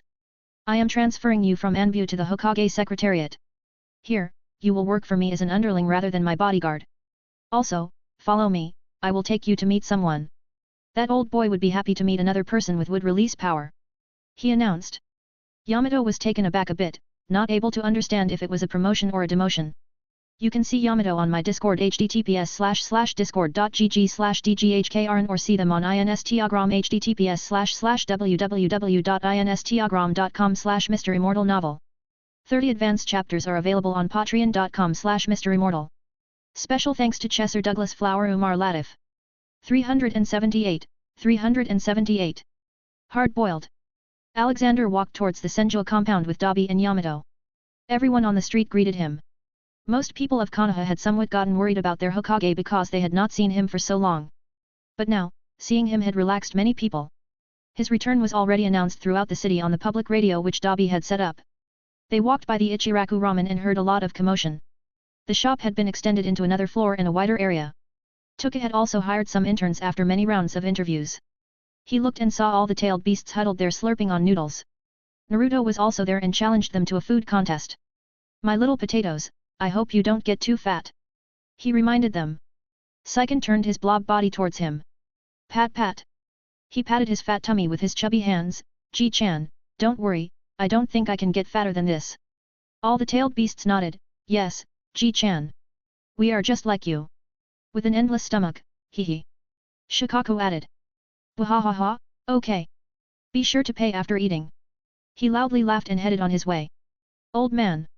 Wait for me. A voice came from behind. It was Naruto. What is it, little Naruto? Old man, please train me. Pervy Sage doesn't teach me anything. Naruto asked and showed him his big blue puppy eyes. Naruto, have you met Itachi, Shisui, Obito, or Kakashi? Alexander asked. Oh, you mean Big Brother Pirate? Yes, he plays with me sometimes. Naruto exclaimed. Which pirate are we talking about? Kakashi or Obito? Alexander asked back. Big Brother Obito. He's the coolest. Big Brother Kakashi is always strict with me and Big Sister Rin gives me candies every time she comes home. Naruto replied with a happy face. Alexander just remembered he was dealing with a 4-year-old kid. Well, go and find Obito and ask him to teach you meditation. If you are able to master it, then by the time you go to the academy you will already be leagues ahead of everyone. Other than this, you can do physical practice with your father. Naruto was excited by the prospect of one day being the strongest among the kids. He quickly ran away to find Obito. Alexander arrived at the Senju compound. Knock knock. A servant opened the gate. Is Hashi in? Ah, Lord Hokage, yes Lord Senju is here. Please come in, the servant flustered. Haha, be easy, child. I'm not going to eat you. You can go back to work. I will find Hashi myself. He dismissed her. Alexander entered the house and was instantly greeted with giggles of 3 children. He followed the noise and reached the place. It was the middle courtyard. There, 3 children were playing. 2 were somewhat able to walk and 1 was crawling on 4 limbs. The most peculiar thing he noticed was that one of the kids had red hair. Ah, Lord Sage, you're back. We learned about your great deeds. Hashirama walked in with Mito walking beside him with a bloated belly. Yeah, it took longer than I expected. Well, care to introduce me to these little ones? He asked. Ah, sure. Those 2 are my twin son and daughter and that little one is my youngest son. He inherited more from his mother so we let him keep Uzumaki as his surname. Hashirama introduced. Alexander's mouth was wide open in shock. He looked at the kids and then at Mito's inflated belly. I was joking when I told you to go on a baby-making spree but this is even faster than I imagined. By this rate, we might find the village full of Senjus soon. Haha, she is going to give me another pair of twins soon. My beautiful Mito. Hashirama shamelessly added. You guys are so fast. I hope you never meet Olivia. She is going to lecture me to learn a thing or 2 from you. Alexander said. You saying bad things behind my back, Alex. A voice came from behind Alexander that made all hair on his neck stand. Ah ha ha ha. I was just kidding, wifey. Why you know me, I joke all the time. Alexander tried to de-escalate. Where are my new grandsons? She asked. Chomping on some ramen. He replied quickly. Hey, always eating unhealthy. Well, how've you been Alex? Yellow's been missing you lately. Olivia told him. Alexander instantly vanished and returned with cheering Yellow. What are you doing here in Konoha? Mito answered before Olivia. She and your granddaughter came to Konoha to start some charity organization. We invited them to stay with us. I was also getting very bored in this big house. I must say, Lord Sage, you have a wonderful wife.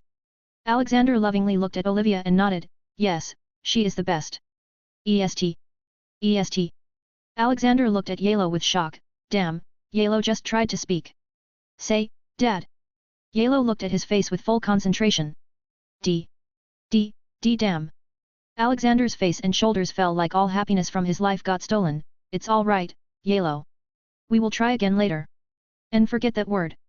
Alexander then looked back at Hashirama. What about Toby? Did he find someone? Hashirama laughed at that. Haha, you won't believe him. He didn't just find a match but she's from the Uchiha clan. It was certainly a day full of surprises for Alexander. Ha ha ha, I can only imagine what terrifyingly strong babies they are going to make now. Yeah, I was thinking that too. Come, let's eat lunch now. Hashirama invited him. Yeah, let's do that. I also got someone to introduce to you. He said and followed them. Besides Alexander, Olivia was staring daggers at him for making Yellow speak a bad word as his first word. Mito looked back at Olivia and Alexander while chuckling. You two are cute. Somewhere across the multiverse. Marvel Universe alternate timeline. Natasha tried her best to seduce Saitama. But he turned out to be hard-boiled. He wouldn't budge even if she came in front of him in a bikini. She then turned up a notch and brought in Agent Hill on her mission. They both tried to seduce Saitama but still, nothing happened.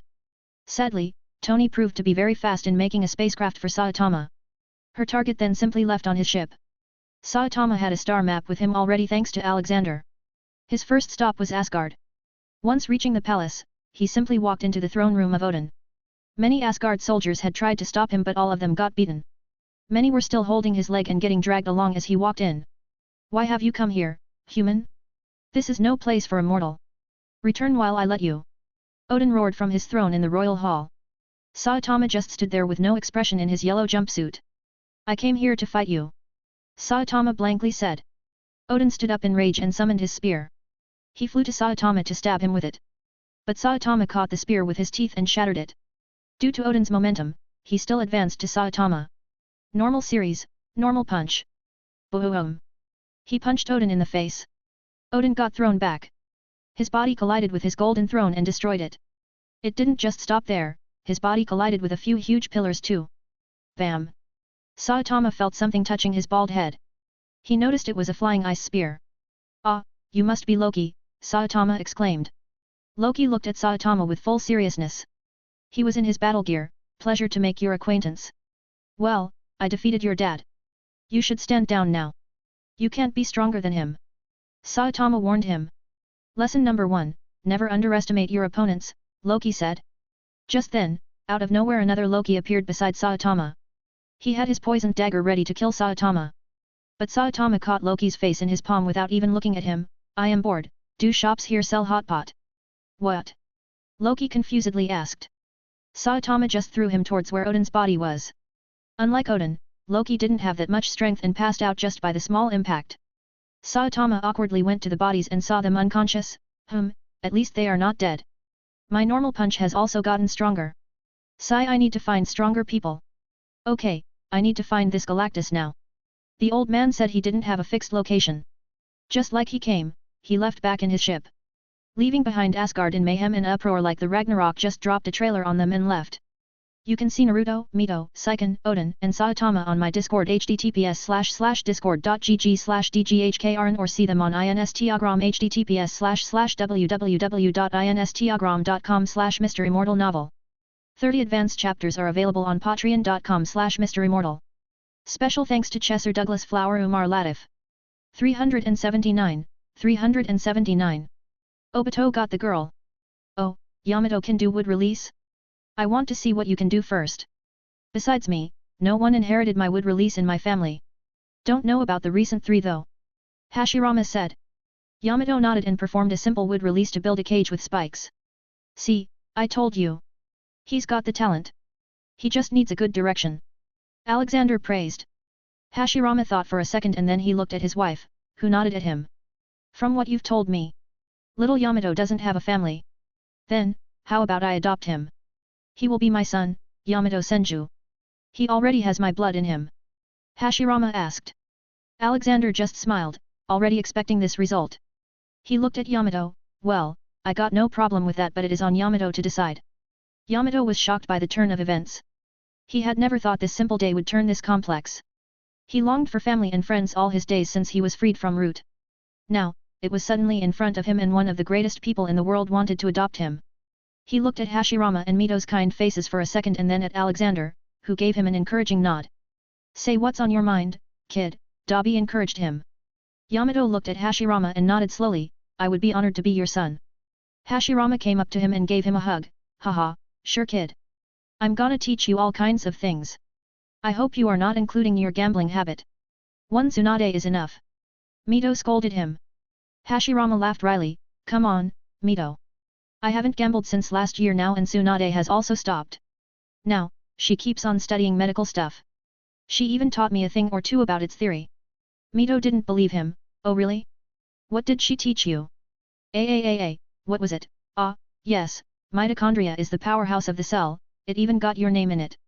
Though I don't know what this means, I haven't been able to forget this for some reason. Hashirama replied. Alexander laughed while scratching his beard. Well, good for you. I will be going back now. Got some work in the office. Be sure to come tomorrow at the Constitution Declaration ceremony. Yes yes, we all will come. Hashirama enthusiastically said. He and Tobirama were advisors to Hokage, so they already knew about the constitution. Yamato, you stay here and bond with your family. Join the office from tomorrow. Alexander instructed him and left with Dabi.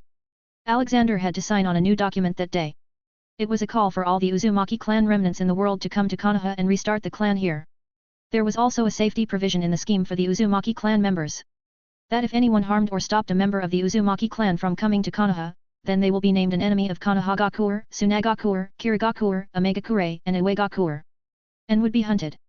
Nobody in their right mind would want to make an enemy out of so many powerful countries. After this, he decided to handle the issue of the Uchiha clan. Dabi, call Obito in. I need to have some words with him. Soon after, Obito came to his office in a cheerful mood. Old man, you're back. I have trained a lot in my natural chakra manipulation. I can also fly for more than 10 minutes now. Haha, very good. What about your other mission?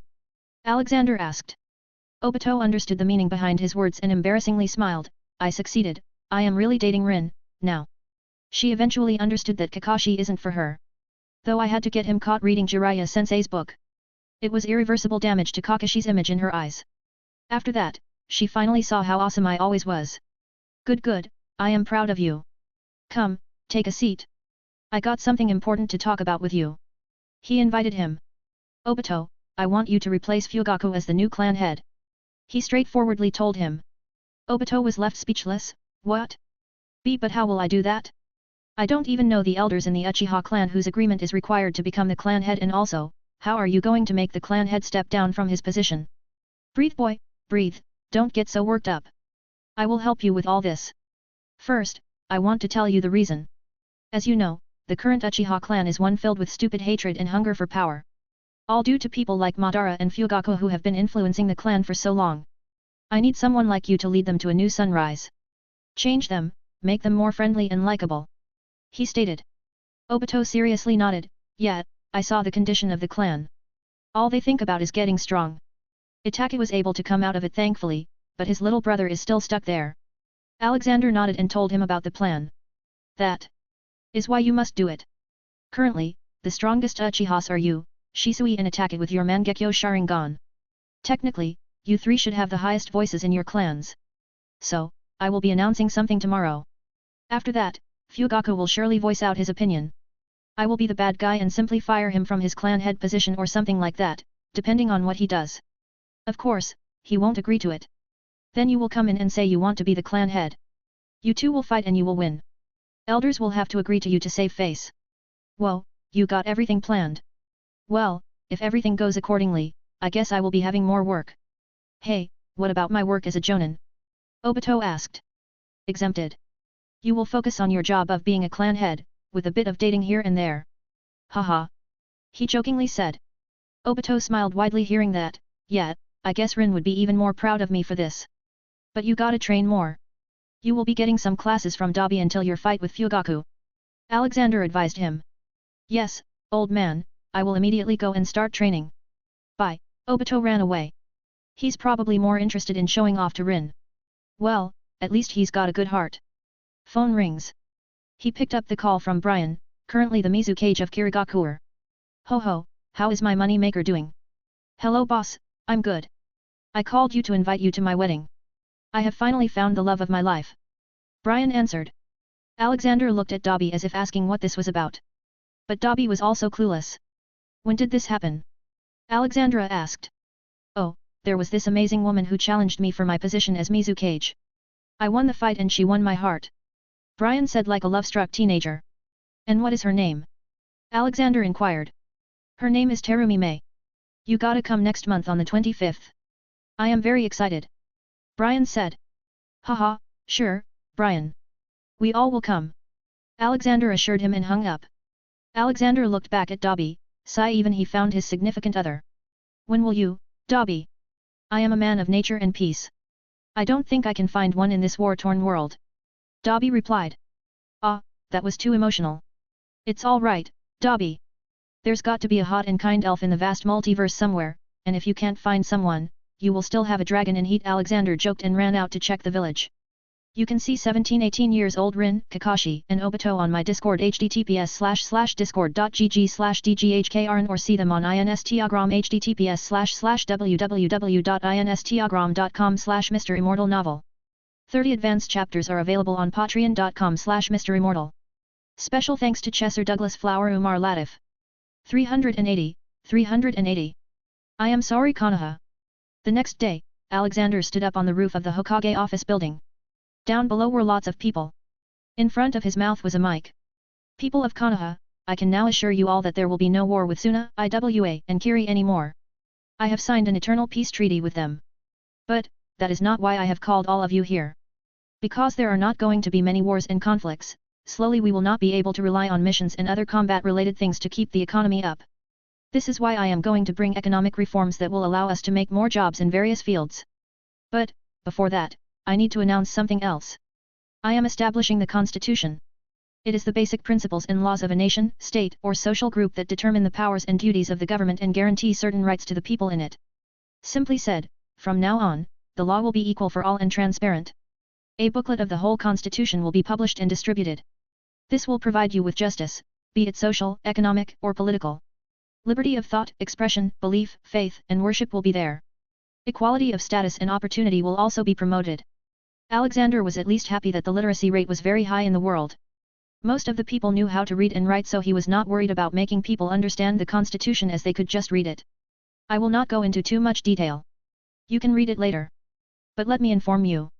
A similar constitution has also been established in other ally villages. Thank you for listening to me. Now, Dobby will take the mic. Alexander said and stepped back. Dobby went on stage. Okay, first of all, Jiraiya, you are grounded for peeping into women's bathroom. You will stay at home for a week. Now, Naruto, you will also be punished for painting the Hokage Stone Mountain. But I leave the punishment on Kushina. Below on the ground, Naruto was trying to run away while Kushina tried to catch him with her terrifying angry face. Now, to more serious business. There will be fewer combat missions from now on. So I will be opening an employment exchange from where various shinobi can pick jobs for themselves. The jobs range from a deliveryman, construction worker to an actor, and various others. All clan heads are urged to read the Constitution thoroughly and implement changes accordingly. Also, we will be having many student exchange programs with other villages soon to promote friendship. Trade between all villages will also be promoted. I want you all to be nice to outsiders, okay? Yai. Yes, sir. Please marry me. Absolutely. Alexander was shocked by the amount of respect people were showing Dobby. Did I make a mistake by becoming the Hokage, and was that a marriage proposal? Dobby raised his arms and motioned everyone to stop shouting. Okay, now with this, I end this public meeting. Also, because our dear Hokage just came with so much good news, Lord Hokage has decided to throw a party with his money. So, have fun. I don't remember talking about a party. Alexander narrowed his eyes at him. Come on, boss. You are one of the richest men on this multiverse. Don't fret about it. Dobby shrugged. Well, anyway, where is Hats, that furry rascal? He should be here, Alexander asked. Oh, he overdosed on catnip yesterday. Olivia put him to cutting the whole village's grass to reduce his heat. He's been at it since then. Dobby revealed. Sigh. Too chaotic, Alexander muttered and went inside his office. The envoy from Kumagakure had arrived in Konoha. They were going to sign that fake peace treaty. They were looking for a good opportunity to kidnap the Hyuga princess, but the security was too tight. However, now there was a festival going on in the village and it was a perfect opportunity for them. It was Hinata's 3rd birthday.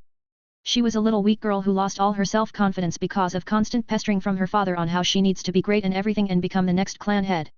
Eventually, the pressure was too much and she lost all her confidence. Sadly, little Hinata knew that this 3rd birthday won't be a happy moment for her, as she was supposed to witness the branding of Niji with the curse mark. She was saddened by the ceremony and didn't understand the need for this painful seal. So, after the ceremony, she went out of the house alone to cool things off. Fugaku Uchiha was one of the first to get a copy of the constitution. He gathered a few elders of his clan and read it with them. Most of the constitution was good, he had to agree. It would promote peace and economic activity, which will be good for the village. Then there were the civil rights that were also good and he could understand it. But then he reached the part where it said that now the clan head will not have the authority to kill or punish the members of the clan on their own. Everything will go through a judicial process where both sides will get to put forth their arguments, and then the judge appointed by the Hokage will announce the punishment by the code of law, another book with punishments for all crimes detailed. There was also the point that said that everyone was subjected to the laws and points stated in the constitution. No one was above it. This is too much. He wants to take away the authority of the clan head. This cannot be allowed to happen. We cannot let an outsider meddle in the matters of the Uchiha clan. Fugaku angrily growled. Yes, Hokage has indeed overstepped his authority. Since the creation of Konoha we have been following these rules, they can't be changed so easily. An elder added. Hey, a disdainful noise came. Everyone turned around and saw Ataka standing by the door. His eyes were already activated, showing the Mangekyo Sharingan clearly. What rules are you talking about? The same rules that take away our humanity from us? The same rules that have made this clan nothing but a power-hungry mindless fanatical sect? You are all bigger fools than I took you for, Ataka said. He was now 10 years old, though he looked much older and didn't have the look of naivety on his face anymore. Fugaku angrily looked at him. You disgrace of a son, why have you come here? Hey, I don't need permission from a weakling like you, who tries to use his own son for his schemes. I have come to take my little brother and mother away. Because your days are clearly numbered if you want to go against Lord Hokage. Did you all really forget who that man is? Did you forget that he's not just the Hokage but the strongest being in the world? It seems you all are still fooled by his smiling face. Good luck scheming, Fugaku Uchiha. Ataka didn't even call him father and just left for his home. He wasn't going to let his mother and little brother face torture anymore. He had earned enough money already to buy a new house just beside the 4th Hokage's home. Though he suspected that Lord Hokage had knowingly told the dealer to give him a big discount. Fugaku gritted his teeth but didn't say anything. He didn't want to be on the receiving end of the ire of a Mangekyo Sharingan holder, like the last time he angered Ataka to awaken his Mangekyo by putting him in a genjutsu in which Sasuke and Mikoto were brutally murdered in front of him. Ataka would have killed him that day if not for Shisui and Obito. I am going to talk to Hokage now. I will make him take this back. Fugaku announced and left. He couldn't do anything about Ataka taking away Sasuke and Mikoto, for now. Little Hinata was sitting by a tree all alone when a strange man walked up to her. He had half of his face covered. She was alerted by him. Who are you? How did you enter the Hyuga compound? Little girl, you are very hard to catch. The man replied in an evil tone and grabbed her. No, let me go. She tried to fight. Bam. The man knocked on the back of her head and made her fall unconscious. I should leave Konoha. He jumped out of the Hyuga compound and started running towards the boundary wall. The days for Hiruzen and Danzo weren't good. Even more so during the winters. Danzo had it worse as he had to crawl all over the village on the cold streets. By now, they had been able to get forgiveness from 20,000 people. But, now the population had also increased and it seemed like their punishment would never be over. Danzo had totally lost his humanity and acted like a dog. While Hiruzen just followed Danzo like he was walking a dog as he cleaned the streets with his broom. He was cleaning the streets near the Hyuga compound when he saw a man jumping from the compound's wall. He saw a little girl in his arms. Isn't she the little princess of Hyuga clan? Hiruzen threw his broom at the man as fast as he could. Although he had a human body with no chakra now, the fighting experience was still in his muscles. Let her go, you mongrel, Hiruzen shouted as loud as he could, in hope that someone would hear to him. The masked man looked at the one who shouted in panic. But he eased up when he saw the worthless old Hokage. Ha ha ha, monkey, you dare to stop me? How are you going to do it though? You are even weaker than this little girl, he mocked. Hiruzen didn't think more and just jumped at the masked man with a kunao in his hand that he kept for self-defense from all the bullies on the streets. Being shamed and cursed it was a normal thing for him, but recently people had been throwing stones at him and some even beat him up in a gang, so he had bought a kunao from his little savings for self-defense. The masked man wasn't expecting this. He threw Hinata away to tackle Hiruzen. Hiruzen was much slower, however. The moment he got close enough to use his kunao, the masked man had already thrown 2 kunao at his chest. Both of them pierced his lungs deeply. Hiruzen coughed a mouthful of blood and collapsed on the ground. He was looking at little Hyuga princess on the ground not far away, a look of worry still on his face. But then a shadow came from inside the Hyuga compound and confronted the masked man. Cough. Ah, dying like this is better. At least I can die with dignity, knowing that I saved someone, Hiruzen thought. Cough. I am sorry.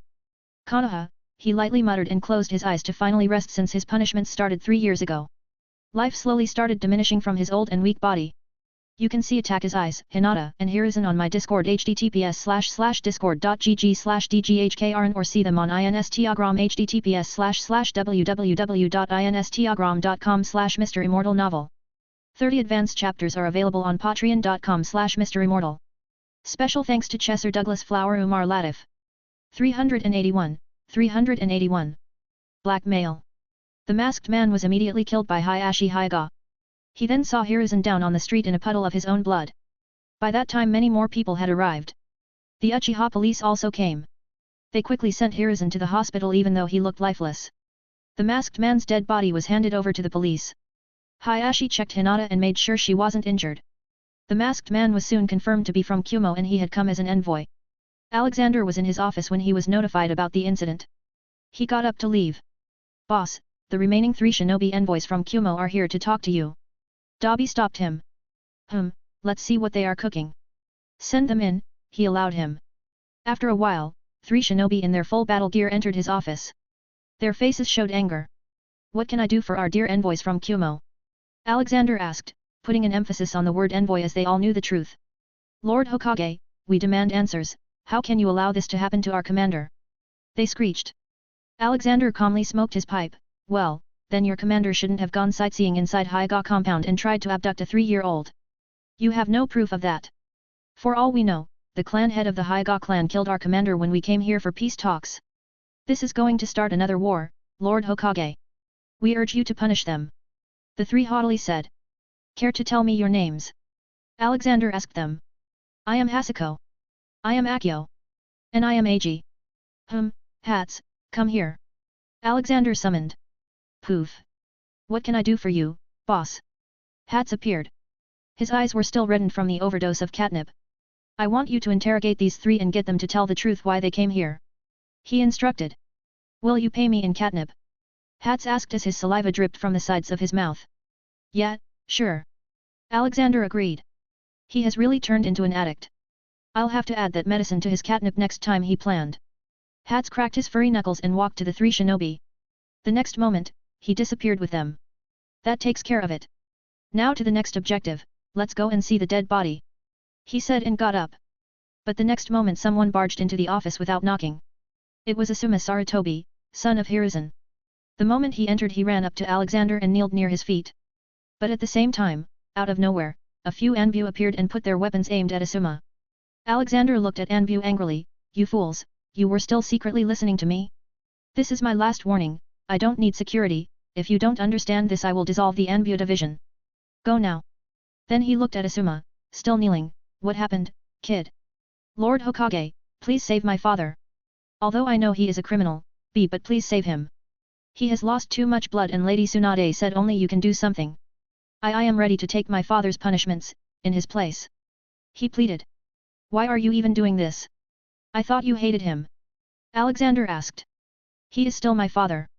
Our views may have been different but that doesn't change the fact that I exist because of him. This bond will never die," Asuma said. "Sigh. Only if all sons were like you. You are a good lad. Let's go, before he passes away," Alexander said and walked out. Soon, he started flying with Asuma's body getting pulled behind him. They came to the hospital and entered the emergency room. "How's it going, Tsunade?" "Lord Hokage, you came in time. I am not able to stabilize his heartbeat," she informed him. "Step back, let me have a look," Alexander told her. He went close to Hiruzen's unconscious body. Both his lungs have been punctured. "Can you save him?" Biwako Sarutobi, wife of Hiruzen asked. She was supposed to die in Obito's raid on Konoha but Alexander happened. "Absolutely, barely an inconvenience," Alexander replied and put his hand on Hiruzen's chest. Then he used natural energy to heal him. He noticed various bruises on his body that he received from the beating from all the street bullies and other malnutrition-related problems. It took a few minutes but in the end, Hiruzen's wounds were healed. Though he was still unconscious. Tsunade was shocked. "How did you do that, Lord Hokage?" "Haha, you still got a lot to learn, child. Also, you should start training in senjutsu. It is much more helpful when it comes to healing," he advised her. "He will stay like this for a few hours. He had lost too much but Tsunade has done a good job at giving him some blood," Alexander said and started to leave for the mortuary. But he stopped on his way and looked back at Asuma. "You can take him home. But he will spend the rest of his life inside the Sarutobi clan's compound. He will still have to kill Danzo and Orochimaru on his own when the time comes. I may have decreased his punishment, but he is not pardoned. What he did was honorable but saving one child doesn't forgive you for killing 10, be it directly or indirectly." Asuma and Biwako bowed to him as he left. "So, who's gonna count Danzo's apologies now?" Dabi asked. "Well, we still have those 2 elders still shouting around the village about their crimes. Put them to the job. He decided. After a while, they came to the mortuary. Alexander walked to the dead body and simply used his devil fruit power on it to reverse the body's time. The man woke up with a jump. Easy now. I am going to kidnap you, so stay silent. He materialized a funny-looking hammer and hit the guy on the head. Haha, kidnapping the kidnapper. Dobby laughed. All right, let's go to my office and see what Hats has done with them, Alexander said and went out. Kumagakure had spent a lot of time preparing for this plan, so they had sent a backup if everything failed and their guys got caught. A leftover ninja from Kumagakure who had come to Konoha hiding as a merchant went to the Hyuga compound to blackmail Hayashi Hyuga. The man you just killed was the shinobi commander of Kumo. A very important person for our village. It is going to bring the ire of Kumo to the whole Konoha, all due to the Hyuga clan. What will happen when more men, someone's father or child die in another war? The whole Konoha will hate the Hyuga clan. The Kumo ninja said. What do you want? Hayashi emotionlessly asked. An eye for an eye. You killed an important person of ours, we will kill yours. You decide who it will be. Though I don't think it will be a hard decision for you, considering how every branch house is like a slave for you. Kumo ninja mocked him. Hayashi's eyes showed rare anger. Control your tongue, lest there may be none left. Go away, we will answer you by tomorrow. Sure, choose your slaughter pig wisely. The ninja said and left. The moment the ninja left, the sliding door opened and a man somewhat identical to Hayashi came in. Brother, I will go. He spoke. Hayashi tightened his fist in annoyance. I haven't decided yet. What options do we have left? We cannot let a war happen due to us. It will destroy all this clan has worked for all this time. Hisashi persuaded him. No, we still have an option left. Lord Hokage is no common man. He can deal with this. I think, Hayashi muttered, unsure of himself. At the same time in Kumagakure, A received a report from his intelligence division. It was about the activities of Alexander while he was missing. The moment he opened it and started reading it, his scalp went numb. He couldn't think of anything except dread. The report said that Alexander had full control over all other great shinobi nations except Kumo. It also said that Hashirama and Tobirama had returned to life somehow. He looked out of his office at the village, thinking what would happen to it now, imagining the destruction. Phew. You can see Biwako Sarutobi, Hisashi, and Hayashi Hyuga on my Discord https://discord.gg/dghkrn or see them on Instagram https://www.instagram.com/MisterImmortal novel. 30 advanced chapters are available on patreon.com/MisterImmortal. Special thanks to Chesser Douglas Flower Umar Latif. 382. Annexing the Lightning Country. Back in the office, in front of Alexander, Hats stood. In his hand was a whip and he was wearing a police uniform. The three ninjas he just tortured couldn't even stand and were now sitting on the ground, shivering and in tattered clothes. What did you do to them in such a short time? Alexander amusingly asked. Oh, I just hit them in their baby maker. Hats answered. Oof. Alexander and Dobby instinctively covered their crotches even though nothing could hurt their baby maker. It was just a natural response. Did I mention I hit them with stones, while they were sandwiched between ice walls from both sides, and at the same time I whipped them? Hats added. Alexander looked at him speechless. He just took out a packet of his medicinal catnip. Here's your reward. Meow. Hats jumped and snatched it and then went to the sofa to start his addiction night. This is the first time I've heard him meowing, Dobby commented. Knock knock. Hayashi entered the room. He was surprised to see the remaining 3 Kumo ninjas in the room and in that condition. Greetings, Lord Hokage. I have something important to talk about. He greeted. Sure, take a seat. Dobby put these 3 in the next room. Alexander instructed. Then Hayashi looked at Hats. Alexander laughed, ignore him, he doesn't understand human words, for now. What can I do for you? Lord Hokage, a ninja from Kumo came to my house and Hayashi went on to explain the whole situation to Alexander. Tell me, Hayashi Hyuga, didn't you tell Dobby some time ago that he doesn't have the right to interfere in your clan matters? Then why should I now? Are you going to come to me whenever you feel it is convenient to use me? Alexander asked. Hayashi had not expected this. He tried to argue, that was different. This is a matter of the whole village. If a war starts, the whole village will suffer. No it won't. If a war starts, I'll just end it. But, if a war starts, it will certainly destroy the reputation of the Hyuga clan, which is why you are here. Alexander countered. Alexander saw the conflicted look on Hayashi's face. Let me guess, you are thinking of sacrificing your own twin brother, with whom you have shared your childhood memories. What do you want in return? Hayashi sternly asked. What I want is simple. Under the rights bestowed upon the people by the Constitution, they have a right to freedom. By the seal you have planted on the branch families, you have taken away their rights. This is a big offense and can land you in jail for a long time, even death, because what you are doing is simply slavery. Alexander told him. The curse seal exists to save the Hyuga clan's secrets of Byakugan. We cannot get rid of this seal. Hayashi replied. I'm not telling you to. I am absolutely okay with trying to keep your eyes a secret from your enemies. But, what comes with the seal is my problem. You hold the lives of others like they are caged birds. You can never feel how helpless it feels to have your life in someone else's hands and you can't do anything about it. Tell me, how would you feel if you had another child and then Hinata had to make her own brother or sister their slave? Alexander asked. Then what would a knowledgeable sage like you suggest we do? Hayashi mockingly asked. Well, I can give a new seal, that just keeps your Byakugan a secret in case someone from your clan dies. No holding others lives in your hands. And before you argue that this seal has kept the branch members from revolting and fighting to become the new main family. Remember, except for the Hyuga clan, no other clan uses this seal and they seem to be just fine. All the anger in branch families is all because of the injustice faced by them due to you. You are the reason for all the problems and instead of solving them you just give them a big headache and make them stop speaking. You took away what made them human, their right to speak out against injustice. Imagine not being able to speak against something bad happening to you for generations. Of course, they will have anger against you. But you will have to win them over slowly. What I can promise is that I will help you if they really start a revolt. And, if you feel you cannot show compassion to them then let your brother become the clan head. Alexander explained. It all left Hayashi speechless. Alexander continued, I am just telling you, even if you don't agree with this, I will someday still come after you.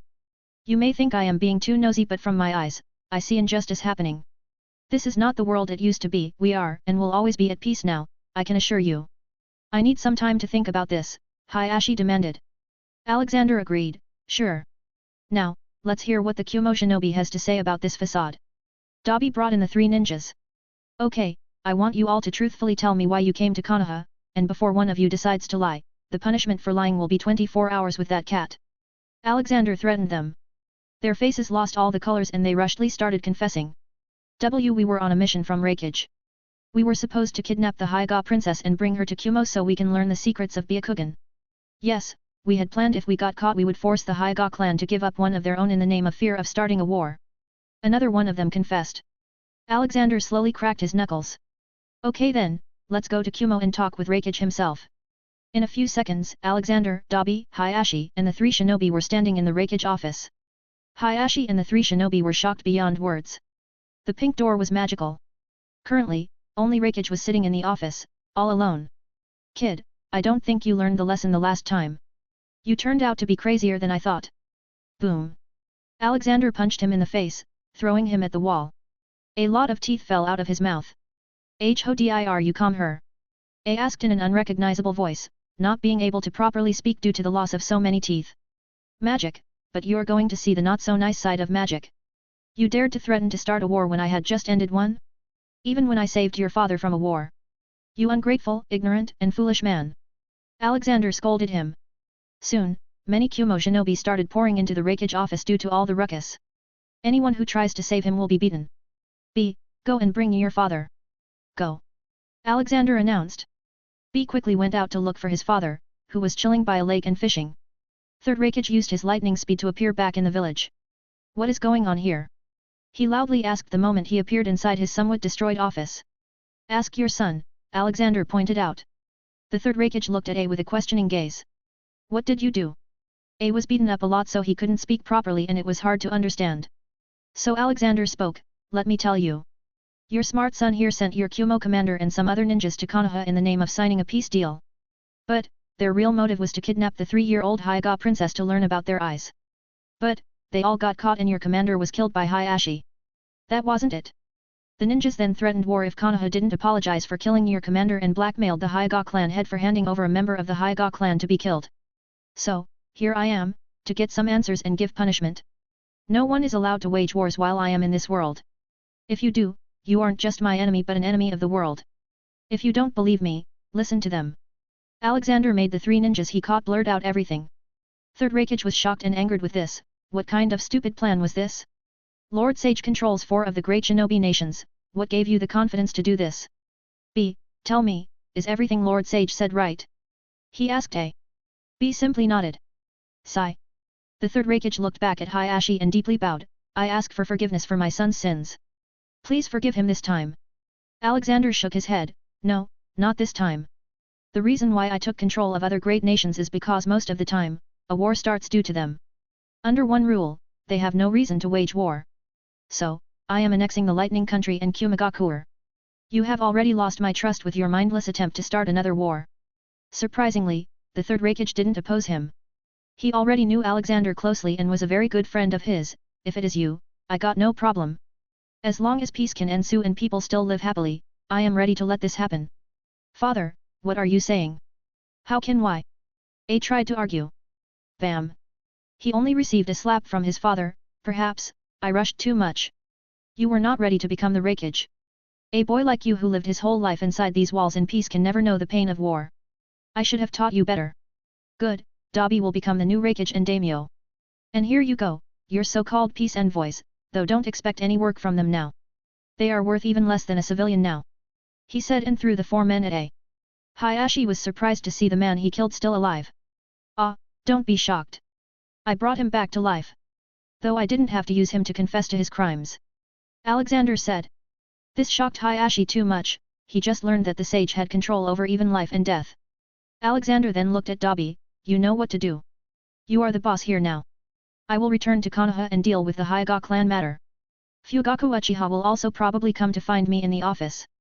Inform me if you need anything. Sure, boss, I'll deal with everything here and I guess I should call you Sage King now, Dabi joked. Haha, that does sound nice. With that, Alexander disappeared with Hayashi. Dabi looked around at the mess in the office, what are you looking at, start cleaning this mess. Third Raikage, you are to do whatever you were doing, just enjoy your life. And maybe take your sons with you and teach them a thing or two. Raikage sighed and dragged B and A behind him. You can see B&A and Third Raikage on my Discord https://discord.gg/dghkrn or see them on Instagram https://www.instagram.com/MisterImmortal novel. 30 advanced chapters are available on patreon.com/MisterImmortal. Special thanks to Chesser Douglas Flower Umar Latif. 383. We love it. Alexander returned to Konoha with Hayashi, lead me to your clan compound. I will show you the new seal. Until now, Hayashi was all in the support of the practice of curse seal. But it changed when the one facing the consequences of it was his own brother. Hayashi led him to the Hyuga compound, where Alexander saw a little girl sitting by the courtyard. Ah, this must be our little Hinata. Alexander warmly said, catching her attention. Hinata, being the meek and shy girl she was, ran back into the house like a wolf had come to eat her. Ha ha ha, she is very shy, Alexander remarked. That is exactly the problem, Hayashi mumbled. He respectfully brought him into his house and called his brother. What is it, Lord Hayashi? Hisashi, Lord Hokage wants to check the curse seal, Hayashi told him. Alexander was surprised to see them together side by side. Both were twins but the facial expressions of the two were so different. Hayashi had an expressionless strict face while Hisashi had a calm, cheerful, and kind face. Hisashi nodded and silently took down his headband and showed his bare forehead with a greenish cross mark on it. Alexander walked forward and put his palm on his forehead. Well, this seal is pretty simple, at least the aspect of punishing is very simple. On the other hand, the aspect of safeguarding the Byakugan was intricately made. Honestly, if I were to guess, I'd say that somewhere in the past, a clan had added the punishing part to the seal. You mean it wasn't originally meant to be like this? Hayashi asked. I have my doubts but let me ask Hamura Otsutsuki, Alexander said and took out an orb, similar to what he gave to Hago Romo. The two sage brothers now lived together in their dimension. Hey, Hago Romo, can you ask your brother if he's the one who made this curse seal of Hyuga clan? Alexander asked. Soon, a voice came, I was the one who made the technique to protect the eye but not the curse seal, Lord Sage. In the past, at some point, the Hyuga clan encountered a feud between two brothers who both believed they should be the clan patriarch. To decide which should lead, a battle was held between them.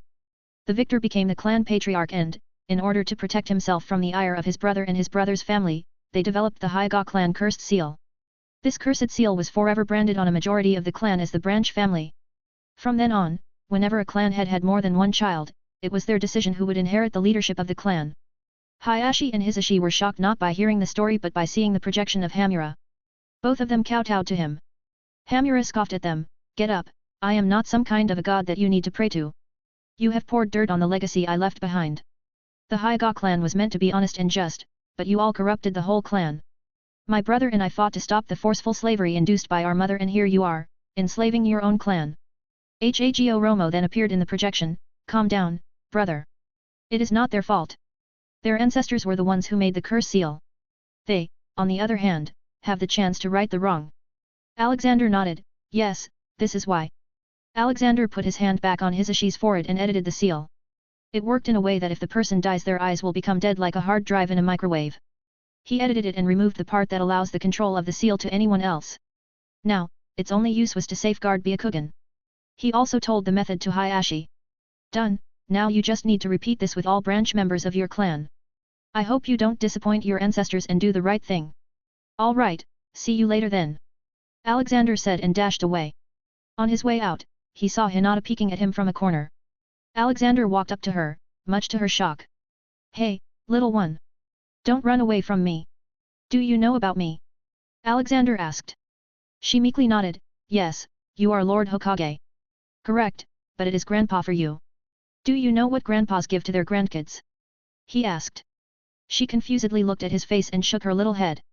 "Haha, they give them lots of candies and spoil them," he said and took out a bag filled with chocolates and other tasty items. "Here, take this. Share this with your friends and siblings, okay?" he said and patted her head softly. "Yes, Lord Hokage," she meekly responded and ran away to her cousin in the distance. "Haha, what sweet little child, all right, time to deal with Uchiha clan and then start with the whole Kagaya thing once and for all." He muttered to himself and walked to his office. Now, even Dobby wasn't there to help him with things. The best he had was Hats and Berry and he didn't know if he should ask them to help. On his way, he looked around at the busy streets. Much had changed in Konoha. Now people were more focused on working harder and creating a better life for themselves, instead of working to save up so they can survive the next war. On his way, he saw Danzo still crawling the streets and asking for forgiveness. Then he reached the glass case of the snake Orochimaru. On the glass case, number 20,000 was written, signifying telling him how far away he was from death. The white snake started getting anxious seeing him. "Don't worry, I won't show mercy on you. You still have days left, keep on counting." He was near the Hokage building when someone bumped into him.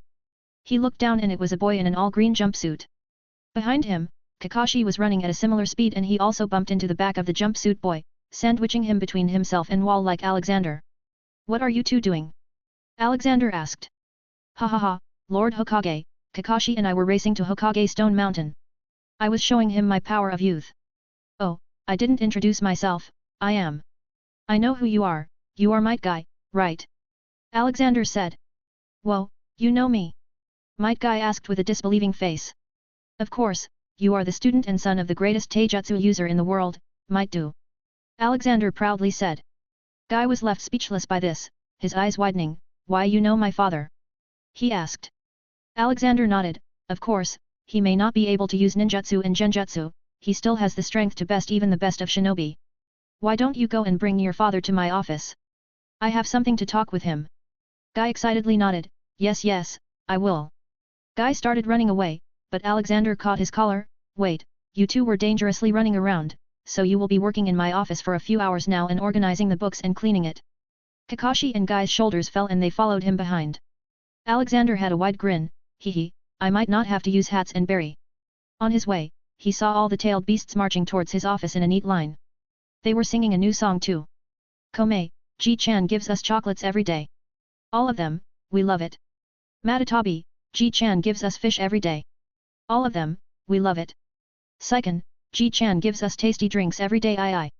All of them, we love it. Isabu, Ji-chan gives us hot pot every day. All of them, we love it. Son Goku, Ji-chan gives us bananas every day. All of them, we love it. Kokya, Ji-chan gives us tasty meat every day. All of them, we love it. Jayaki, Ji-chan gives us fruits every day. All of them, we love it. Karama, Ji-chan gives us cheese every day. All of them, we love it. Shikaku, Ji-chan gives us ramen every day." But this time they didn't reply and instead stopped and stared at Shikaku. Bam! Karama, who was standing behind Shikaku, knocked on his head. "Shikaku, you spoiled it all. Ji-chan pays us and Uncle Tuka gives us ramen. Shikaku embarrassingly scratches his head, sorry guys. Then he continued. Shikaku, Ji-chan gives us money for ramen every day. All of them, and we buy it. With this, they finished their song. Alexander walked up to the little comedians, what are my potatoes doing? Ji-chan. All the tailed beasts forget what they were doing and jumped into his arms happily. Alexander had to enlarge himself to hold all of them. You can see Hisashi, Kurseal, Hamura, Little Niji and Might Guy on my Discord https://discord.gg/dghkrn or see them on Instagram https://www.instagram.com/MisterImmortal novel. 30 advanced chapters are available on patreon.com/MisterImmortal. Special thanks to Chesser Douglas Flower Umar Latif. 384. Fugaku's wrong move. He went into his office with all the fluffies in his arms and Guy and Kakashi following him behind. Inside his office, he found Fugaku waiting for him. Just the mere sight of all the tailed beasts acting like children with Alexander was enough to pressurize him. Fugaku imagined what holding such power felt like. Having the ability to control not just one country destroying beasts but 9. My potatoes, go and have fun on the sofa, I'll be back to you in a minute. He sent the tailed beasts to the side of the room. He looked back, you two start cleaning and putting the books on shelves. Kakashi and Guy got to work immediately. What can I do for you, Fugaku Uchiha? Alexander asked and walked to his seat. Fugaku put a copy of the Constitution on the table. Thanks but I have hundreds of copies in the storage. Alexander joked. I do not agree with some of the things in this. You want to take away the rights of clan heads to control their clans. This is unacceptable. Fugaku angrily said. Oh, really? But I say, a clan head is nothing but a representative of his clan who can put forth problems and requests of the clan to the head of the country. You do not have the right over the people of your clan. Nobody owns them, not even me. Alexander replied. I am sure many more clan heads would disagree with you on that, Fugaku added. Well, I just returned from Hyga clan house, they seem to have no problem. And beside you, no other clan head came to me. Alexander shut him up with this. So, there is no other option? Fugaku asked. But Alexander felt like the man was planning something. Though no matter what it would be stupidity in front of Alexander. Yet, in fact, I am going to conduct elections in every clan in Konoha. New leaders will be elected by majority vote. Alexander revealed. Oh, is that so? Then maybe I should become the Hokage instead of you. It would be nice if you gave me the seat nicely.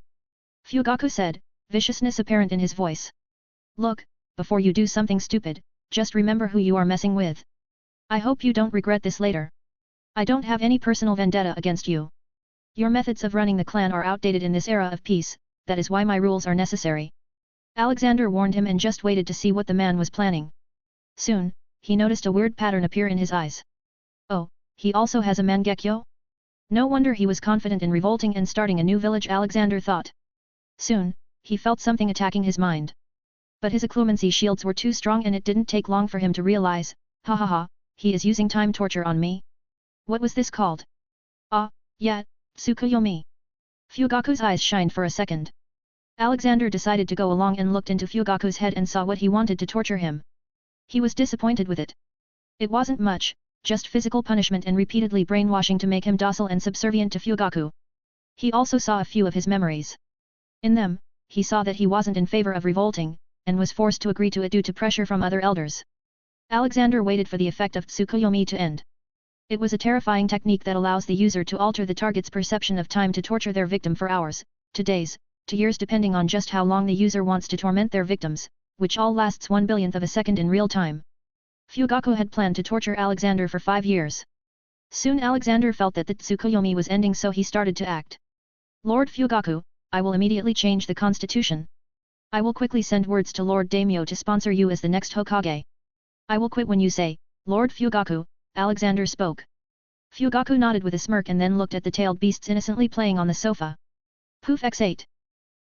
Damn it, not again, Kurama complained and vanished. Fugaku was shocked seeing the tailed beasts disappearing suddenly when he tried to control them. You shouldn't have done that, a voice came from behind him. Fugaku turned around and was spooked as Alexander stood too close to him. Alexander slapped Fugaku's face so hard that jaw got dislocated. Bam! He again slapped him on the other cheek, this time 1 or 2 of his teeth fell down. What you just did was the highest level of crime. Conspiring against the leader of the country, trying to start a coup, misusing Sharingan powers to mind control.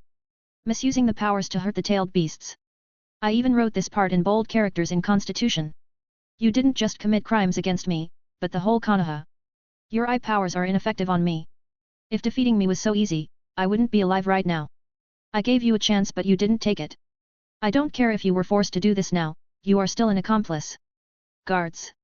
He shouted. In a second, multiple Anbyo came in. Put him in the prison cell. Alexander walked to Fugaku, helped him to get up, and also blocked all his chakra pathways temporarily. This way, he was just like Might Do, who couldn't use ninjutsu. But Fugaku was even worse as he wasn't trained like Do in taijutsu. Take him away, Alexander ordered. On the side of the room, Guy and Kakashi were looking at everything stupidly. Words of this shouldn't go out at any cost. He reminded them. Even if he wanted to punish Fugaku, he wasn't going to publicize it as then people would start hating the Uchiha clan. Both of them strongly nodded their heads.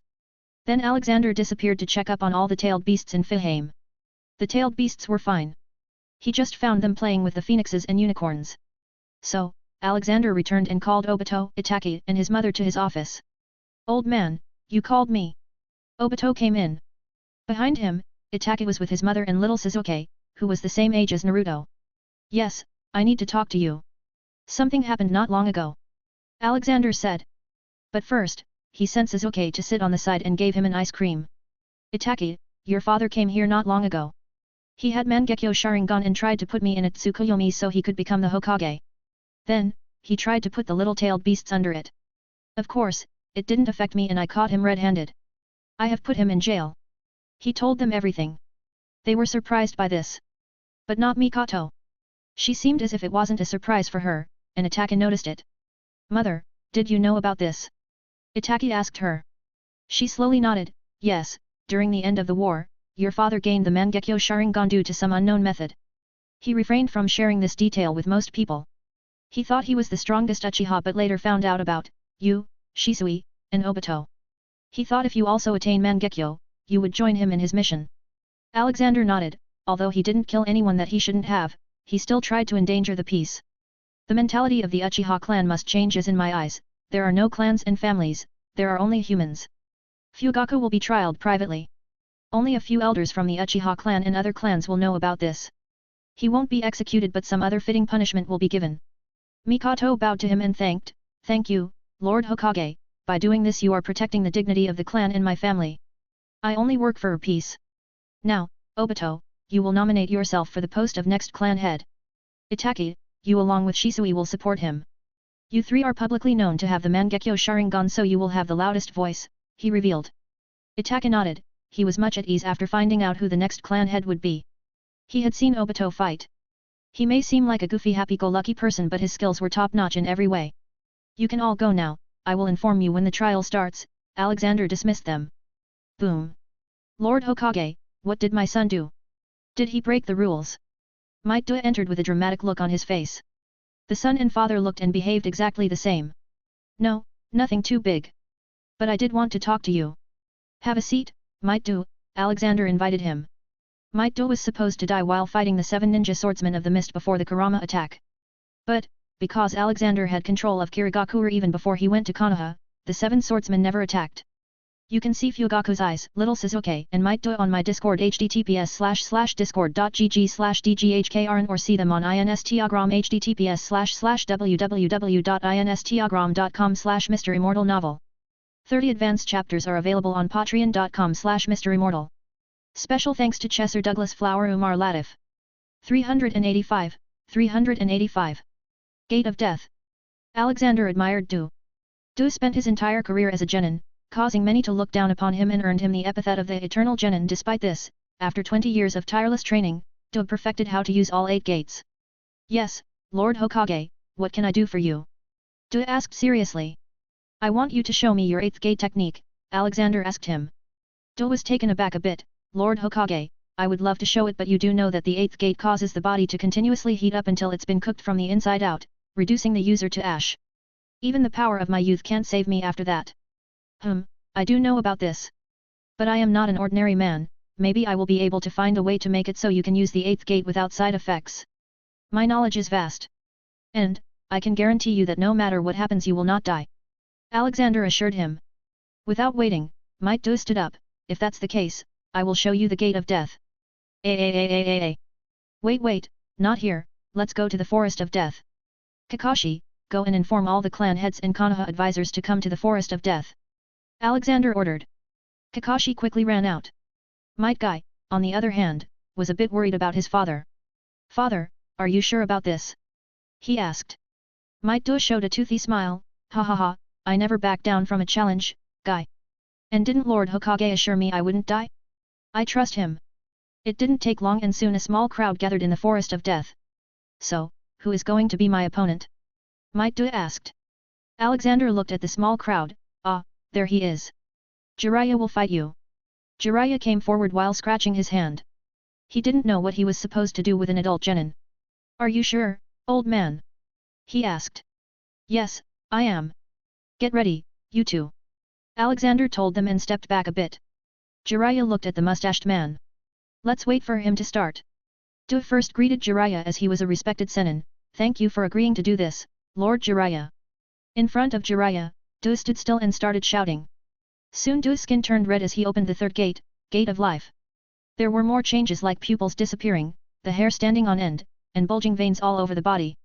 Then he opened the Gate of Wonder. His body started sweating some blue liquid. The sweat immediately evaporated, creating an aura around Do that can be mistaken for chakra. Do's muscles started to rupture. Alexander noticed it and sent some natural energy nourishment to him. This had a positive effect and the aura increased so much that a few trees got ripped off near them. Gate of Death, Do shouted. The Gate of Death, the eighth gate, was located at the heart.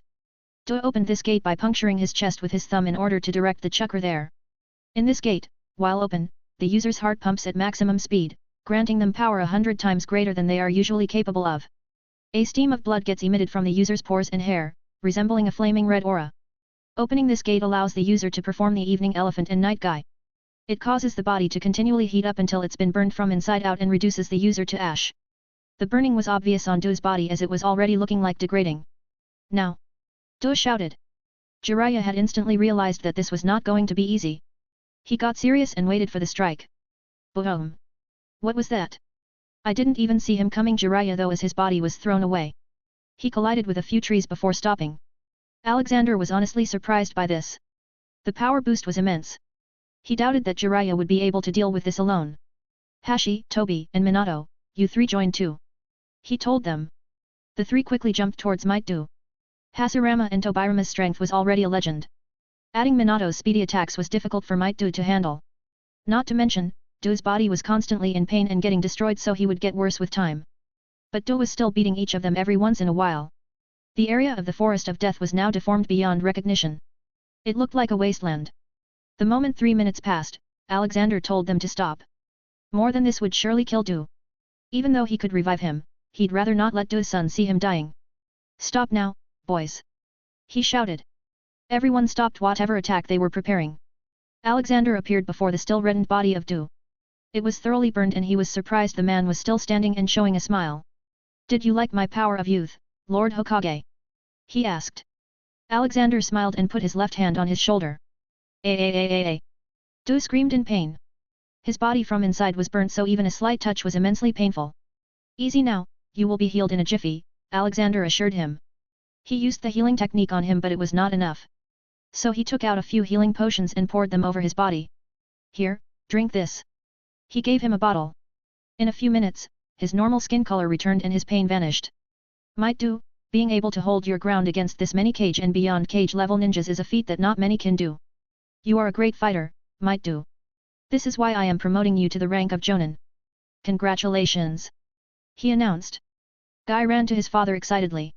Finally, the eternal Genin tag will be removed from his father. I invited all the clan heads and other important people of the village to witness this. So that they won't question me later. I hope they are satisfied with your performance. He said. Everyone else understood that his words were directed at them.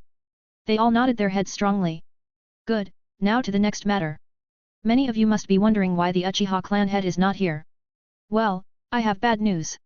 Before I came here, Fugaku came to my office. He didn't want my meddling in the clan matters according to the new constitution. He wanted to change it.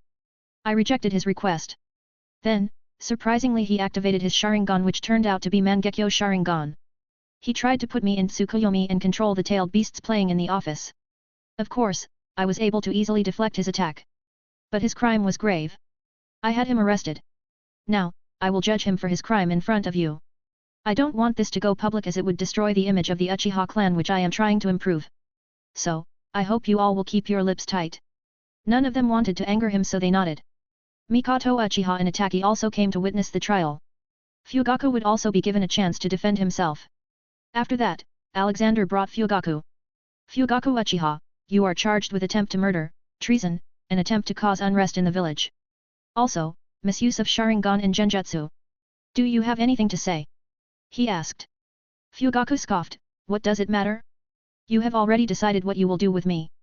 Just kill me and get over it. Alexander shook his head, no, you are wrong. Fugaku, you need to understand something. You must be feeling like, this old man who came out of nowhere and took over the world is now trying to tell you what's right and wrong. But maybe you should sit down and think for once about the level of different reality we both live in. To me, the whole world is important. I don't want wars, orphans to be sad, murders, or any other crime. I want to establish forever peace.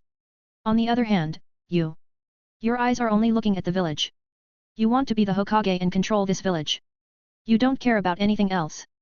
Tell me, since the day I became the Hokage, did any murder happen in Konoha? Uchihas runs the police force, so you should know that. Simply said, I am an ancient, thousands of years old man. I have lots of experience with different things. My power is beyond what you can imagine. I don't care about your little schemes and power play. All I care about is that people stay happy. Open your eyes, Fugaku Uchiha. Your existence is like a grain of sand in the vast universe. Wait, you probably don't even know what the universe is. Let me show you, wait, I'll show you all. You can see my DA on my Discord https://discord.gg/dghkrn or see them on Instagram https://www.instagram.com/MisterImmortal novel. 30 advanced chapters are available on patreon.com/MisterImmortal. Special thanks to Chesser Douglas Flower Umar Latif. 386, 386. YG Chan wears glasses. Alexander used the Force's ability to project images directly into everyone's brain. They all found themselves standing in a black space. This is what the whole universe used to be. There was nothing. Suddenly a white dot appeared and it started expanding at a very fast speed. The time fast-forwarded and slowly many stars and planets formed around them, a sun formed too nearby. All the shining dots you see around are suns and many of them have multiple planets revolving around them. He told them. Then where they were standing, a planet started to from under their feet. In the beginning, it was just a volcanic mess. Then it rained, Ice Age came, and then humans evolved from the small single-cell organisms.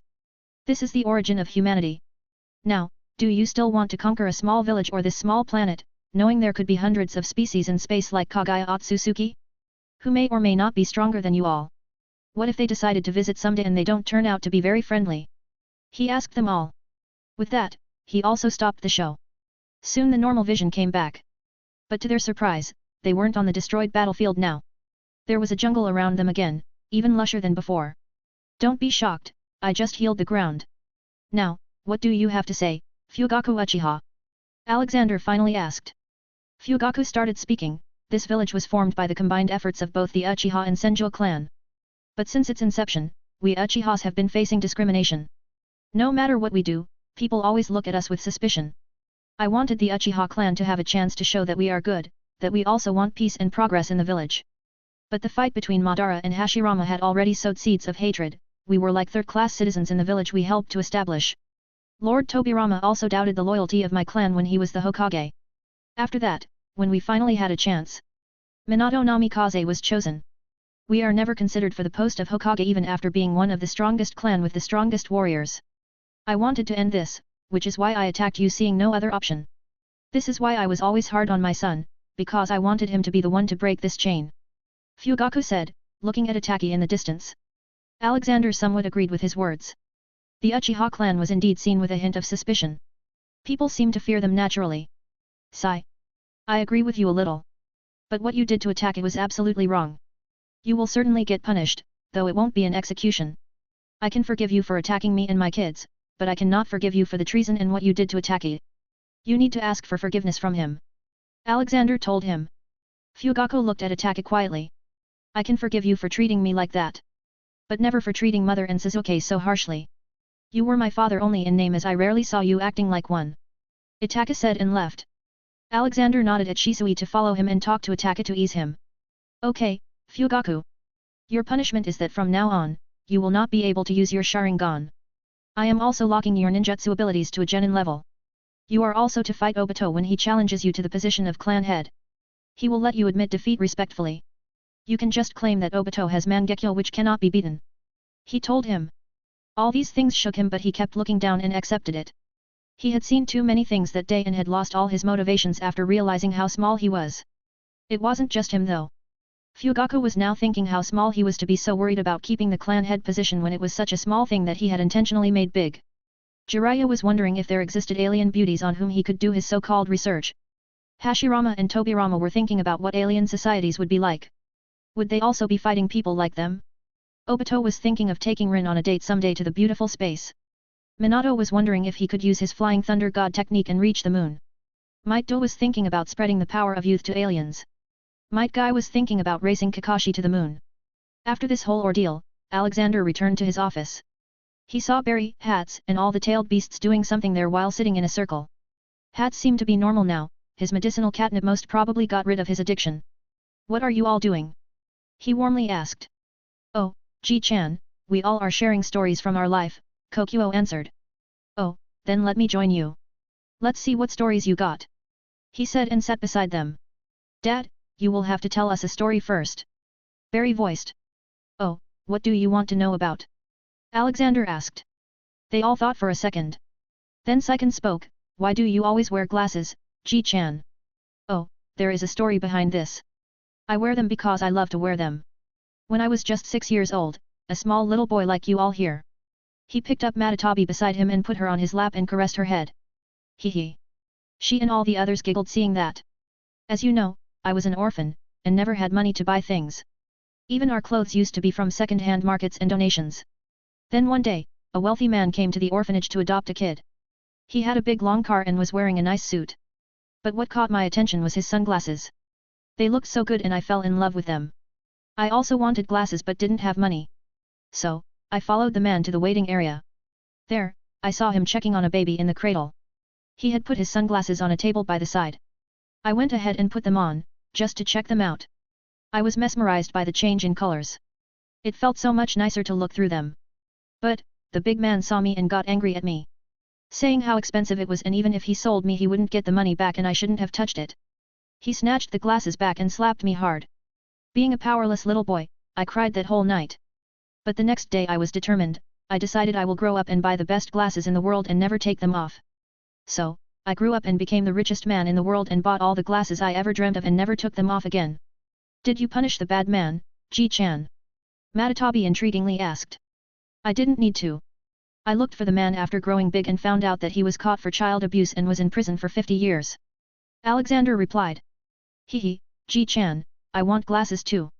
Give me. They all ran up to him. Ha ha ha, sure my children. He dotted on them and put different glasses on each of their chubby faces. Hats, Barry, you come too. He called them. Knock knock. Hashirama and Tobirama came in. They were shocked by the scene. Ha ha ha, come in, here, you two should wear these too, Alexander said and handed them glasses. Soon, the Hokage office started looking more like a gangster den than a government office. 30 advanced chapters are available on patreon.com/MisterImmortal. Special thanks to Chesser Douglas Flower Umar Latif. 387. A new grandkid. The next day, Alexander went to the Konoha hospital. He had already given Tsunade enough time to study all she could and now it was time to test her. How much have you learned till now, Tsunade? He asked. Lord Hokage, I have yet to learn everything about the surgical methods. She informed him about all her studies. Alexander was honestly surprised that she tried to learn everything and not just one field. Normally, doctors on Earth would specialize in one field but Tsunade was going for them all and from her current level, he had no doubt she would be able to do it. Good, I came here to teach you some things that these books won't. I will also show you some advanced machinery that can be more useful for saving someone's life than conventional methods. He told her. Tsunade had stars in her eyes. Have you overcome your hemophobia? He asked. Yes, I have. Grandpa and Grandma helped me a lot. Tsunade confessed. Good, come with me to the empty hall. He told her. They soon came to the place and Alexander took out lots of different machinery. This machine is called an MRI machine. It can be very useful in understanding the hidden problems inside the body without cutting it open.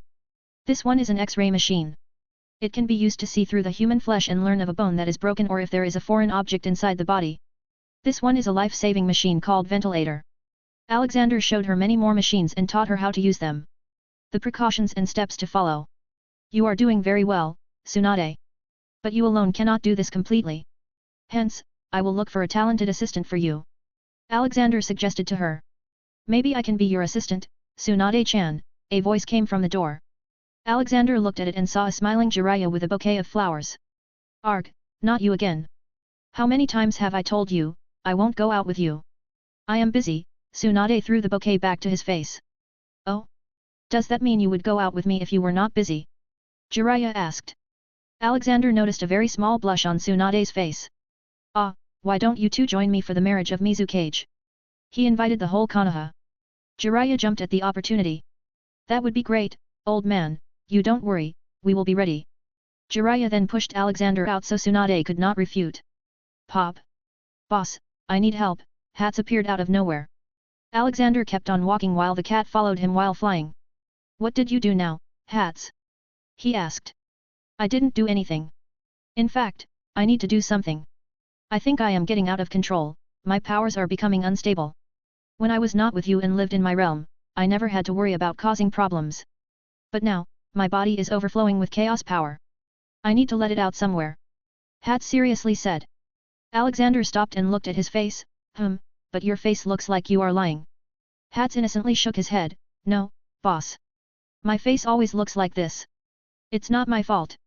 I am really serious right now. Sigh. Okay, if you need a place to cause your chaos, come with me. He said and picked up Hats. He teleported into his dimensional pocket and chose an uninhabited planet in his solar system. On this planet, you can cause as much chaos as you want. Hats started running around while purring, ah, this place is perfect. This will be my realm from now on. I will call this Chaos Heim, the home of the Chaos God. Alright, have fun. I am going to Fiheim. Alexander teleported away. In Fiheim, he was greeted by a huge group of phoenixes dancing in the sky for some reason. Alexander got interested and went to the village of phoenixes. He saw Barry there with his wife Red. What is going on here? Barry turned to him, showing his arms. In them was a baby phoenix. Ha ha ha, I have a grandson phoenix now. Alexander happily asked. Barry nodded and came to him. Alexander delicately held the little phoenix. He had half of his feathers blue and half red and looked absolutely beautiful. Did you choose a name for him? Alexander asked. Barry nodded, I have named him Alan. Hehe, I took the first two letters of your name. Alexander warmly looked at little Alan who had not even opened his eyes fully. Little Alan, may you always be healthy and happy. He gave his blessings to Alan and gave him back to Barry. Well, this is a big occasion, this requires a celebration. Let's party in Fiheim. He announced. All the phoenixes danced in joy. Barry was their king after all and Alan was now their precious prince. Omega-kure. Yahiko, Konan and Nagato had changed the village a lot. The standard of living was very high now and the cost of living was also very affordable. They didn't just focus on the village but the whole country of Rain. Because of Alexander, they received much economic aid that helped them uplift the whole country. Now, as there was no fear of war, people started to return to their original lands and started cultivating it, removing the food shortage in the country. The number of orphans had also become negligent thanks to Umar's orphanages and his moving sculptures that helped him in his work. What should we focus on now? What about the transportation system? The population is prospering but they need good roads to take their products to places. Let's create a highway that leads to major places in AIM and also to other country borders. Then start smaller roads from the main highways to lesser areas. Konan suggested in their weekly meeting. Currently, Alexander was the official leader of AIM and the three were the ones controlling it on behalf of him. Nagato nodded, yeah, this can benefit the people a lot. All this time, Nagato had continued learning senjutsu and was now much better physically as the lost chakra to his eyes was recovered from nature. Then let's do this, Yahiko approved. Just as the meeting was ending. Suddenly a black shadow came from the ground and grabbed Nagato. It started to drag him with him. Konan and Yahiko quickly attacked it but to no avail. Poof. Shocking to all of them, Nagato suddenly disappeared. Black Zetsu was shocked but he calmed himself and aborted his mission. Must be that old monster, that freak Black Zetsu cursed. But Yahiko and Konan were calm. The old man was right, Nagato's eyes are really planted. And that person wants them back now, Yahiko spoke. Good thing Grandpa was aware of it and took emergency measures. I hope Nagato is okay, Konan worriedly added. In Fihame. The party was going on. All the people and beasts were hogging food. There were a lot of cakes all around them. Ha ha ha. I can eat that whole cake in one bite, Komei, Saiken challenged. I can eat 2 cakes in one bite, fatty, Komei refuted. Oh, then let's try, Saiken accepted. Komei walked to his cake and opened his mouth to eat it. Boom. But suddenly something fell on the cake. Spreading it everywhere, even on Komei. Alexander looked at the noise and saw Nagato. He immediately understood everything. Haha, good timing. Enjoy the party, Nagato. We will bait Black Zetsu later and catch him. Don't worry. You will be staying with me the whole time from now on. Alexander reassured him. Nagato, on the other hand, was shocked. He had no idea where he was. The huge castle, animals and beings never seen before were all around him. Oh no! You threw cake all over my beautiful wings, Komei complained. You can see little Alan on my Discord https://discord.gg/dghkrn or see them on Instagram https://www.instagram.com/MisterImmortal novel. 30 advanced chapters are available on patreon.com/MisterImmortal. Special thanks to Chesser Douglas Flower Umar Latif. 388. Goddammit. It had been a week since the events related to Fugaku's attack. As expected, Obito's challenge to Fugaku to be made the new clan head was met with opposition from the clan elders. But, seeing that Fugaku had agreed to fight Obito, many more members of the clan jumped in and challenged him to become the clan head. Eventually, Obito beat everyone up before fighting Fugaku. In the end, Fugaku also lost, but Obito did not humiliate him much and just let him accept his defeat. But, the elders were still opposed, so he beat them up too in a fair match. A small investigation led to the corruption some of them had committed. It was shown to everyone in the clan and the elders lost their credibility. Obito was also very close to the Hokage and Obito didn't forget to remind this to them again and again. They all realized that having Obito as a clan head was much more profitable for them all. Not to mention he had a Mangekyo. On the other hand, the same could not be said about the Hyuga clan. After Hayashi changed the seal of all the members of the clan, the clan members asked for him to step down. Hayashi did it and made his brother, Hisashi, the clan head and established the rule that from now on, the new clan head will always be chosen through a public election. All of them happily agreed to it as this meant there wouldn't be nepotism when it came to selecting new clan heads. Other clan heads won elections as they were already loved by their people and remained in their places. But they were all clearly made to understand that now, they didn't own their clans. They were only representatives of their people. Alexander didn't just focus on this. He also expanded the borders, but he didn't choose to take the conqueror route. Instead, he offered small landlocked countries to become a part of either earth, wind, fire, or lightning country. In return, they will get to use all the resources like roads and ports. There would also be ease of business. It didn't take long for many of the poor countries to jump to this opportunity and integrate into the big countries. The small country leaders became governors of that state then. Ah, we are finally moving in the right direction. Alexander stretched his arms on his way to Ichiraku Ramen. Because it was a daily gathering area of the tailed beasts, Toka had reserved a big booth for them. Alexander reached the shop and saw it was really crowded. Ichiraku Ramen had gotten very famous now. There was even a line outside. Alexander simply went into the booth where tailed beasts were chomping on their ramen. Give space to your Ji-chan, little ones, he told them and squeezed a seat for himself. Ah, my eye, Shikaku, keep your ramen away from me. Son Goku shouted. Not my fault, Fatty Saiken pushed me. Shikaku shrugged. Hey, Komei pushed me so I pushed you. Saiken clarified. All right, don't start a fight now. Keep on eating. Tomorrow, we will be going to Kirigakure for Brian's wedding. Alexander told them. Does the wedding have food? Komei asked. Haha, yes, there will be lots of food, Alexander replied. Yai. They all threw their little hands in the air. Haha, Rina, and Golly would have loved these gluttons, he thought, and ate some too. Then suddenly a yellow-haired boy appeared. Oh, old man, you are here too? Well, give me some space. Naruto also squeezed himself and made it even more cramped for all the tailed beasts. Kurama got annoyed and jumped on top of Naruto's head with his ramen bowl and ate from there. Naruto seemed to not care and was busy eating his own food. Alexander finished his fill and went out to find Olivia. He had the day free and wanted to take her on a date. He went to the orphanage of Konoha. The orphanage was now surrounded by hundreds of fruit trees. The older children and staff took care of them and sold fruits to the market to keep the orphanage self-sufficient. Though Alexander still allotted money to it every month. The same was the case in every orphanage around the world. Alexander arrived to the giggles of children in the orphanage. It seems they were doing some kind of kids' play. Olivia was sitting on one side, with hats on her lap, sleeping. He was amazed at how cute the cat looked when sleeping. Beside her, Amy and Yalo sat and clapped for the children. Lord Hokage! The warden exclaimed. Everyone got distracted and looked at him. Haha, continue, little ones, I came to see you all. He took a seat and watched the whole play. The children became very enthusiastic seeing him there and gave their best performance. He smilingly watched them. Seeing his own childhood shadow in them. They were small and didn't know the troubles they may face when they grow up. Being an orphan was never easy. But they aren't orphans, they still have their grandpa who will always support them, he thought. Soon the play ended with thunderous applause. Very good, my kids. Your grandpa will give you all gifts now. He brought out lots of clothes with cute patterns, various toys, and put many swings and seesaws in the ground. They all cheered happily and came to give him a hug. One of the children he noticed didn't go to the toys. He came to Alexander. What can I do for you, little one? He asked.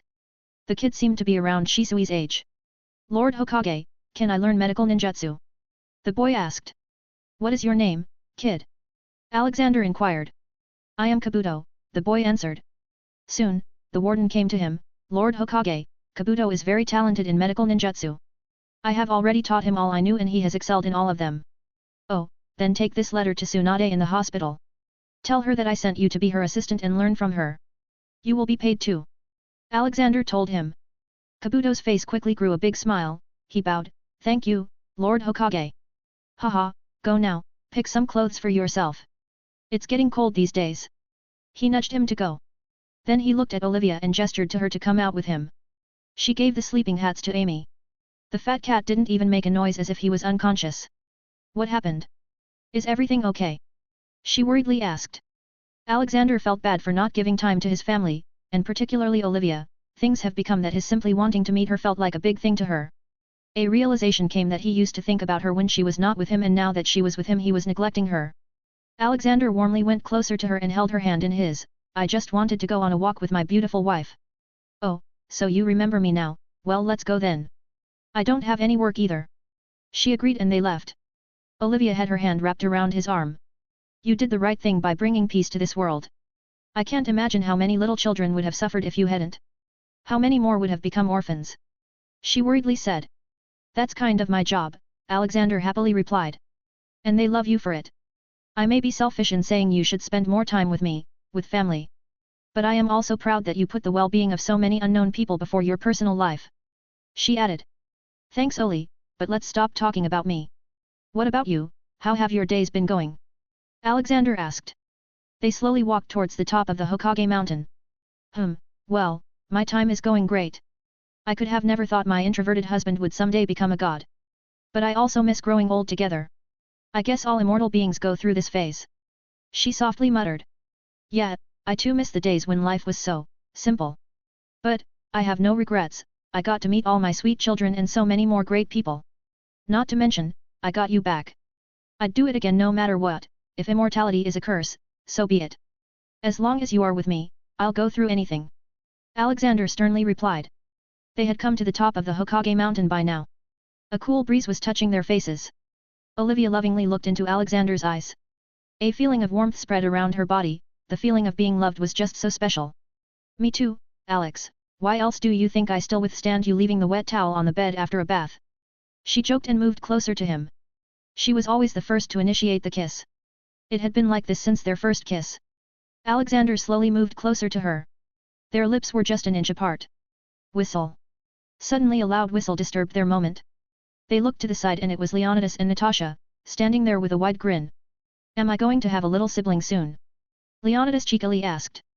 Boy, is this some kind of revenge? Alexander asked. Embarrassing the two again. Olivia was confused, what revenge? Alexander looked at Leonidas, shaking his head. But he smirked and started speaking, the last time I went to see Leonidas and Natasha, they wee. La la la la la la. It's nothing, Mom, Dad's just messing around. Natasha, give Mom a hug. Leonidas shouted as he ran to Alexander and put his palm on his mouth. Leonidas whispered something in his ears, Dad, you sure you want Mom to know about that? What if she gets angry at you for stopping us from giving her a grandson? Alexander paled and his body shivered for a second. Okay, let's forget that. That secret dies with us. Leonidas shook hands, deal. But then... Alex. What am I hearing about you not letting me get some grandkids? A loud shout came. Goddammit, Natasha told her. Leonidas facepalmed himself. Alexander put Leonidas forward, kid, save your father. Tell her it was your mistake. Ah, I just felt like someone was talking to me. Strange, I'm hearing things. Leonidas ignored him and walked to Olivia and hugged her. Goddammit, traitor, Alexander cursed. You can see Konoha on my Discord https://discord.gg/dghkrn or see them on Instagram https://www.instagram.com/MisterImmortal novel. 30 advanced chapters are available on patreon.com/MisterImmortal. Special thanks to Chesser Douglas Flower Umar Latif. 389. Abused mother and daughter. The next day, Alexander was getting ready to go to Brian's marriage. But then he received emergency news from his chief of intelligence, Hats. The fat cat had now released all his pent-up frustration and now was normal, which was also chaotic. What is it, Hats? He asked. Boss, I received news that there are 2 Uzumaki clan members in Kyusagakur. They are being held against their will. Hats notified. Alexander looked at Olivia. Oli, you all get ready, I'll be back soon. Wait for me in the Forest of Death, we will use anywhere door to go to Kirigakure. Let's go Hats. Alexander and Hats appeared in the sky above Kyusagakur. Where is this family? Well, it's just the mother and her small daughter. Her case is special, she was allowed to take refuge in Kyusagakur, on the condition that she would heal the village's wounded shinobi. Hats informed him. I am sure Kusa does have their own medical ninjas, so why would they risk angering me for her? Alexander asked. Well, her case is different. As she is an Uzumaki, she has a very huge chakra reserve. And for some reason, if someone wounded bites her skin, it would heal them at the cost of her chakra. Hats replied. So we are talking about physical assault and forced labor here. I am sure she lived a very vulnerable life. What if someday she was forced to heal too many people? Her chakra would deplete and she would die. Alexander hypothesized. Yeah, that's pretty much it. She wanted to come to Konoha after your announcement but they put her in prison with her daughter. Hats said.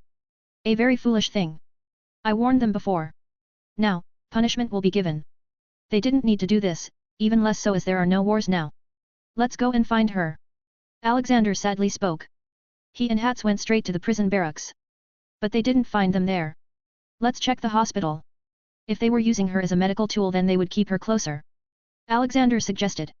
As expected, they found the mother and daughter inside prison cells under the village hospital.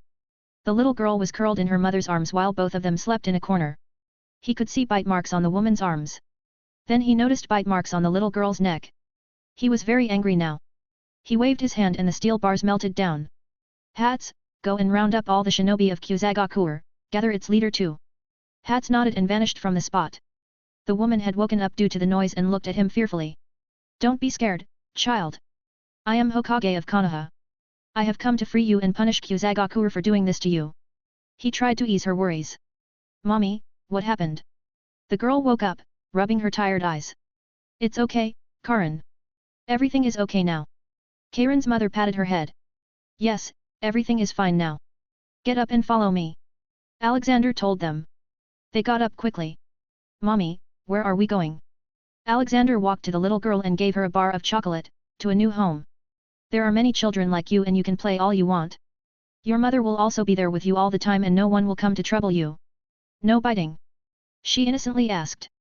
She was around Naruto's age at the time, which was around 4 years old. She was too small for the trauma she went through. Yes, no biting. In fact, I will punish those who bit you. What is your name, little one? Alexander assured her and asked. I am Karin, she sweetly answered. The two quickly packed the little stuff they were allowed to have. Most of it was just clothes, some photo frames, and a few toys of Karin. Let me hold it for you. Alexander walked up and picked up their luggage. The woman was already very weak, he couldn't imagine her lifting the weight. He then led the way out of the prison. He didn't even try to hide them. Anyone who attacked him was immediately paralyzed. They came outside to the open road in front of the hospital. A lot of people had gathered there. Not to stop Alexander but to see what was going on. Hats had already caught and assembled about 200 men and women in ninja clothing. Boss, I got them all. That one is the village leader and also the ex-daimyo. He was Kusa's daimyo but became just a leader after Kusa joined Earth Country.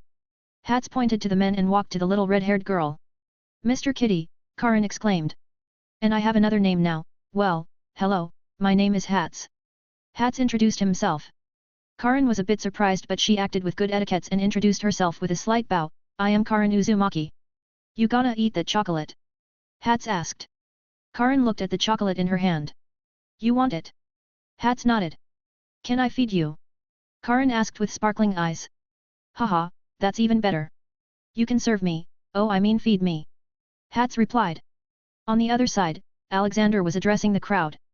People of Kusagakur, you must be wondering who this old man is and why I have gathered your shinobi and leaders here. Well, I am Hokage of Konoha. These men here are guilty of enslaving a mother and daughter from the Uzumaki clan to use them as their medical tool. Look behind me, look at the bite marks on her arm. These men did that. Now, I had already widely publicized that anyone who hurts or stops an Uzumaki from coming to Konoha will be declared an enemy of all 5 great shinobi nations. But these greedy men did it anyway. So, now you all have to decide whether this whole village is going to face the consequences or just these men. He ended speaking. You can't do this. We have joined the Earth Country as its territory. Only the daimyo can judge us. The leader shouted. Alexander gave him a deadpan look. Maybe you don't know but it was me who helped the new daimyo establish his power in Earth Country. Douglas and I are very close. And believe me, if it was him who found this out, he would have tortured you for the rest of your life. He hates it when someone hurts children. Yes, everyone, you all heard me right, these vultures didn't even leave that little one alone. In an instant, the village leader and its small shinobi force lost the whole public support. Burn them! They are scums. Many angry voices came from the crowd. It seemed like they weren't happy with their leader either. I will punish them, Alexander replied and checked the sins of everyone there. About 150 of them were normal ninjas and had nothing to do with Karin and her mother so he let them go after abolishing them as Kusagakur shinobi. Now they needed to go to Uegakur to become one. Out of all of them, the highest sins were of 2 people. One was the leader and the other was a high-ranking shinobi named Sosui. There were too many kids around so instead of publicly executing them he threw them out of Earth's atmosphere.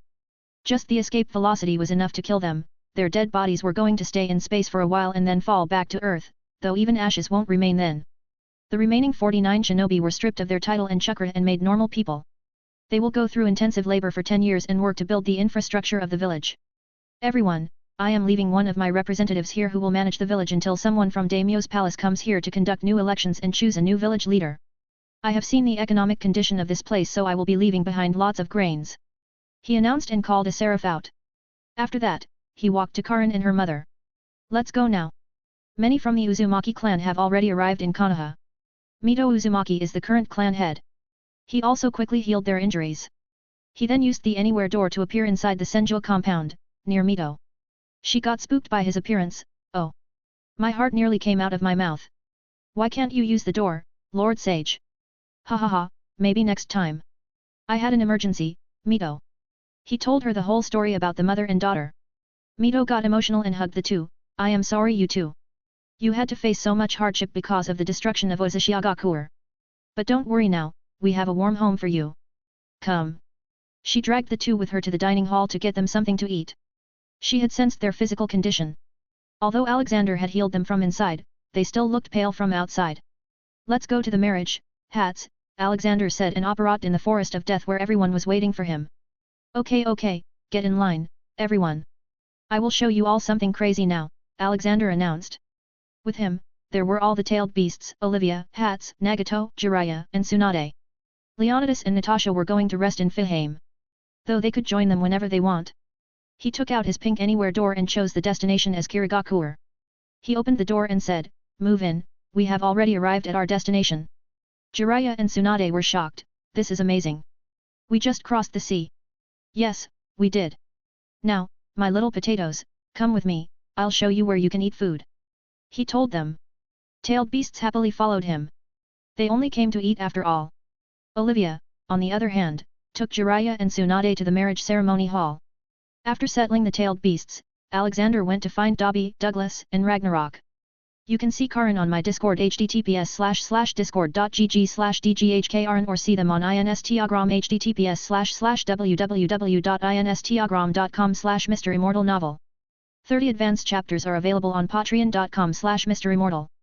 Special thanks to Chesser Douglas Flower Umar Latif. 390. Love is in the air. Boom. Alexander noticed a loud explosion a distance away. He went to check what was going on. On reaching, he saw Douglas reprimanding a blonde boy. He listened to their argument as he walked closer. But you said you like my art, the blonde one argued. Yes, in a matter of it being entertaining, not damaging. Look, we are at a wedding ceremony. I want you to use your art for nice fireworks in the sky that don't put people in harm's way. Douglas reprimanded the boy. Ah, okay, I'll do that. The blonde boy said. What's going on here? Alexander asked. Oh, hey, boss. Well, I found this kid in IWA causing explosions. He has explosion release Keki Genkai and likes sculpting. But I doubted his mental health was good, so I took him under me. Douglas explained. Hey, my mental health is good, the boy argued.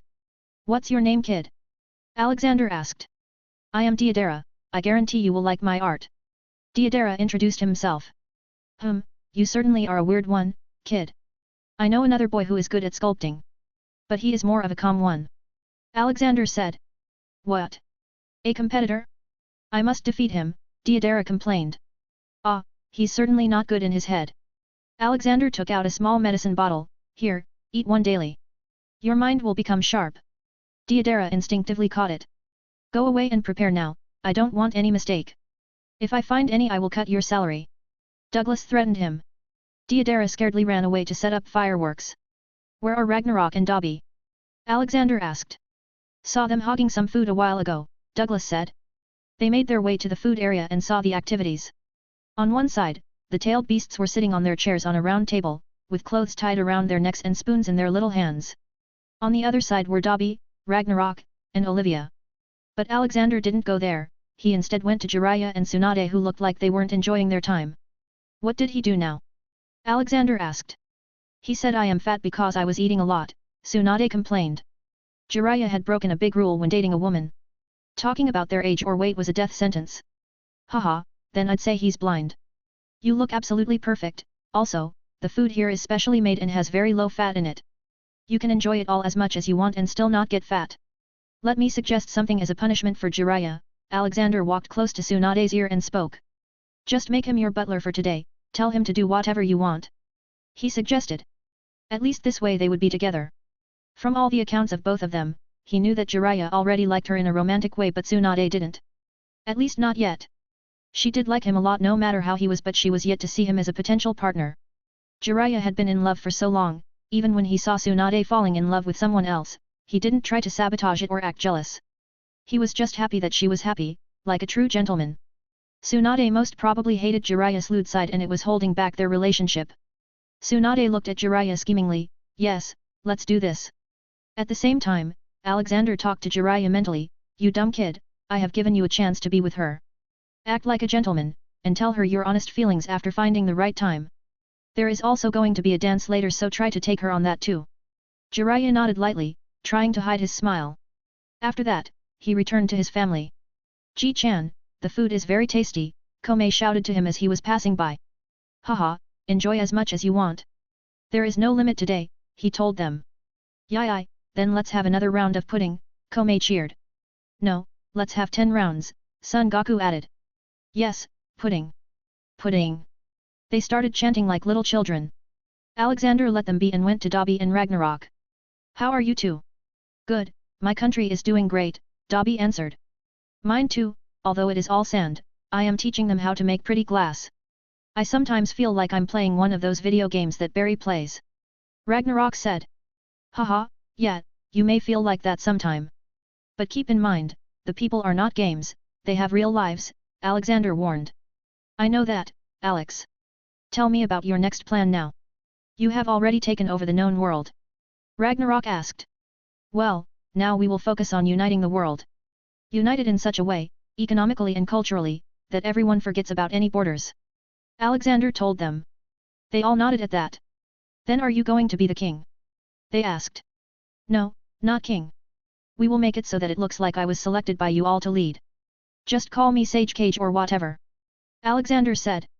That's better. Okay, let's go and see Brain now. Dobby interjected. Alexander was surprised that Brian found himself a good-looking wife, and from the looks of it, it looked like they really liked each other.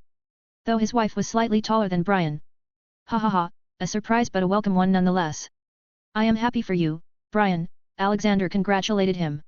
Hee, thanks, boss. I guess I should be indebted to you for bringing me to this world and letting me meet her. Brian said, looking at his wife talking to Olivia. No, you deserve everything. Instead, it should be me who should be thankful for your help in my missions. Alexander replied and patted his shoulder. About that, boss, I have decided I am going to stay here with Terumi, Brian revealed. Alexander instantly agreed, sure, I will feel sad for a bit but I cannot stop you from living your life. I would have done the same if it was me and Olivia. I can just wish you a wonderful life. Though be sure to stay in touch. Brian happily jumped into a brotherly hug. Thank you, old man. You are awesome. Now, let's dance.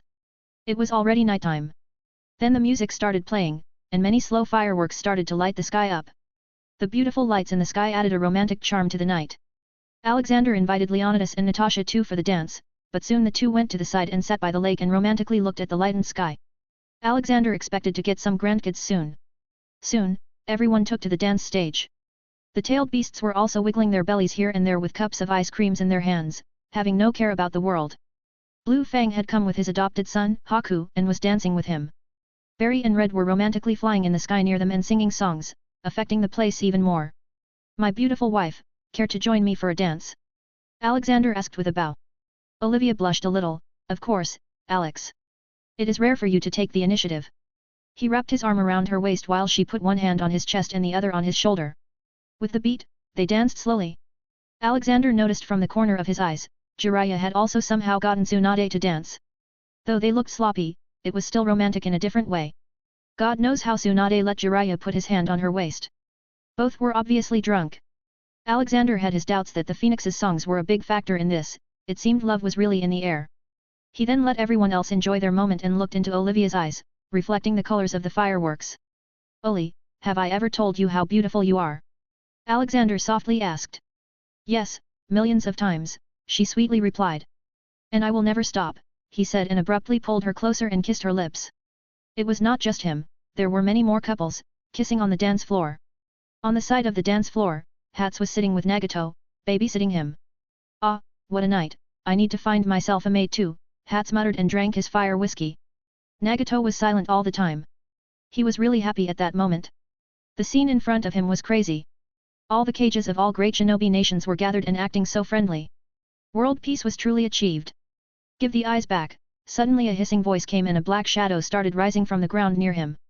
Hats saw it quickly and jumped down from his high chair. He landed beside the black Zetsu and caught it with his paw. What are you, why can't I take over your body? Black Zetsu fearfully shouted. Slap. Hats slapped Black Zetsu, BTCH, I am the god of chaos, a lesser chaos being like you can't even dare to breathe near me. I will torture you for my entertainment tonight as I don't want to disturb their evening. I'll show you what real chaos is like. Hats dragged scared Black Zetsu with him and disappeared somewhere. Nagato was shocked by what happened. But he didn't dare to disturb all the lovebirds and stayed in his seat. You can see Deidara, Terumi Mei, Fireworks, Leo, and Nat, Jiraiya and Tsunade, Black Zetsu on my Discord https://discord.gg/dghkrn or see them on Instagram https://www.instagram.com/MisterImmortal novel. 30 advanced chapters are available on patreon.com/MisterImmortal. Special thanks to Chesser Douglas Flower Umar Latif. 391. Implanting Rin Egan. The party last night went nicely. He didn't need to sleep so he just went out. He had seen Leonidas and Natasha getting too horny and go to their rooms. He expected to have a new grandson in a few months. He was also notified that Hats caught the Black Zetsu yesterday and was experimenting on it. He quickly went to Hats' Chaosheim and found him in his base. What are you doing, Hats? Alexander asked. Oh, you are here. Well, this thing thought it could take control of my body. Ha, what an amateur. I have been ripping his body apart slowly the whole night. Hats told him. Any information you got from it? Alexander asked. Yeah, he's done many crazy things in his lifetime. His final mission was to get his mother out. Yeah, He has a mother complex. Hats answered. Is he a living thing? Alexander asked. No, it is just a construct made by the will of Kaguya. He has no life. He is only driven by his mission. Hats explained. Well, he is a sinful being, whose sole purpose is to create trouble and revive his supposed mother. Let's just purify him then. Alexander decided. Black Zetsu was screeching inside his glass case in which Hats had put him. Easy now, you've had your share of living. Now it is time to return back to nothingness. Alexander said and checked his sins. Black Zetsu category. The physical form of Kaguya's dark will. Sin percentage? No soul found to judge. Interesting, a soulless living thing. To purify Black Zetsu, Alexander threw Barry's tears at him. But it only burned it a little. So, he took it out to throw it inside the dimensional pocket. Haha, I was waiting for this, the Black Zetsu shouted and entered Alexander's body through his ears. Alexander was still not surprised and looked at Hats. Ha ha ha, that dumbass. Hats laughed. He probably thinks he can control my body, but there are no internal organs. Only an endless void. Alexander stated. Meanwhile, Black Zetsu was now lost inside Alexander's body. He could see some shining orbs of light. Blue, red, purple, yellow, green, orange, and golden. He could also see lots of black holes and stars. He could not find the body parts, so he went to the colorful lights and touched the purple one, which was in reality the power of Power Stone. He foolishly touched it and soon found himself shrieking in pain as the power of the Power Stone ripped his body apart on a cellular level. What is going on? What is this? No. He screamingly asked himself. Then Alexander's voice came. He couldn't get inside his own body but he could sense sound. Ha ha ha, you thought you caught me? Well, you were lucky for half of your plan, but it was you who got caught. Now, I can't save you even if I want to. He said. Little by little, Black Zetsu got disintegrated into nothingness. Well, that takes care of the big threat to the world. Let's go out and deal with this Kaguya. Let's see if she is really as hopeless as her sons told me. Alexander pondered and went out of Fahame with Hats. He found Nagato having his breakfast with Dabi. Good morning, boys, Alexander greeted and took a seat beside them. Nagato, we will be dealing with your eyes now. Don't worry. You won't lose your vision because I will give you another eye and it will be much better than this one. Alexander informed him. So, are we going to deal with her? Dabi asked as he understood what this meant. Yeah, but we will go to the moon for this. I don't want to destroy any part of this planet if a fight happens. Alexander decided. Anyway, where is everyone else? He asked. Well, Olivia went to Earth Country to check the orphanages there. Leonidas and Natasha are still locked inside their room, so are Brian and his wife. Jiraiya and Tsunade asked me to return to Konoha so I sent them back. Blue Fang is showing Haku around. Ragnarok is behind the bar, passed out. He drank the whole liquor storage last night. Dabi informed him. Ha, then let's go to the moon. Hats, you go and wake Ragnarok. I will prepare things here. Alexander instructed. He took Nagato to Fahame as it was the safest place for doing the eye change. He put a glass jar in front of him. These will be your eyes. I made them after studying the features of Byakugan and Sharingan. Using this, you will be able to see chakra veins in people and chakra around you. You will also be able to see very far and slow when in combat. You are an Uzumaki and I am sure that when you will have these eyes you will have a lot of extra chakra to make you a very powerful man. When will you do the surgery? Nagato worriedly asked. Haha, that is a very primitive thing, kid. We don't need surgery for that. Just close your eyes for a second and it will be done. You won't even feel a thing. He assured him and simply used magic to swap the eyes. Nagato faithfully closed his eyes. Okay, open them, he told him. Nagato realized that he was feeling weird now. The feeling of exhaustion all the time was not there. Now, instead, he felt he was rejuvenating. Then he looked around with his eyes. Whoa, I can even see the color of that bird's eye. Haha, yes, you can look even further than that. In a clear night, you can see the moon very closely. Alexander told him. Nagato emotionally looked at him and bowed, thank you. Alexander gave him a hug, it's all fine, kid. You are like a grandkid to me. Families don't say thanks for small things. Now, I will take you to Yahiko and Konan. They must be very worried. Alexander took out his anywhere door and took him to the base of Akatsuki. Old man. Yahiko noticed him first and came to him running. Then he noticed Nagato coming behind him. He saw the changed eyes. Why your eyes? Grandpa helped change them. Now I don't have to worry about someone coming to get them. Also, the one after me is dead now. Nagato told him. Suddenly Conan came running and hugged him. You are fine. We were so worried about you. Okay, kids, I got to take care of a multidimensional world-conquering alien. See you later. Alexander blurted and returned to Fihame. Now he needed to decide what to do with Rin Egan. Should he eat them or implant them? The idea of eating grossed him out, so he just went to Alfred, the AI computer he found encouraged the cowardly dog. Ho ho, coming here after a long time. What can I do for you, boss? Alfred asked. I need you to put these eyes in my sockets when I ask you to. I can do it with others but not myself as I won't be able to see for a while. He instructed him. Oh, what are these eyes? Alfred curiously asked. They are Rin Egan. Supposed to be very strong. Alexander replied and laid down on the bench. Wait, until now, everything weird I have put in my body has attached itself to me. Then why should I take my existing eye out? Alfred, push these eyes into my existing eyes.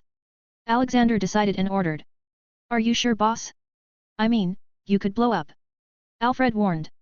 Goddammit, you still have your fetish to watch me explode? I should have gone to Dobby. Now, just push it. Alexander told him. All right, here goes nothing. Don't complain if you blow up. Alfred took Rin Egan out of the jar and pressed them against Alexander's eyes. Shockingly, Rin Egan suddenly dissolved into Alexander's eyes as if his eyes were water. Where did those eyes go? Alexander confusedly asked. I don't know. Your body is beyond common sense. Your eyes just ate those purple ones. Alfred tiredly replied. Then Alfred loudly exclaimed, Whoa, there is some crazy voodoo trigram stuff happening to your eyes, boss. 30 advanced chapters are available on patreon.com/MisterImmortal. Special thanks to Douglas Flower Umar Latif. 392. On the moon. Alexander was confused and materialized a mirror. He looked at himself in it and nearly jumped in shock. Motherf, what the hell is this? I expected to have them purple but this is weird. Alexander exclaimed. No, you are weird, Alfred added. I think they are evolving according to the powers of your body. You are, after all, an extraordinary being. Archangel Michael came in. Probably, but I will have to check them out later to see what power I received, Alexander said and got up. It's time I deal with this world's mess. He went out of Fihame, grabbed all the tailed beasts, and brought them to Fihame. My little cute potatoes, I have a very important mission for you all. He seriously said. We will do it, Ji-chan, just say it. Komei excitedly agreed. I need you all to stay inside Fihame for today. I am going to deal with the Ten Tails Husk and Kagaya. I don't want her to sense you and harm you. He instructed them. But Ji-chan, we can help you. Kokuo pleaded. He walked to him and patted his head, thank you, but you know your Ji-chan is very strong. I also don't want to put you in harm's way even for a second. You can all play with Amy and Yalo here today. Even Leonidas is here. What are you talking about, Dad? Leonidas came to them, yawning. Last night's not-so-family-friendly activity session was a bit extra, it seemed. Whoa-ea! To Ji-chan, Isabu exclaimed. All the tailed beasts looked at Leonidas and Alexander alternatively. They were all present at last night's party but because Leonidas and Natasha mostly stayed away from the dance floor, being all lovey-dovey, the tailed beasts didn't see them before. Also, the tailed beasts were too interested in food and probably don't even remember most of the things from yesterday. But that one doesn't have a soft bushy beard. He also smells weird, Matatabi doubtfully interjected. Yes, I like beardy Ji-chan. Throw the fake one out, brothers, Komei decided, so they all started marching towards Leonidas. Alexander stopped them, ha ha ha, stop everyone. He is Leonidas, my and your grandma's son. You can call him Big Brother Leo. Hearing that, they all had stars in their eyes, whoa-ea, new family. Yo, big bro, Son Goku greeted and jumped on Leonidas' shoulders. Haha, what a cheerful bunch, Leonidas commented. Yes, my Baijuyu Avengers are the best, right? Alexander doted on them. Yeah. They all shouted together. Okay now, I will go and work. You all remember your today's job right? He asked.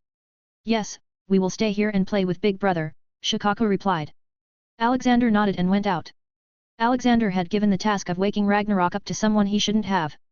Hats was called the god of chaos for a reason after all. After Alexander left, Hats went to the passed-out Ragnarok and slapped his face a few times. Wake up, you old lizard! Hats shouted as he slapped. Ah, he's too deep in sleep. Maybe I should use some other means. He thought. He went to the kitchen and brought out some gasoline. He poured it all on Ragnarok's hair. He knew that fire wouldn't hurt Ragnarok, so he wasn't worried. Okay, I will give you 5 seconds to wake up. After that, I will light you up. He said. 1, 2, 3, I'm bored. Let's just burn him. Hats didn't even count until 5 and threw the lit lighter at him. But then he saw Ragnarok really wake up. Why are you shouting around, fat cat? Boom. Ragnarok's head suddenly caught fire. He smelled the gasoline and looked at Hats. You bastard, come here, I'll set your tail on fire. He started running behind Hats and in doing so, spread the fire in the whole building. Alexander appeared just at that moment. He had to make sure he was in the right place after looking at the condition. It had just been a few minutes. What the hell is going on here? He shouted. Whoosh. Without knowing, he used his eyes somehow. The fire around the place got sucked into his eyes. Whoa, how did that happen? Ragnarok asked with shock. Alexander was also confused, I don't know. He looked into his palms.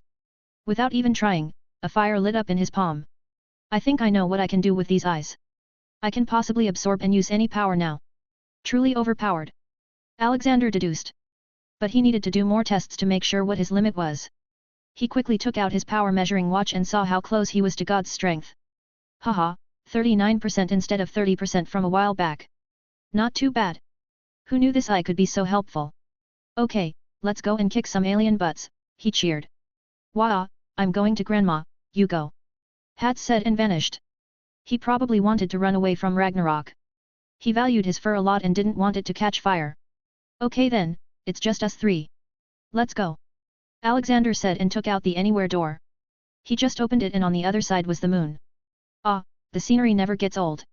Boss, I detect life signals under the surface. Dobby voiced. Ah, didn't Hamura go to the moon? The people he brought here must still be alive. Alexander thought and took out the orb to talk to Hamura. Hey, I am on the moon. I am going to deal with Kaguya soon. But I have detected life signals under the surface. Are they your people? He asked. Yes, Lord Sage, it is the remnants of my clan. The moon has a weak gravity but is still able to maintain a breathable atmosphere. Despite its harsh conditions, we were able to settle on the moon due to our unique anatomy and physiology.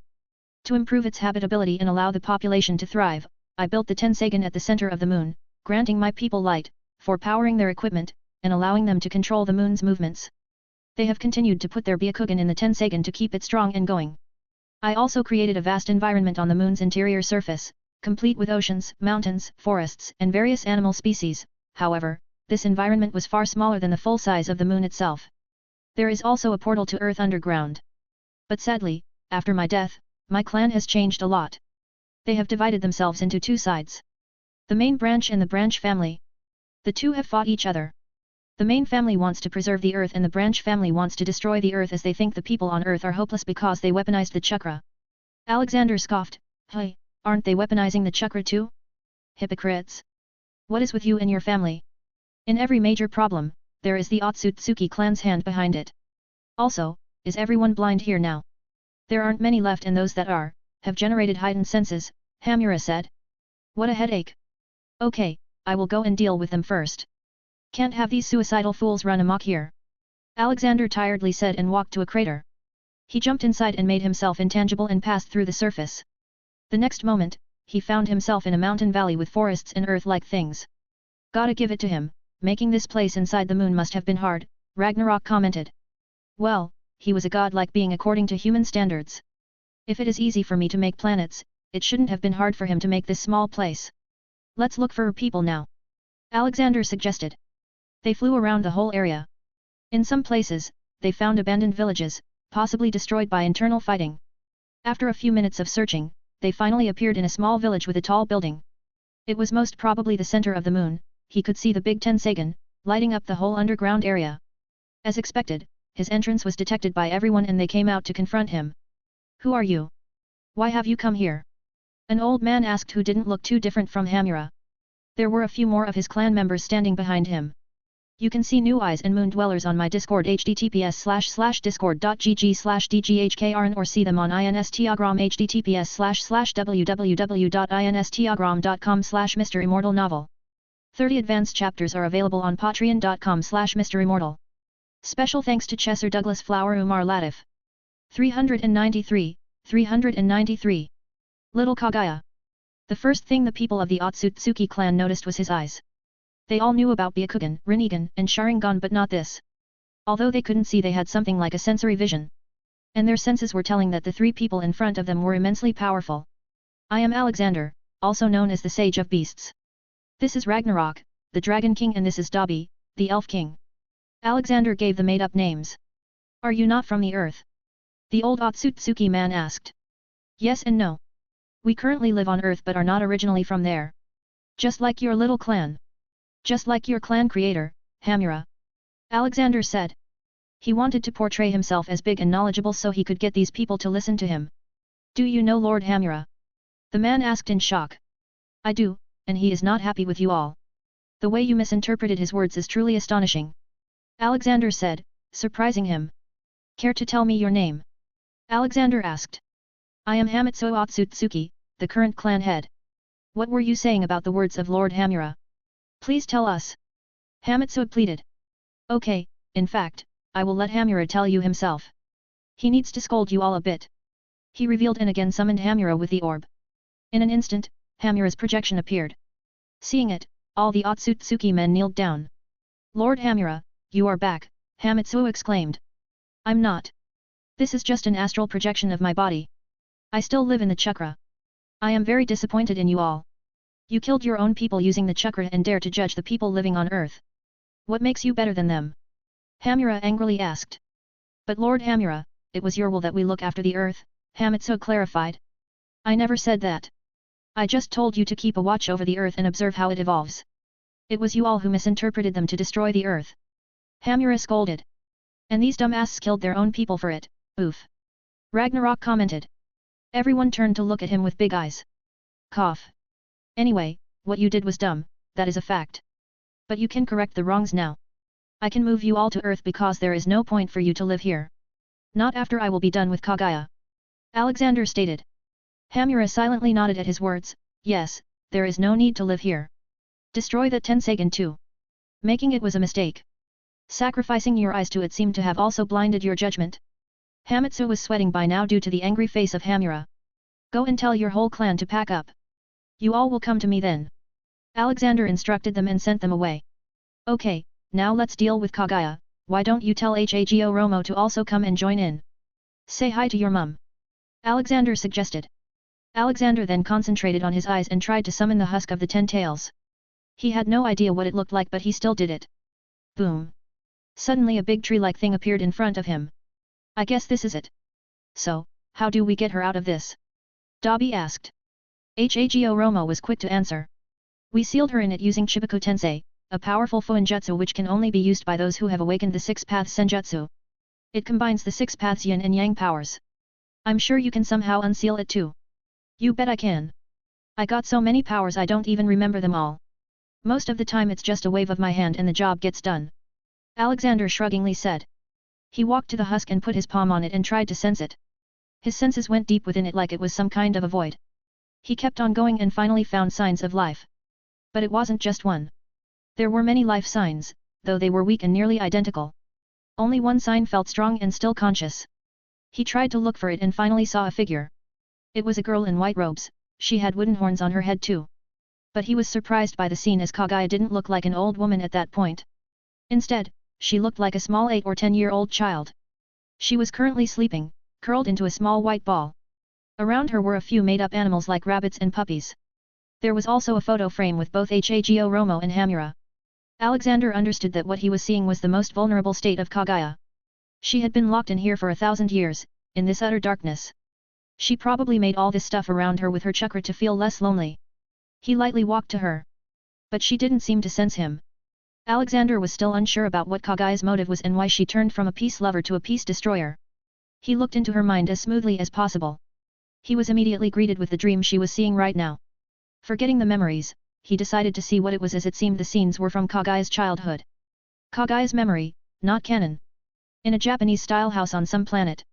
Mama, why does Papa always tell me to not be nice? Little Kaguya asked her mother, who had similar skin as normal Otsutsuki. She also had Byakugan as it was originated from their clan. Kaguya's mother caressed her head, because that's the kind of world we live in, Kaguya. If we don't follow the rules then we will become an outcast, you know what happens to them.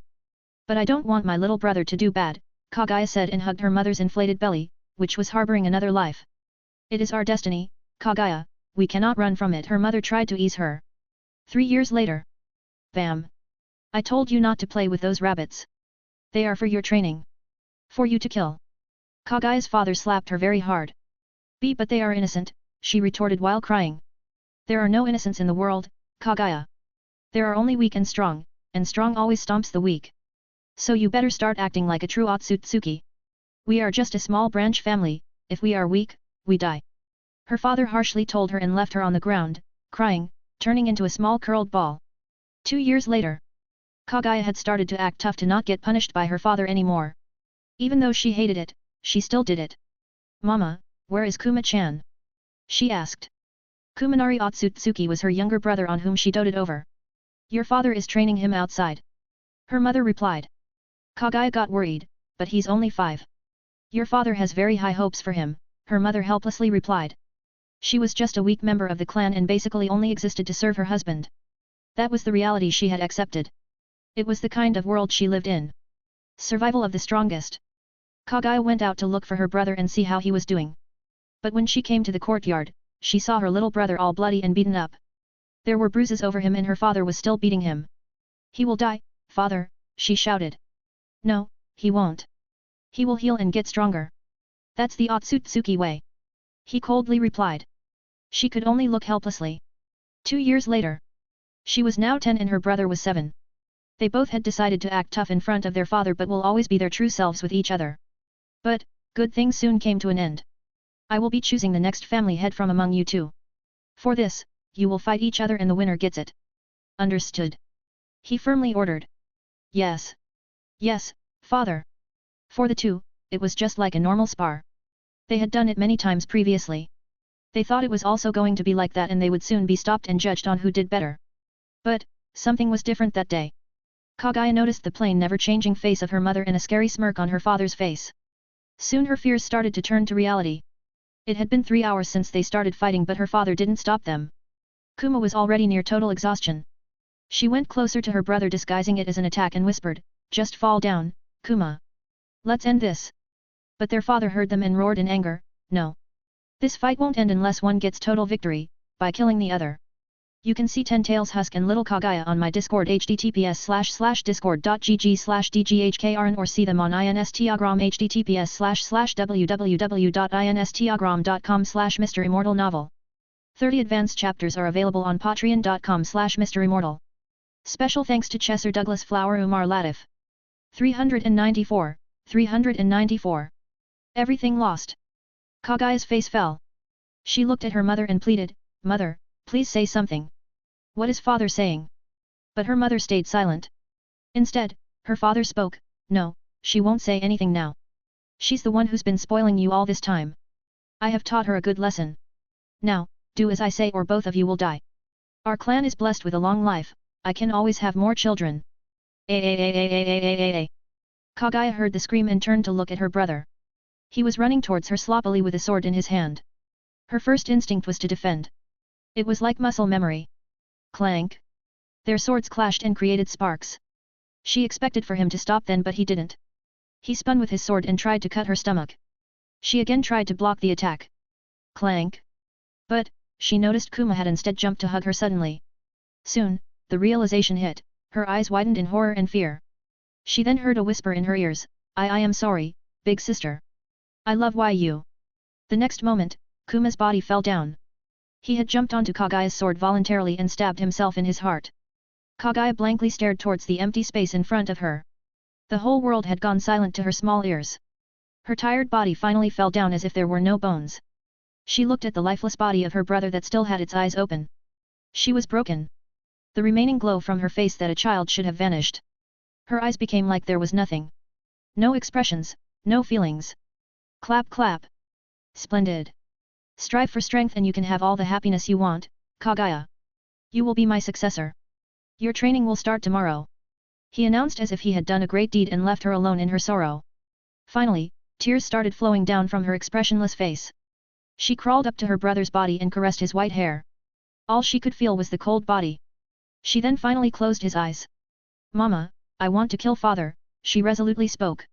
Feeling strange why her mother wasn't talking or even moving even now. She walked up to her weakly and lightly nudged her shoulder. Bam! The next moment, the sound of something falling on the floor came. She looked down and felt her scalp tingling. The severed head of her mother rolled near her small feet. Its dead open eyes looking at her face. She started hyperventilating and fell backward in shock. Whyyyyyy. In an instant, her already broken mind was destroyed and became a blank slate. She screamed at the top of her lungs. She kept shouting for a while and then curled into a ball and silently cried with her eyes closed. After that, there was just darkness, a little sound of sniffs, the feeling of tears and a sense of total loss. Memory ends. Alexander felt jolted and had to take a step back to not lose balance. He looked back at the curled-up girl. She is dreaming about darkness while living in it. No wonder she has trust issues. Poor child, he muttered to himself. He was angry and saddened for her. The things her father made her go through were something no child can go through without scarring their little minds. Alexander then went ahead to check his theory about why she became evil. So, this time instead of seeing her dream he looked into her memory. He found out that after the incident, she really trained every day for the next 20 years. Then finally she was sent on a mission to Earth. Kagaya arrived on Earth with his Heike Otsutsuki to harvest a god tree of its chakra fruit, which she was to provide for the main family of her clan from another world.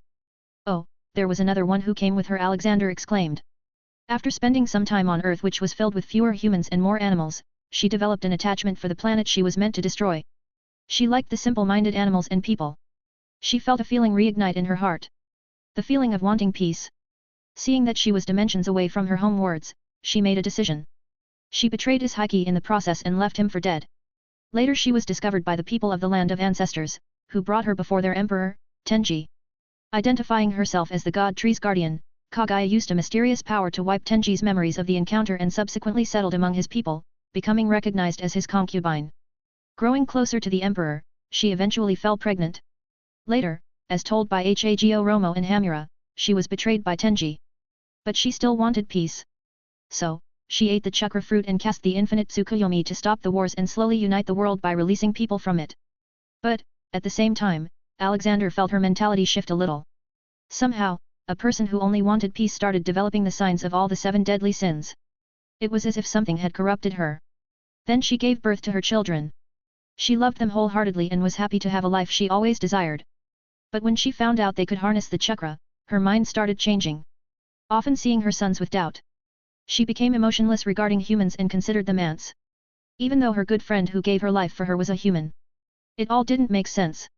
That was enough for Alexander and he retracted from her mind. Looking at her calm and scared sleeping face, thousands of things went on Alexander's mind. It is for sure that she wasn't originally a bad person. Probably that evil chakra fruit made her that. But she has also killed millions by casting that infinite Tsukuyomi. What should I do with her? Alexander then focused on the first problem. He needed to get the chakra fruit out of her system and check its properties. Ah, didn't my eye have something like this? If I can absorb any power, I should be able to take the chakra fruit too, he thought. He activated his eye and intensely looked at Kagaya. Soon he felt a connection being established. He saw Kagaya's eyes twitching a little, so he put a sleeping potion on her. After a few minutes, he saw Kagaya's third eye disappearing and now Alexander had a third eye. He took out a mirror and looked. No. Olivia will hate this. Ew, this is ugly. I also don't want to wear 3-panel glasses. He then used his eye's power in reverse and willed for the chakra fruit to appear in his hand. Little by little, a fruit started to form like it was being 3D printed. Ah, this looks like some kind of a peach. But uglier, he thought. Once he had it all in his hand, he made sure that Kagaya was still sleeping. Then he retraced himself from the 10-tails husk. Alex, what the fuck, where did you disappear to? I looked for you across this whole galaxy. Ragnarok shouted. Alexander was surprised. What? I thought only my consciousness went inside the husk. No boss, you disappeared soon after you started, Dobby added. Well, I saw a few disturbing things about Kagaya's past. You two boys probably want to know about it. Maybe you will understand why she felt so emotionless. I also took out the chakra fruit from her and now we'll test if it was the reason for her changes. You all stand guard here. Dobby, take this electric pensive. I have put my memory in it. I'll be back in a minute. Alexander rushedly said and handed it to him and disappeared to Faheim. In the meantime, Ragnarok, Dobby, Hago Romo, and Hamura saw the horrors Kagaya went through. Mother. Hamura sadly muttered seeing Kagaya crying during the childhood incident. Alexander came inside Fahim and went to his lab. He took out the chakra fruit to test it. But then he noticed a change in it. Damn it, I should have thought this through, he cursed at himself. A/N, I truly think Boruto anime is going to have Kaguya appear in the future and she will help them fight the main Otsutsuki clan. You can see baby Hago Romo and Hamura, chakra fruit on my Discord https://discord.gg/dghkrn or see them on Instagram https://www.instagram.com/MisterImmortal 30 advanced chapters are available on patreon.com/MisterImmortal. Special thanks to Chesser Douglas Flower Umar Latif. 395. Kaguya freed. Alexander saw the color of the chakra fruit change from dark to light and soft colors. Now it really looked like a ripe peach ready to be eaten. His entering his pocket dimension automatically purified the fruit. But a quality check was necessary, so he licked it to feel its taste. Whoa, it does taste like peach. But he didn't eat it. He cut it open and checked the energy it produces. He could feel that earlier it was not pleasant, but now it felt pure. Wait, this is an edible fruit. Can I replicate it with the Hufflepuff pot I made to replicate food, he thought. To try it out, he went to the food production center that usually runs 24 hours every day. It was important for feeding the population of Fahim and some orphanages outside. He went and took a Hufflepuff pot and put the peach in it. It took a few minutes, but eventually, he saw progress. It was indeed being replicated, but at a very slow pace. It would probably take hours for it to complete. Well, they did say this fruit takes 1,000 years to grow. He didn't have any plans for the chakra fruit, but if they could make him stronger, he was going to eat as many as he could. So, after getting one extra chakra fruit, he appointed a seraph to produce 5,000 more. He came out of Fahim to Dobby and others. They had finished watching the memory and looked pretty depressed. Ragnarok sternly looked at Alexander. I so wanna kill those Otsutsuki bastards. Me too, buddy. We will eventually go there. But now, it's time to wake her up. Also, I was right. It was chakra fruit that had changed her mind. But no worries now. He assured them. He again went inside the Ten-Tails husk and walked to the still asleep little Kaguya. He first sent the power of the chakra fruit back to her. Her third eye again appeared on her forehead. It was also sleeping. Wake up, little one, he lightly called her. She tilted her head and slowly got up. She rubbed her eyes and looked up. Who are you? Alexander's eye twitched. Kaguya looked like a small girl, but her voice was of old Kaguya. Though he was sure if he brought her out she would turn back to her original older body. It took her a second to realize that her personal space was breached. She immediately got up and also turned to her normal body, the old Kaguya, who also didn't look very old. Calm down, Kaguya. I came here to get you out of this place. But, you have to promise me to be a good girl. He politely said. But she got angry. Who are you to order me like that? We're going to have to work on that anger issue. Okay, can you tell me why you tried to kill Hago Romo and Hamura? He bluntly asked to see how she behaves to judge if she was just manipulated by the chakra fruit or if she was originally like this. Though he was hoping she was good. Because they wanted to use my powers and conspire against me. Suddenly there was a pause, like some realization hit her. Oh no. I hit my kids. Why would I do that? I loved them so much, she loudly exclaimed. She doesn't seem cynical, Alexander thought. Well, 1,000 years have passed outside. Your sons grew older and spread ninja around the world. They grew old and withered away with time. Your son Hago Romo stayed on Earth and Hamura stayed on the moon to look after the seal. You do remember why they sealed you, right? He asked. She nodded. I cast the infinite Tsukuyomi and enslaved the world. But why would I do this? I wanted peace. I loved this planet. Well, the fruit you ate, the chakra fruit, was the reason. Did you really expect a fruit that grows by sucking the life of the planet and its people would give you power without any drawbacks? The fruit probably had a psychological effect on you. He explained to her. She immediately collapsed to the ground. All I ever wanted to do was to simply live in peace. But why do these things keep on happening? Your sons, they are waiting for you outside. Their bodies may have died, their souls are still lingering as chakra projection. He revealed and also checked her sins. Kaguya Otsutsuki Category 3. Murder 10. Attempted murder 1,546,875, still alive. Sin percentage 53%. What? Attempted murder, Alexander confusedly thought. He looked at Kaguya, who was also looking at him with hopeful eyes that he would take her out of the seal. Don't you have questions? He asked. Will you answer? She asked back. A fair question. I will answer your doubts. Fire them up. He allowed her. She asked the first obvious question, Who are you? How did you enter the seal and what are those eyes? Whoa, go slow, girl. Well, for starters, my name is Alexander Maxim Universe. You can say I am a god. I travel to different worlds and help them. Currently, I am ruling this ninja world and making it better. And I have named my eyes God's Eye. He explained to her. She nodded, so you are like me? From another planet? Yeah, something like that. I'm also, thousands of years old, so heads up, don't be offended if I treat you like a child sometimes. Now, let's go out. He explained. Wait. She stopped him. What happened? He asked. There are still so many people stuck inside here as cocoons. We should release them. They are all alive. She revealed. Oh, so it was them I sensed. They must be the victims of your infinite Tsukuyomi. But what will we tell them? I mean, I'm sure there will be whole families stuck in there. They will see the changed words outside and be confused. He asked. But we have to get them out, she insisted. I never said no. Okay, I'll just plant memories of the modern world into their heads. That would help them. He decided. He went to all the cocoons. But he found out that most of them had been transformed a little. Their facial features had gone missing. He took out the time cloth gadget. Used magic to enlarge it and put it on everyone. He waited for a while for it to restore, and as expected the people looked like their original self.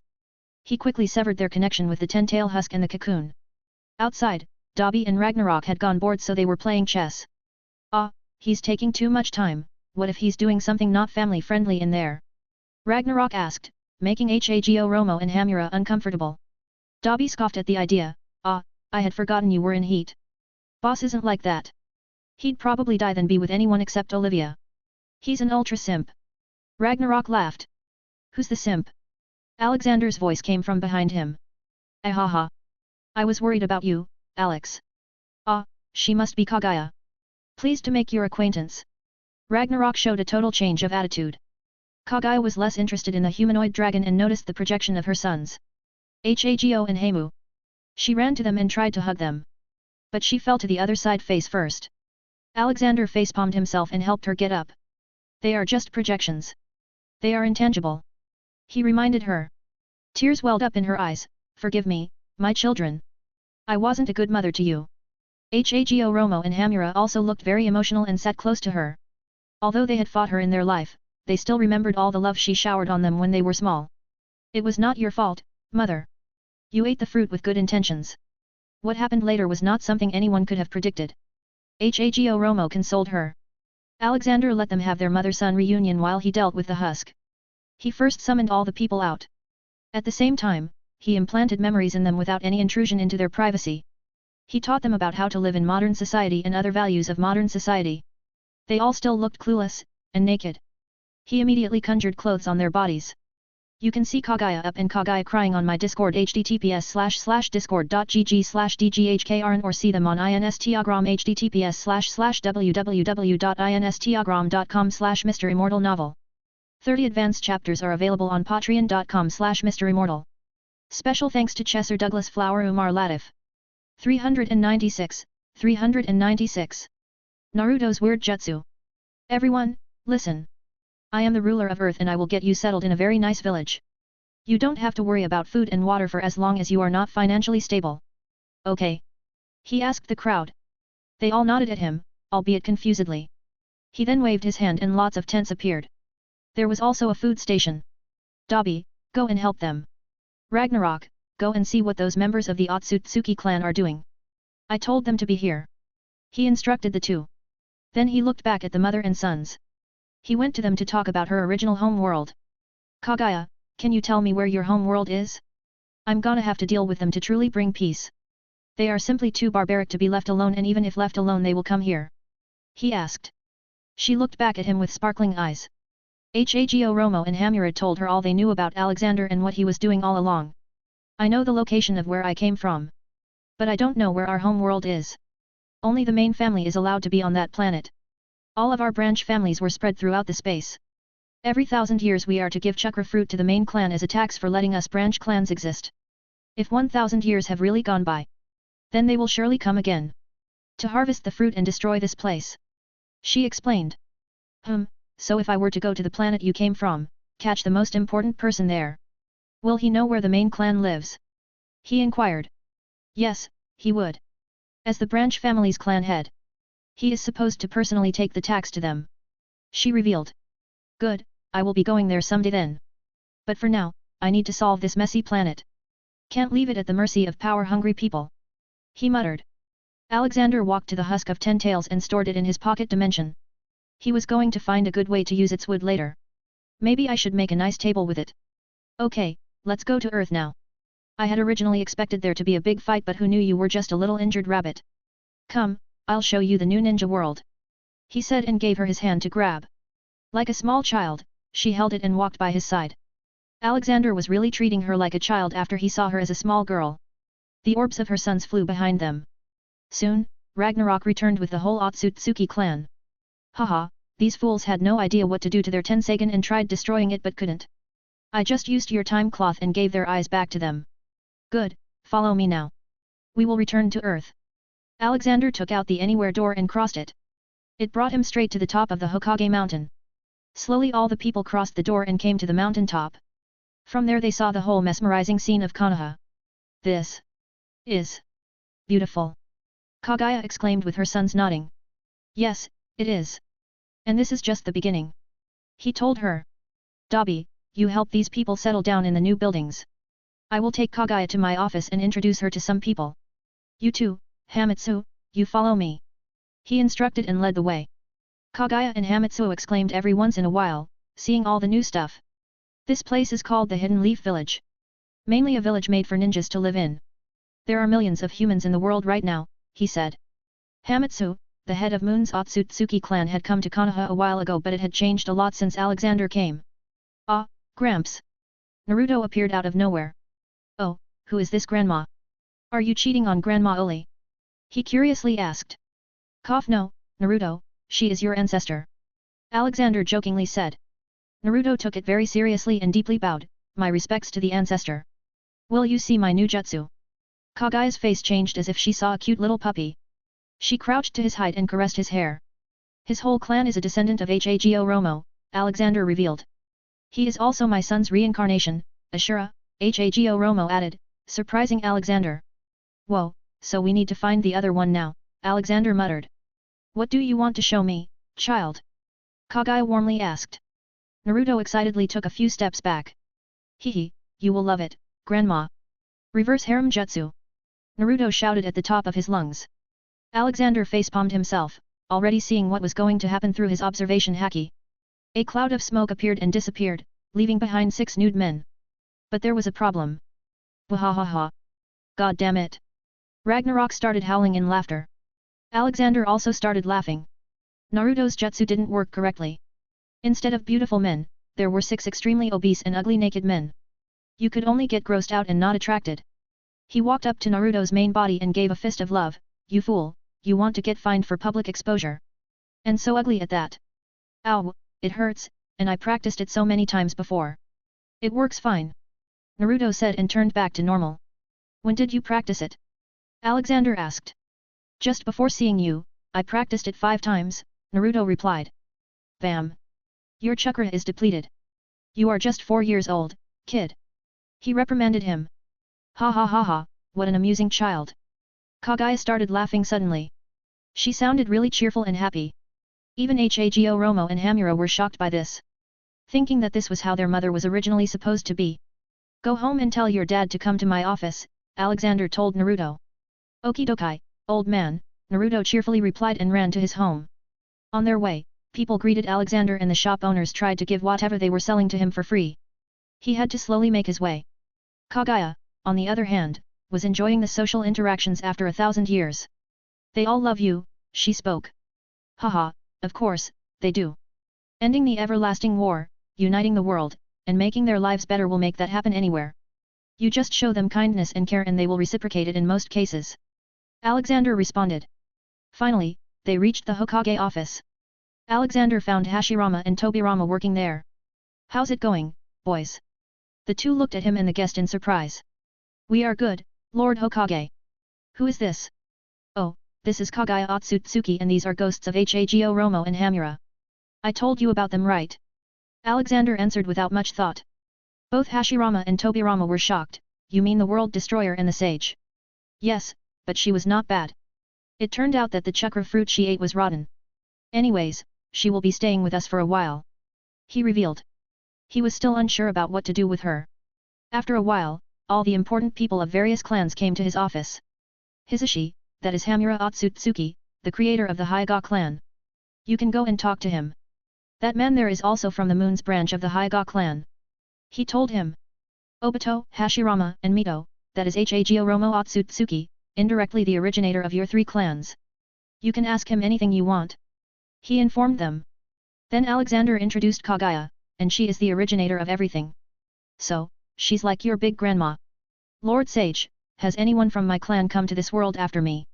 Kaguya suddenly asked. Not that I can remember. He replied. Then we must start preparing.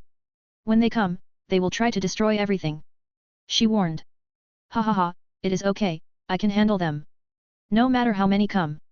He confidentially said. But. She tried to speak but was interrupted. Kaguya, why don't we have a friendly match? You can see how powerful I am. It will give you confidence in my abilities. He proposed. The whole room turned silent. Kaguya was also interested in this. I accept, Lord Sage. A/N, okay, this arc ends on chapter 402. Next will be Avatar, The Last Airbender. You can see Naruto on my Discord https://discord.gg/dghkrn or see them on Instagram https://www.instagram.com/MisterImmortal novel.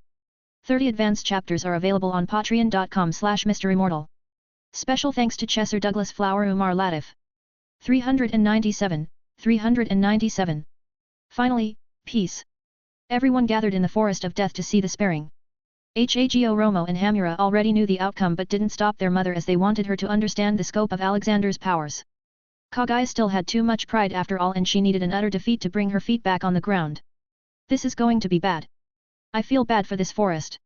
Hago Romo muttered. Don't worry, Lord Hago Romo. Lord Sage has the ability to make the forest regrow. Hashirama assured him.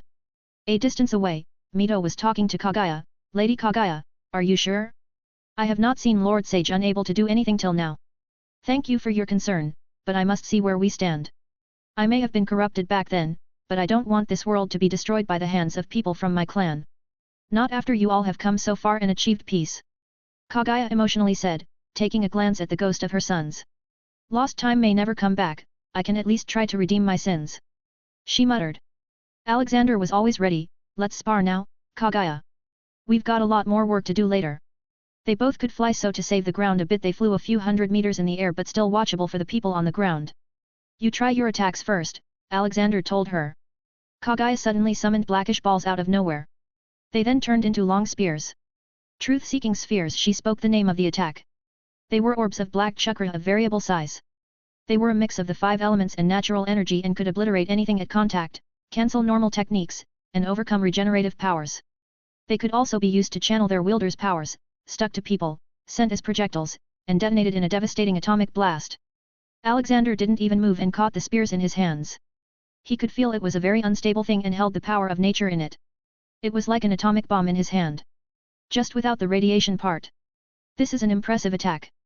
If it were to touch a normal ninja, it would kill them instantly.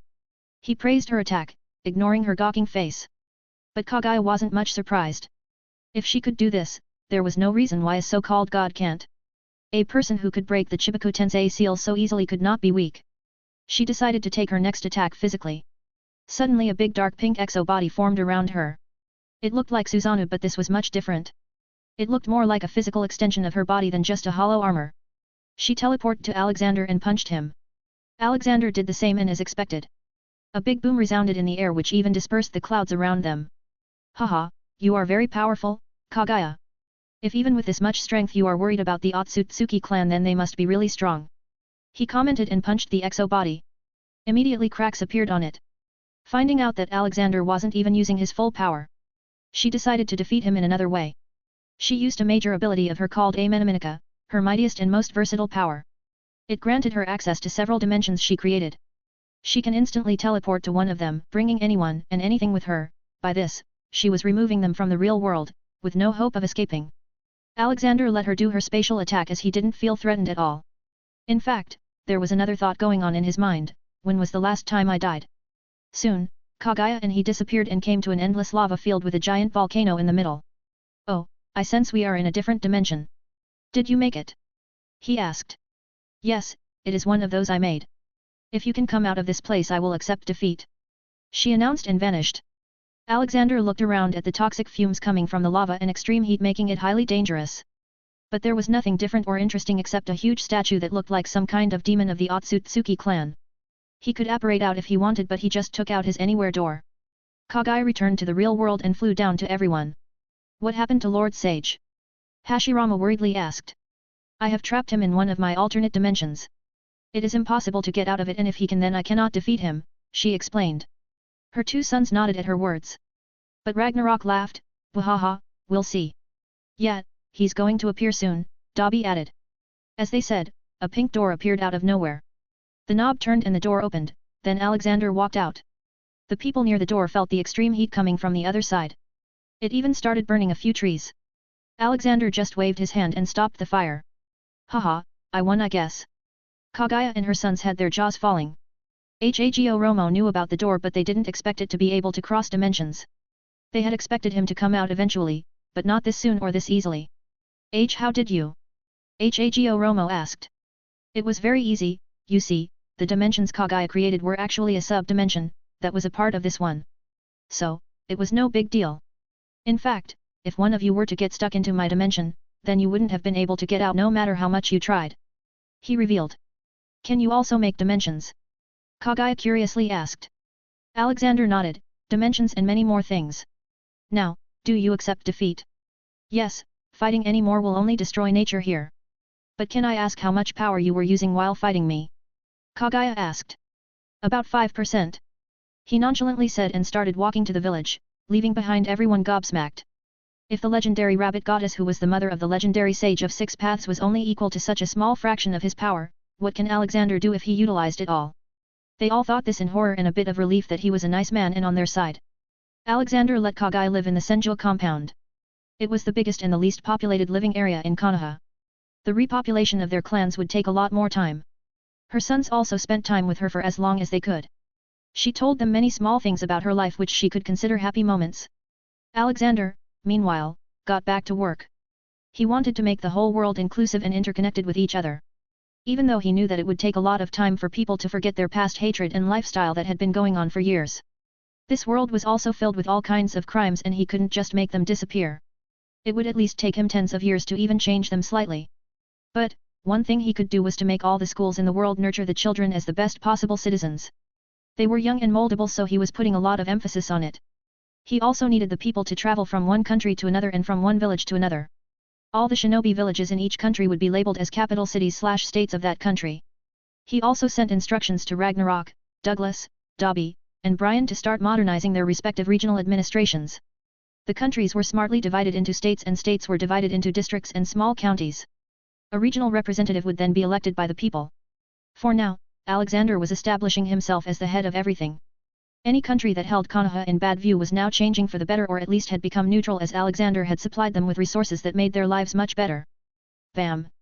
Old man, here, I have come to give you a gift, Jiraiya rudely entered his office. What is it? He uninterestingly asked while analyzing the natural resources data Dobby sent him. Jiraiya came forward and put a small book on his table. I finished my new book, this is the first edition of the Ika Ika series. It is called Ika Ika Paradise. I have also started working on Ika Ika Violence, the sequel to this. Also, you are my first reader. I'm honored. I guess, Alexander said and picked the book. He opened the first page and started reading. His eyebrows shot up, interesting. He turned the page and started nodding, very interesting.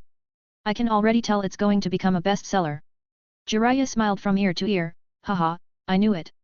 Finally, my big break is here. I gotta go and practice my fan signatures now. Bye-bye, old man. Alexander unconsciously waved his hand and kept on reading the book with full concentration. I wonder if Olivia will like this book. No. She will beat me if I showed this unholy scripture to her. Maybe I should send one to father.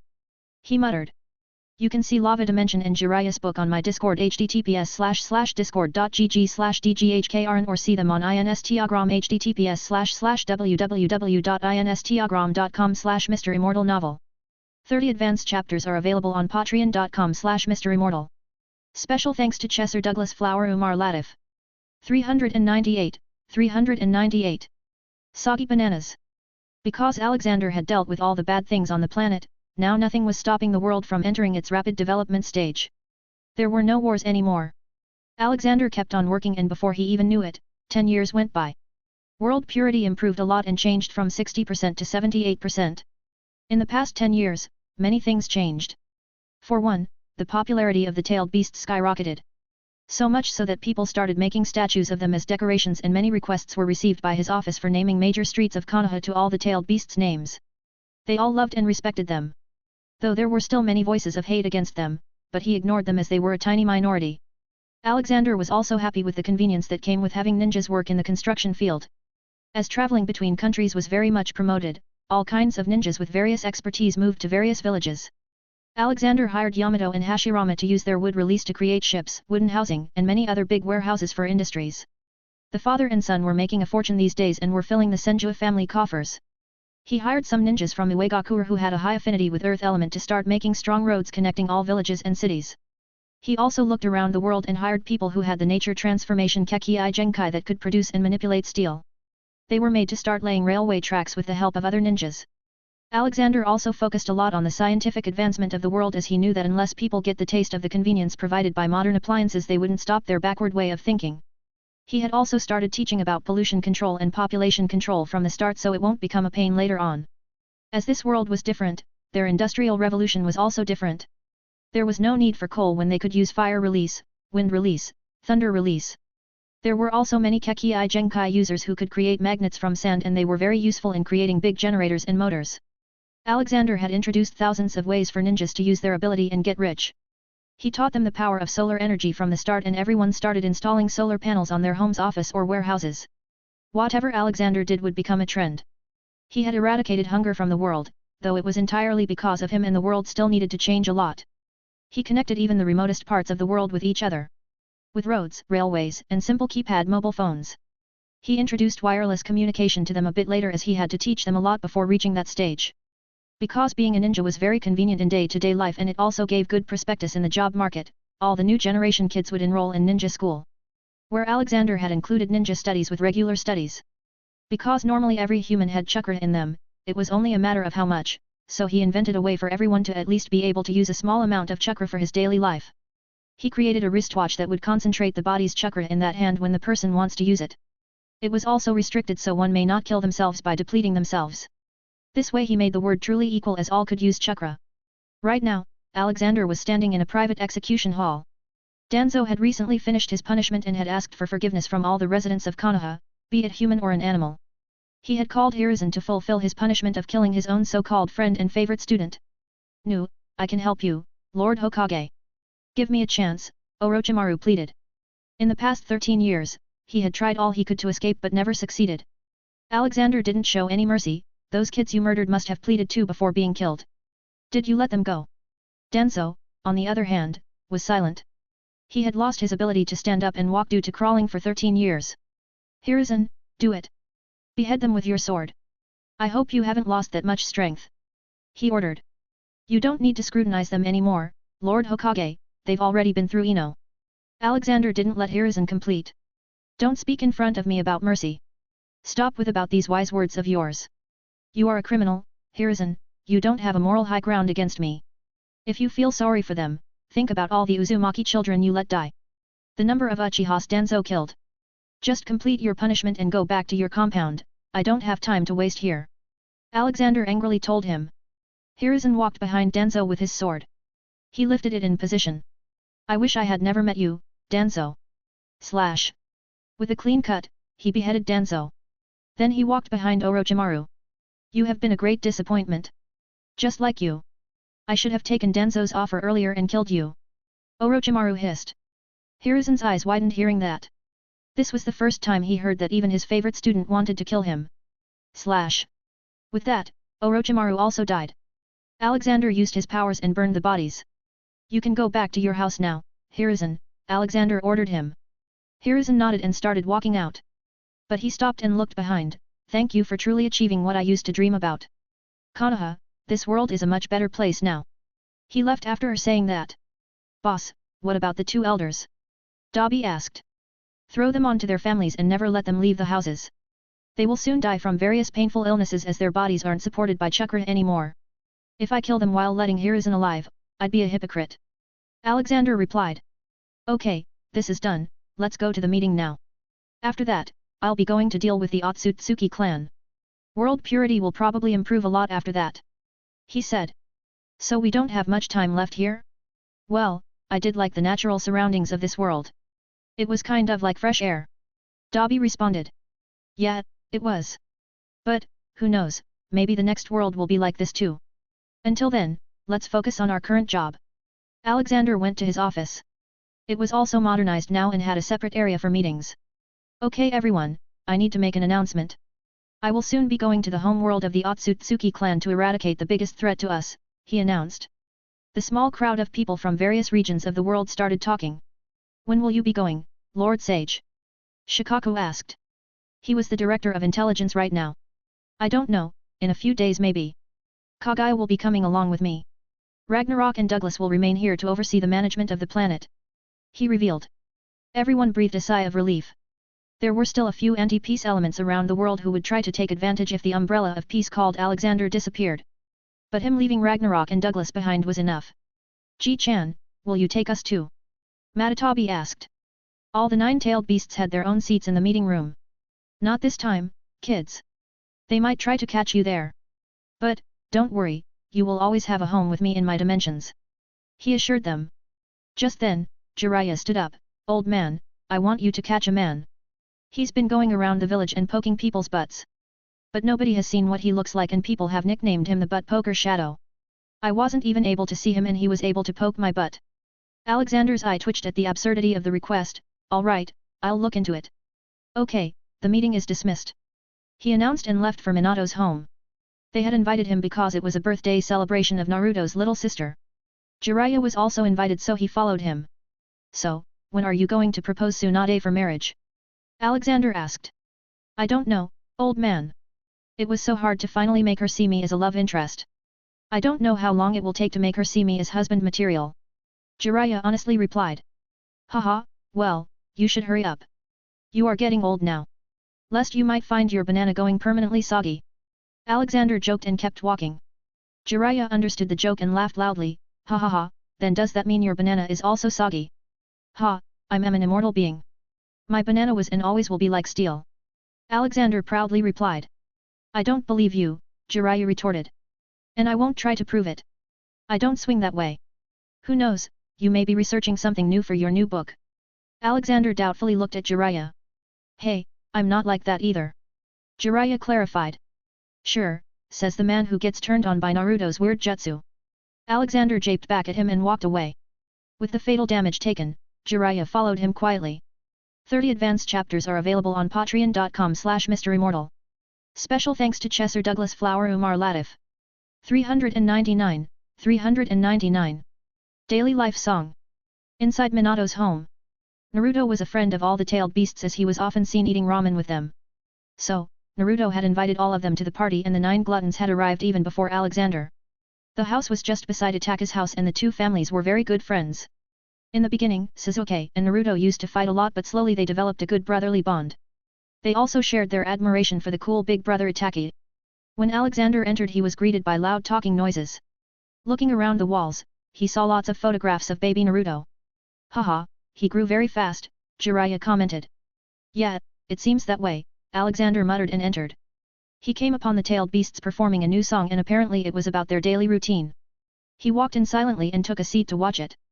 They were all singing it together like a poem. It's a beautiful morning, we wake up and eat burgers, chocolates, and many more treats. We wash our faces and brush our teeth.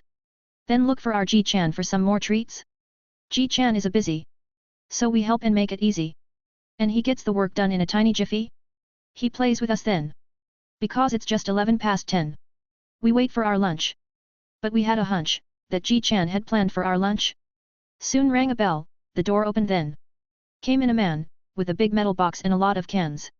Our noses got active and tummy went grr. But we already know what's in the box. Because as always our Ji-chan rocks. We thank the god and say amen. And as expected, it was Ichiraku ramen. Eating ain't easy and we get sleepy. So Ji-chan let us in easy on some cuddles and squeezes. He sings us a lullaby and sends us to dreamlands. There we beat some monsters and save some kitties. They also in return give lots of hugs and kisses. Hard work we do, then wake up we do. We see our tired Ji-chan so for him coffee we brew. Ji-chan is a busy. So we help and make it easy. And he gets the work done in a tiny jiffy.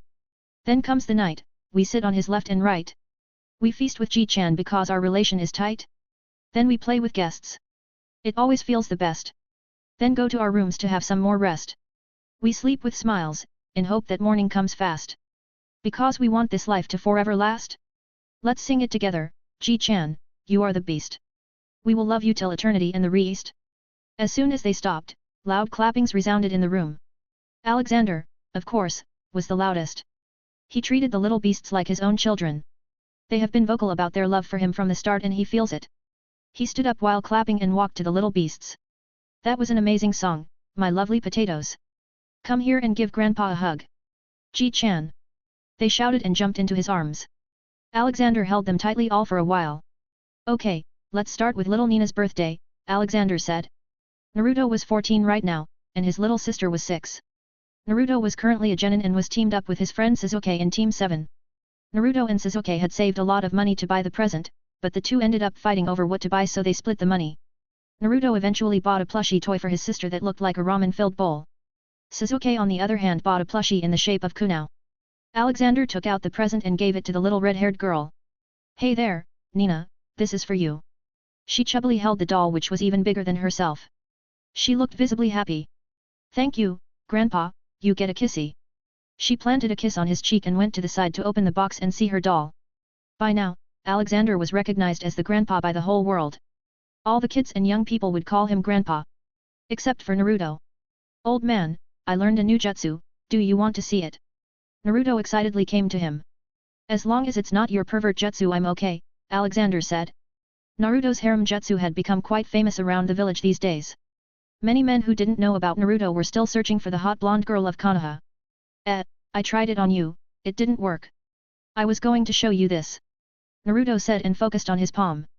Soon, a small blue spinning ball appeared on his palm. It kept on getting bigger and bigger.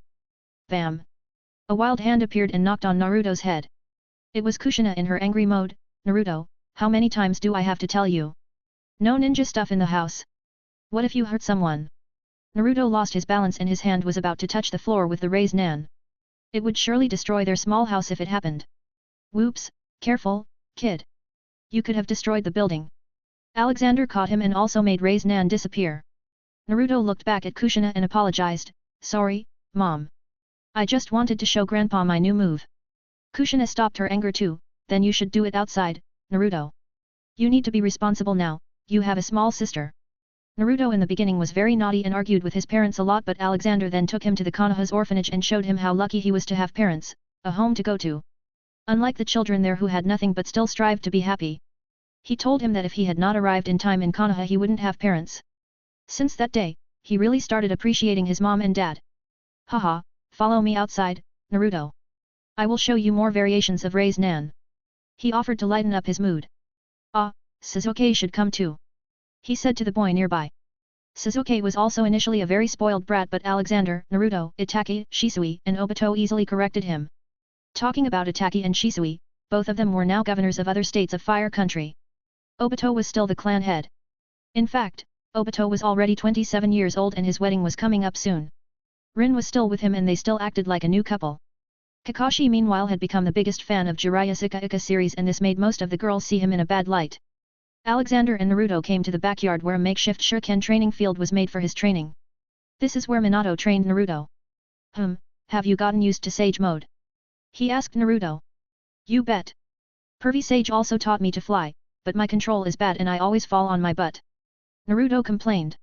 Haha, well, have you ever thought of combining other elements in your raised nan? Like wind, lightning, and others? He asked. Naruto jumped like he had an idea, why didn't I think of that? Thanks, old man. What about you Sasuke, you've even activated your Sharingan, any more progress? He asked.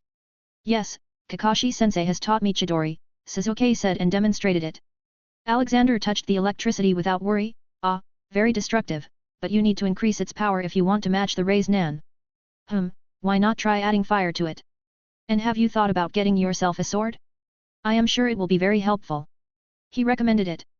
Sasuke nodded lightly, brother also told me to get a sword too. I just need to gather some money for it. No you don't. Here, use this, indestructible, and totally suitable for your power. Alexander said and took out a sword from his pocket. The scene looked comical. This sword will grow with you, so you don't need to worry about ever changing it. He added.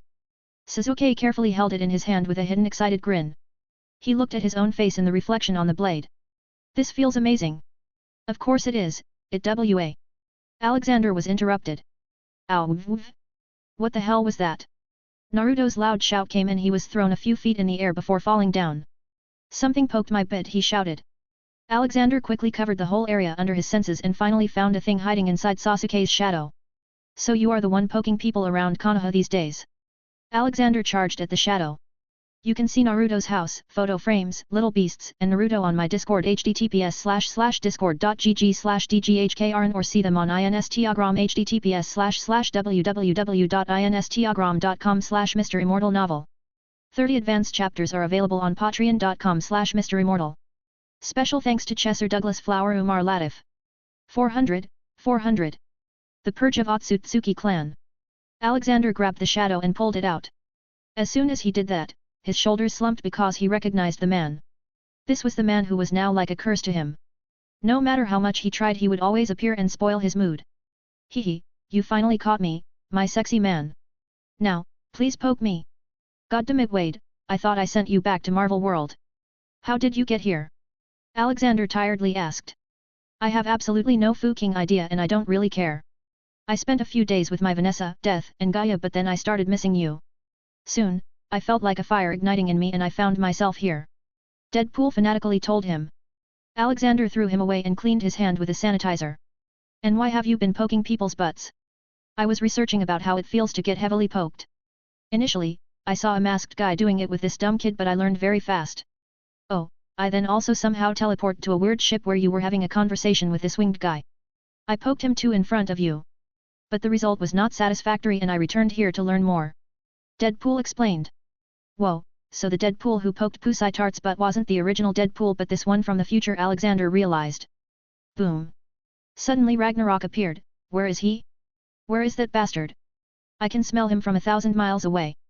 1,000 years of pain. Deadpool somehow thought it was a nice idea to try his poking on Ragnarok. But it backfired on him very badly.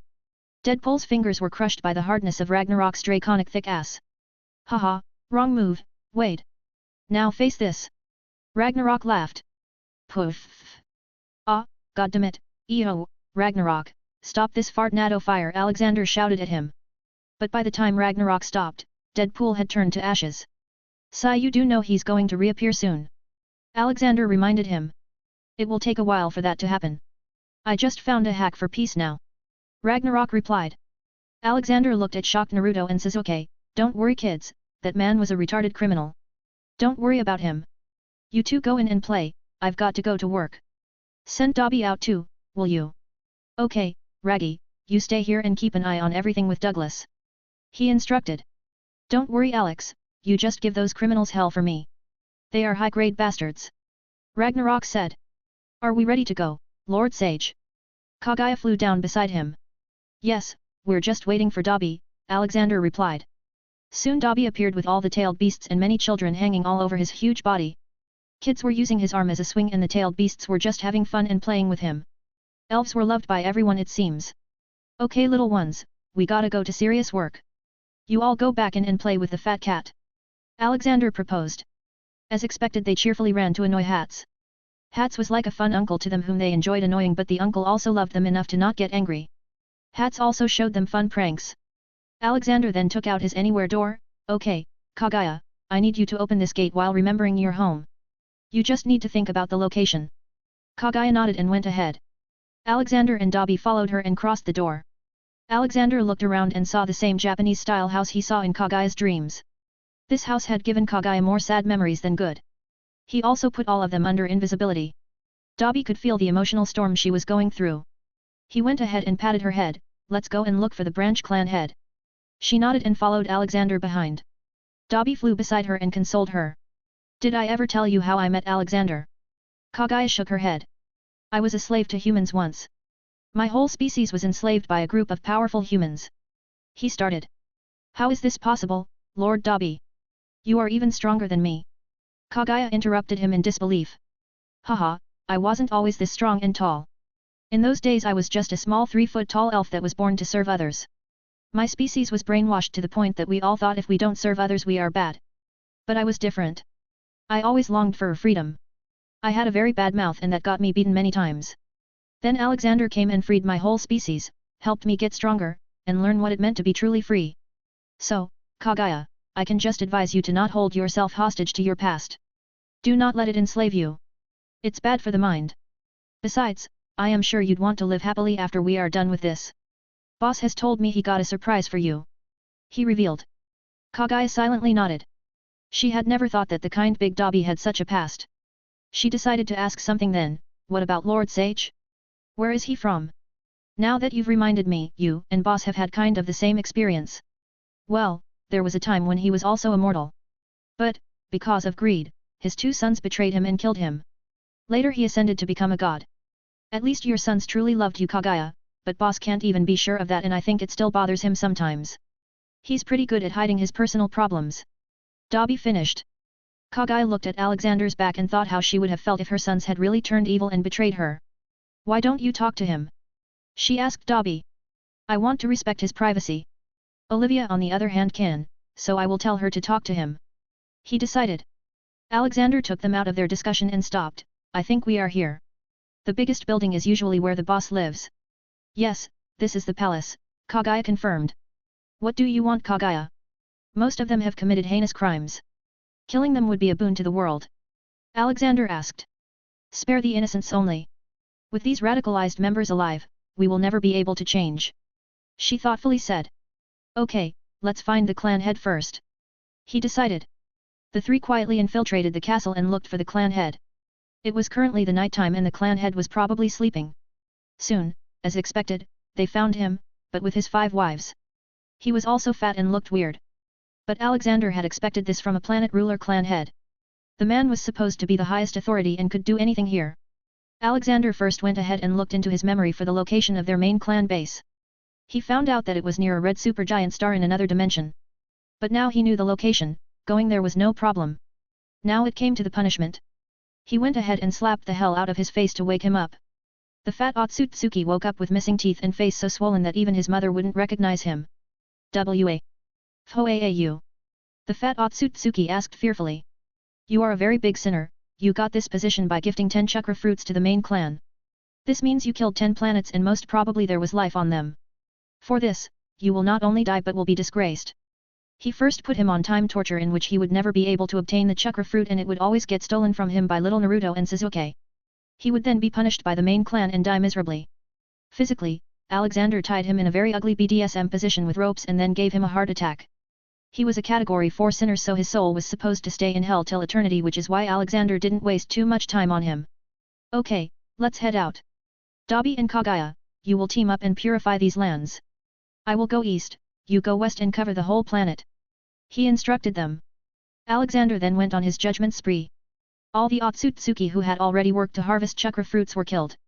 There were also a few newly recruited interns who had only started their evil careers, so he let them go after putting them in a 10,000 years long time torture seminar on how to be a good living being.